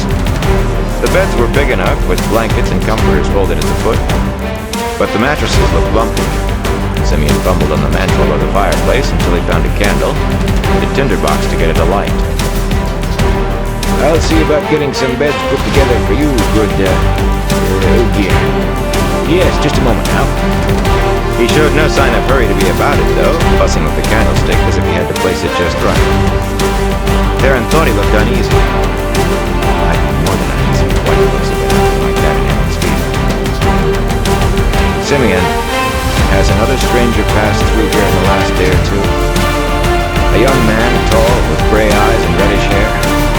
He might have played the flute for a meal or a bet. I remember him, good master, Simeon said, still shifting the candlestick. Came yesterday morning early. Looked hungry, he did. He played the flute for all the weddings yesterday. Good-looking fellow. Some of the women eyed him at first, but he paused, looking at Perrin sideways. Is he a friend of yours, good master? I know him, Perrin said. Why? Simeon hesitated. No reason, good master. He was an odd fellow, that's all. He talked to himself sometimes. Sometimes he laughed when nobody had said anything. Slept in this very room last night, or part of it. Woke us all in the middle of the night yelling. It was just a nightmare, but he wouldn't stay any longer. Master Herod didn't make much effort to talk him into it, after all that noise. Simeon paused again. He said something strange when he left. What? Perrin demanded. He said somebody was after him, he said. The chinless man swallowed and went on more slowly. Said they'd kill him if he didn't go. One of us has to die, and I mean it to be him. His very words. He did not mean us, Loyal rumbled. We are his friends. Of course, good Ogier. Of course he didn't mean you. I don't mean to say anything about a friend of yours, but I think he's sick. In the head, you know. We will take care of him, Perrin said. That's why we're following him. Which way did he go? I knew it, Simeon said, bouncing on his toes. I knew she could help as soon as I saw you. Which way? The east, good master. East, like the Dark One himself was on his heels. Do you think she'll help me? Help my brother, that is. Gnome's bad sick. And Mother Rune says she can't do anything. Perrin kept his face expressionless and bought a little time to think by propping his bow in the corner and setting his blanket bow and saddlebags on one of the beds. The problem was that thinking did not help much. He looked at Loyal, but found no help there. Consternation had the Ogier's ears drooping and his long eyebrows hanging down on his cheeks. What makes you think she can help your brother? Stupid question. The right question is, what does he mean to do about it? Why, I traveled to Johanna once, good master, and I saw two women like her. I couldn't mistake her after that. His voice dropped to a whisper. It said they can raise the dead, good master. Who else knows this? Perrin asked him sharply. At the same time, Loyal said, If your brother is dead, there is nothing anyone can do. The frog-faced man looked from one to the other of them anxiously, and his words came in a babble. No one knows but me, good master. Gnome isn't dead, good Ogier, only sick. I swear nobody else could recognize her. Even Master Herod's never been more than 20 miles from here in his life. He's so bad sick. I'd ask her myself, only my knees would be shaking so hard she couldn't hear me talk. What if she took offense and called down lightning on me? And what if I'd been wrong? It isn't the kind of thing you accuse a woman of without... He raised his hands, half in pleading, half as if to defend himself. I can make no promises, Baron said, but I'll speak to her. Loyal, why don't you keep Simeon company till I've spoken to Moraine? Of course. the Ogier boomed. Simeon gave a start when Loyal's hand swallowed his shoulder. He will show me my room and we will talk. Tell me, Simeon, what do you know of trees? It's trees, good Ogier? Perrin did not wait any longer. He hurried back down the dark hall and knocked on Moraine's door, barely waiting for her peremptory "come" before pushing in. Half a dozen candles showed that the Leap's best room was none too good, though the one bed had 4 tall posts supporting the canopy, and the mattress looked less full of lumps than Perrin's. There was a scrap of carpet on the floor and 2 cushioned chairs instead of stools. Other than that, it looked no different from his room. Moraine and Lan stood in front of the cold hearth as if they had been discussing something, and the Aes Sedai did not look pleased at being interrupted. The warder's face was as imperturbable as a carving. Rand's been here all right, Perrin started off. That fellow Simeon remembers him. Moraine hissed through her teeth. You were told to keep your mouth shut, Lan growled. Perrin squared his feet to face the warder. That was easier than facing Moraine's glare. How could we find out whether he had been here without asking questions? Tell me that.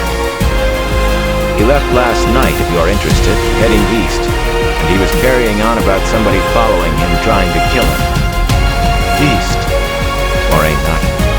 The utter calm of her voice was at odds with her disapproving eyes. That is good to know, though it had to be so if he was going to Tyr. But I was fairly certain he had been here even before I heard about the White Cloaks, and they made it a certainty. Rand is almost surely right about one thing, then. I cannot believe we are the only ones trying to find him. If they find out about us, they may well try to stop us. We have enough to contend with trying to catch up to Rand without that. You must learn to hold your tongue until I tell you to speak. The White Cloaks? Perrin said incredulously. Hold my tongue? Burn me if I will. How could they tell you Rand's madness? Is it catching? Not his madness, Moraine said. If he is far enough gone yet to be called mad. Perrin, he is more strongly Ta'veren than anyone since the Age of Legends. Yesterday in this village, the pattern moved, shaped itself around him like clay shaped on a mold. The weddings, the White Cloaks, these were enough to say Rand had been here, for anyone who knew to listen. Perrin drew a long breath. And this is what we'll find everywhere he's been? Light, if there are shadow spawn after him, they can track him as easily as we can. Perhaps, Moraine said. Perhaps not. No one knows anything about Ta'veren as strong as Rand. For just a moment, she sounded vexed at him. Otter Hawkwing was the most strongly Ta'veren of whom any writings remain, and Hawkwing was in no way as strong as Rand. It is said, Lan put in, that there were times when people in the same room with Hawkwing spoke truth when they meant to lie, made decisions when they had not even known they were contemplating. Times when every toss of the dice, every turn of the cards, went his way. But only times.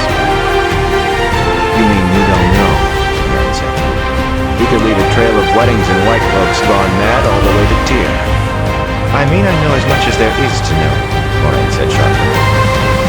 Her dark-eyed gaze chastised Perrin like a whip. The pattern weaves finely around Ta'veren, and others can follow the shape of those threads if they know where to look. Be careful your tongue does not unravel more than you can know.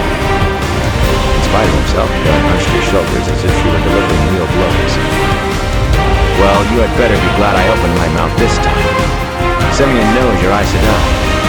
He wants you to heal his brother known of some sickness. If I hadn't talked to him, he would never have worked up nerve enough to ask. But he might have started talking among his friends. Lan caught Moraine's eye, and for a moment they stared at one another. The warder had the air about him of a wolf about to leap. Finally, Moraine shook her head. No, she said. As you wish. It is your decision. Lan sounded as if he thought she had made the wrong one.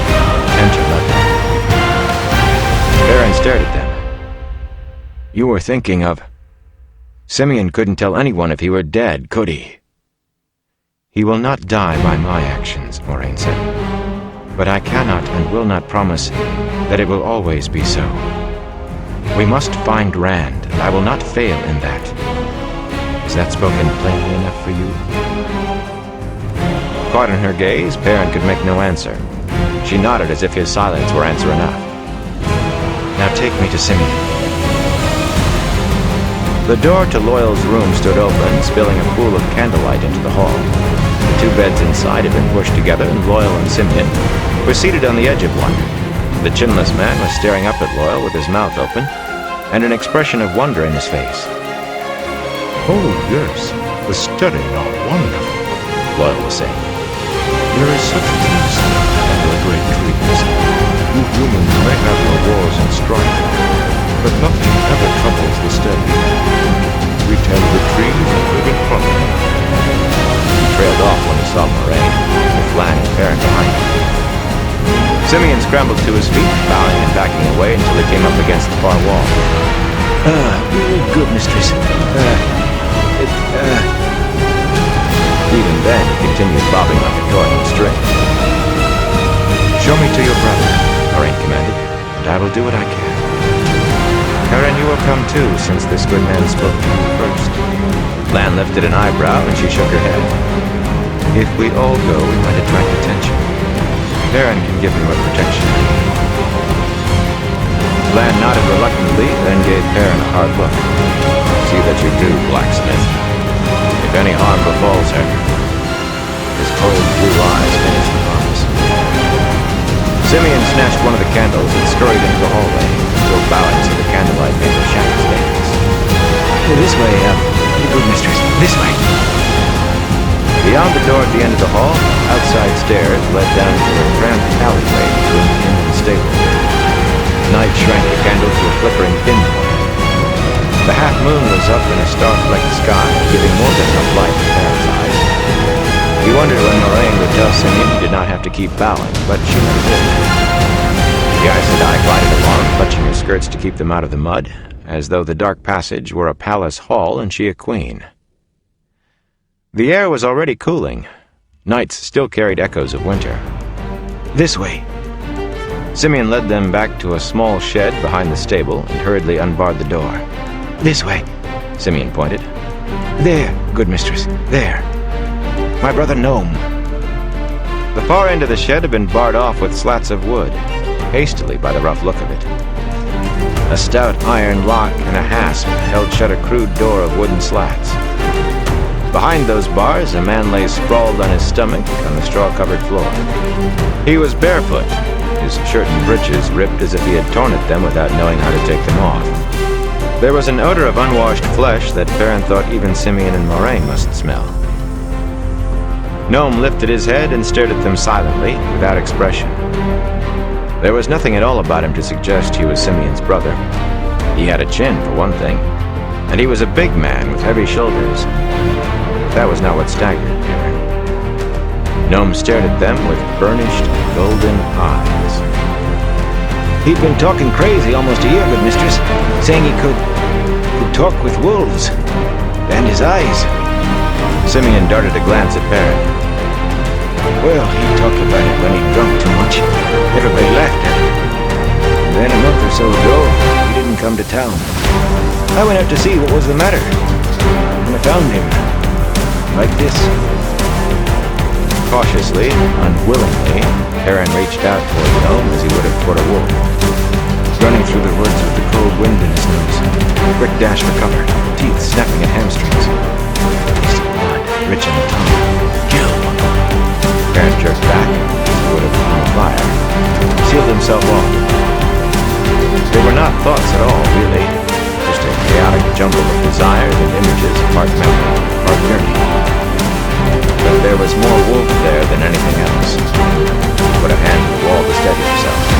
His knees felt weak. Moraine put a hand in the lock. Master Herod has the key, good mistress. I don't know if he'll... She gave a tug, and the lock sprang open. Simeon gaped at her. She lifted the lock free of the hasp, and the chinless man turned to Perrin. safe, good master. He was my brother, but he bit Mother Room when she tried to help. And he killed a cow with his teeth. He finished it. Moraine, answered. The man is dangerous. All men are dangerous, she replied in a cool voice. Now be quiet. She opened the door and went in. Perrin held his breath. At her first step, the gnome's lips peeled back from his teeth and he began to growl. A rumble that deepened till his whole body quivered. Moraine ignored it. Still growling, Gnome wrinkled backwards in the straw as she came closer to him until he had backed himself into a corner. Or she had backed him. Slowly, calmly, the Aes Sedai knelt and took his head between her hands. Gnome's growl heightened to a snarl, then tailed off in a whimper before Perrin could move. For a long moment, Moraine held Gnome's head, then just as calmly released it and rose. Perrin's throat tightened as she turned her back on Gnome and walked out of the cage, but the man only stared after her. She pushed the slatted door to, slipped the lock back through the hasp, not bothering to snap it shut. And Gnome hurled himself snarling against the wooden bars. He bit at them and battered them with his shoulders, trying to force his head between them, all the while snarling and snapping. Moraine brushed straw from her skirt with a steady hand and no expression. You do take chances, Perrin breathed. She looked at him, a steady, knowing gaze, and he dropped his eyes. His yellow eyes. Simeon was staring at his brother. Can you help him, good mistress? He asked hoarsely. I am sorry, Simeon, she said. Can't you do anything, good mistress? Something? One of those... His voice fell to a whisper. Aes Sedai things. Healing is not a simple matter, Simeon, and it comes from within as much as from within. There is nothing here that remembers being known. Nothing that remembers being a man. There are no maps remaining to show him the path back. Nothing left to take back. Rome is gone, Simeon. He just used to talk funny, good mistress. When he'd had too much to drink, he just... Simeon scrubbed a hand across his eyes. Thank you, good mistress. I knew you would have done something if you could. She put a hand on his shoulder, murmuring comforting words, then she was gone from the shed. Perrin knew he should follow her, but the man, what was once finished, snapping at the wooden bars, held him. He took a quick step and surprised himself by removing the dangling lock from the hasp. The lock was a good one, the work of a master smith. Good master? Perrin stared at the lock in his hand, at the man behind in the cage. Gnome had stopped biting at the slats. He stared back at Perrin warily, panting. Some of his teeth had broken off jaggedly. You can leave him in here forever, Perrin said. But I don't think he'll ever get any better. If he gets out, good master, he'll die. He will die in here or out there, Simeon. Out there, at least, he'll be free and as happy as he can be. He is not your brother anymore, but you're the one who has to decide.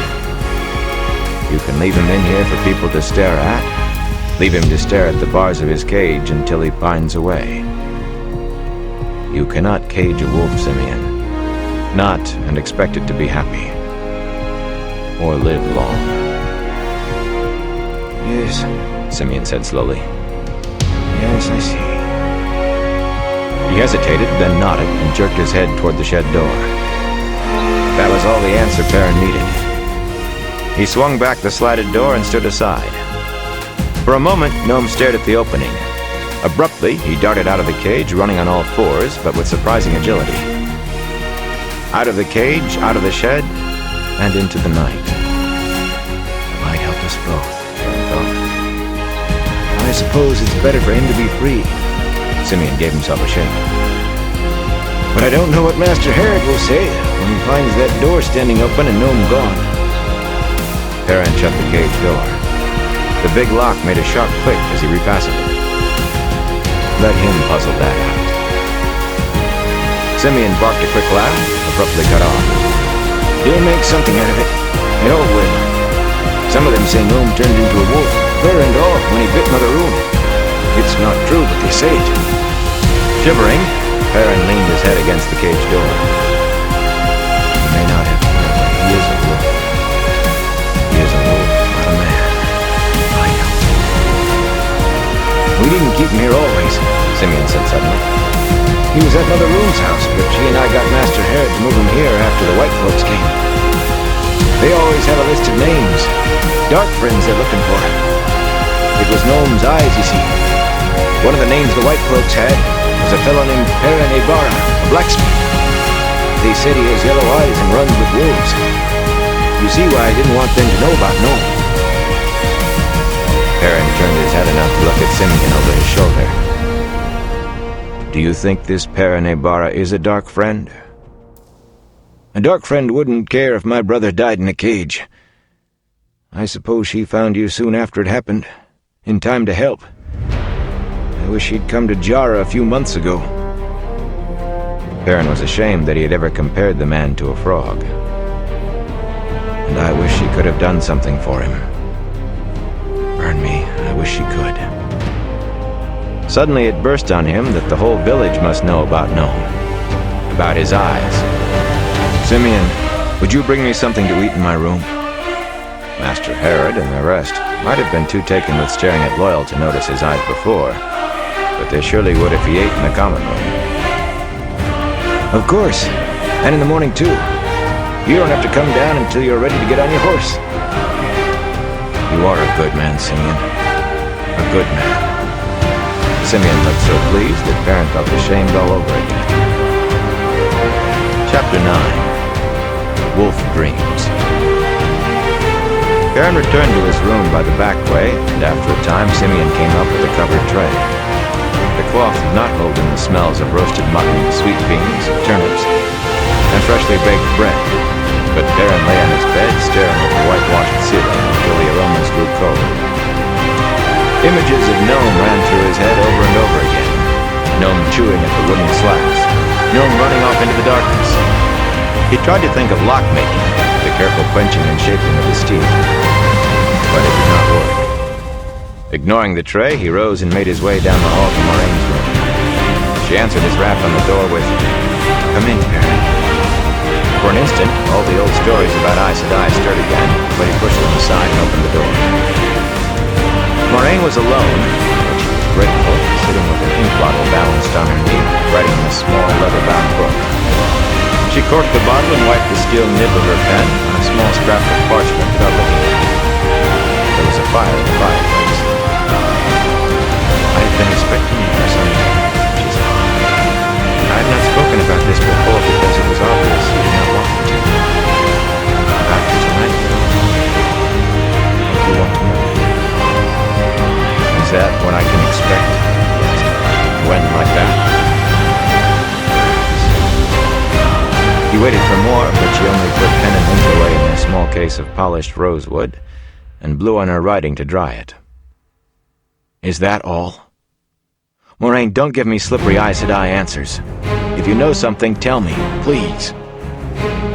"I know very little, Perrin. While searching for other answers among the books and manuscripts two friends keep for their researches, I found a copied fragment of a book from the Age of Legends. It spoke of situations like yours. That may be the only copy anywhere in the world, and it did not tell me much." What did it tell you? Anything at all is more than I know. Burn me, I've been worrying about Rand going mad, but I never thought I had to worry about myself. Perrin, even in the Age of Legends, they knew little of this. Whoever wrote it seemed uncertain whether it was truth or legend, and I only saw a fragment. She said that some who talked to wolves lost themselves, that what was human was swallowed up by wolves. Some. Whether she meant 1 in 10 or 5 or 9, I do not know. I can shut them out. I don't know how I do it, but I can refuse to listen to them. I can refuse to hear them. Will that help? It may. She studied him, seeming to choose her words carefully. Mostly she wrote of dreams. Dreams can be dangerous for you, Perrin. You said that once before. What do you mean?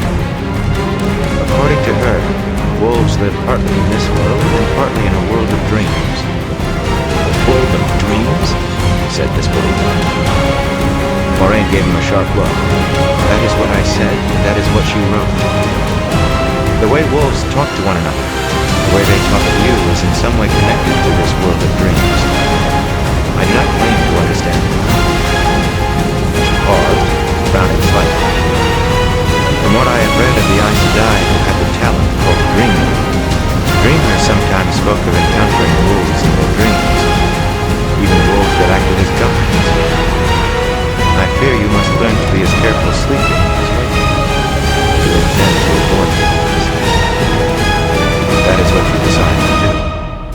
If that is what I decide, Moraine, I will not end up like Gnome. I won't.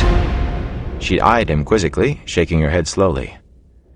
You speak as if you can make all your own choices, Baron. You are ta'veren, remember? He turned his back on her, staring at the night-dark windows, but she continued. Perhaps knowing what Rand is, knowing how strongly ta'veren he is, I have paid too little attention to the other 2 ta'veren I found with him. 3 ta'veren in the same village, all born within weeks of one another. That is unheard of.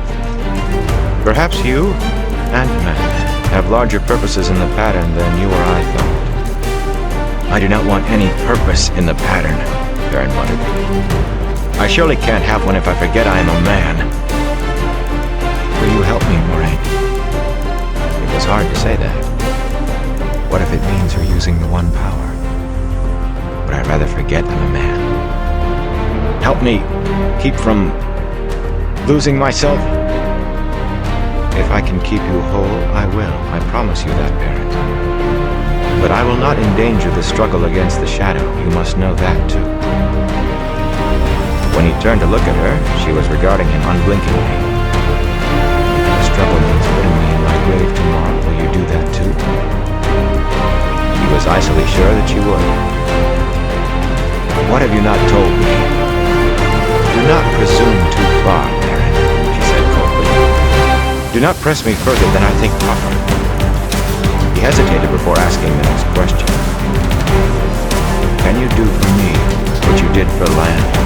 Can you shield my dreams? I already have a motive, Baron.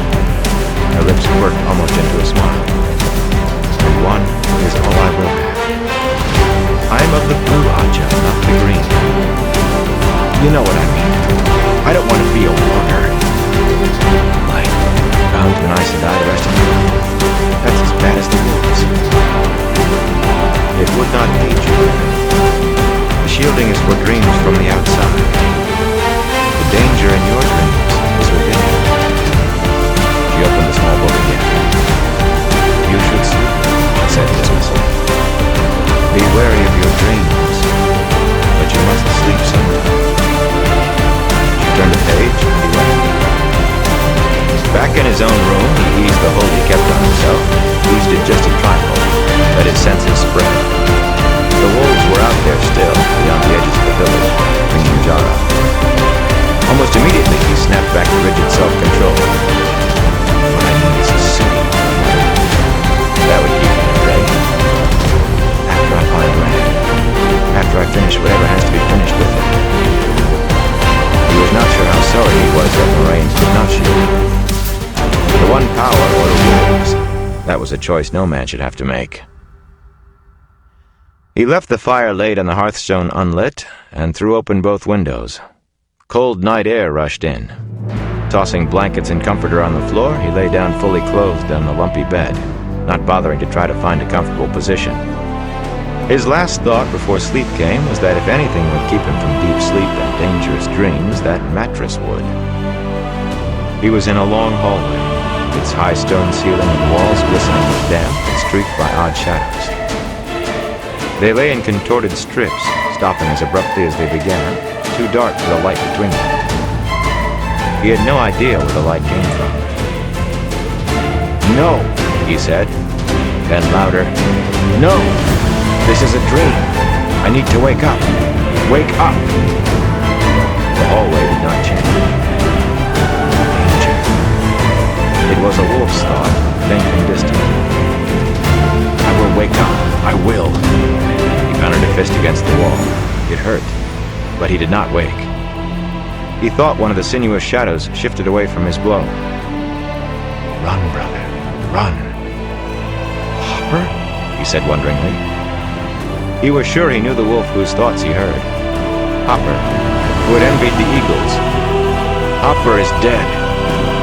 Run!" Perrin lurched into a run, one hand holding his axe to keep the haft from banging against his leg. He had no idea where he was running or why, but the urgency of Hopper's sending could not be ignored. "Hopper's dead. He's dead." But Perrin ran. Other hallways crossed the one he ran along at odd angles, sometimes descending, sometimes climbing. None looked any different from the passage he was in, though. Damp stone walls unbroken by doors and strips of darkness. As he came on one of those crossing halls, he skidded to a halt. A man stood there, blinking at him uncertainly, in strangely cut coat and breeches, the coat flaring over his hips as the bottoms of the breeches flared over his boots. Both were bright yellow, and his boots were only a little paler. This is more than I can stand, the man said to himself, not Perrin. He had an odd accent, quick and sharp. Not only do I dream of peasants now, but foreign peasants from those clothes. Begone from my dreams, fellow. "Who are you?" Perrin asked. The man's eyebrows rose as if he were offended.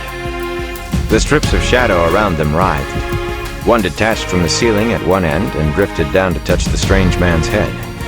It appeared to tangle in his hair. The man's eyes widened and everything seemed to happen at once.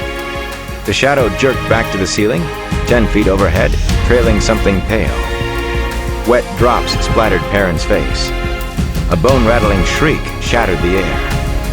Frozen, Perrin stared at the bloody shape wearing the man's clothes, screaming and thrashing on the floor. Unbidden, his eyes rose to the pale thing like an empty sack that dangled from the ceiling. Part of it was already absorbed by the black strip, but he had no trouble recognizing a human skin, apparently whole and unbroken. The shadows around him danced in agitation, and Perrin ran, pursued by dying screams. Ripples ran along the shadow strips, pacing him. Change, burn you, he shouted. I know it's a dream. Light, burn you, change! Colorful tapestries hung along the walls between tall golden stands holding dozens of candles that illuminated white floor tiles, and a ceiling painted with fluffy clouds and fanciful birds in flight. Nothing moved but the flickering candle flames along the length of that hall, stretching as far as he could see, or in the pointed arches of white stone that occasionally broke the walls. Danger. The sending was even fainter than before, and more urgent if that were possible. Axe in hand, Perrin started warily down the hall, muttering to himself. Wake up, Perrin. If you know it's a dream, it changes, or you wake up. Wake up, burn you! The hallway stayed as solid as any he had ever walked. He came abreast to the first of the pointed white archways. It led into a huge room, apparently windowless, but furnished as ornately as any palace. The furniture all carved and gilded and inlaid with ivory. A woman stood in the middle of the room, frowning at a tattered manuscript lying open on a table. A black-haired, black-eyed, beautiful woman clothed in white and silver. Even as he recognized her, she lifted her head and looked straight at him. Her eyes widened in shock, in anger. You? What are you doing here? How did you? You'll ruin things you cannot begin to imagine. Abruptly, the space seemed to flatten, as if he were suddenly staring at a picture of a room. The flat image appeared to turn sideways, to become only a bright vertical line down the middle of blackness. The line flashed white and was gone, leaving only the dark, blacker than black. Just in front of Perrin's boots, the floor tiles came to an abrupt end. As he watched, the white edges dissolved into the black like sand washed away by water. He stepped back hastily. Run! Perrin turned and Hopper was there, a big gray wolf, grizzled and scarred. You are dead.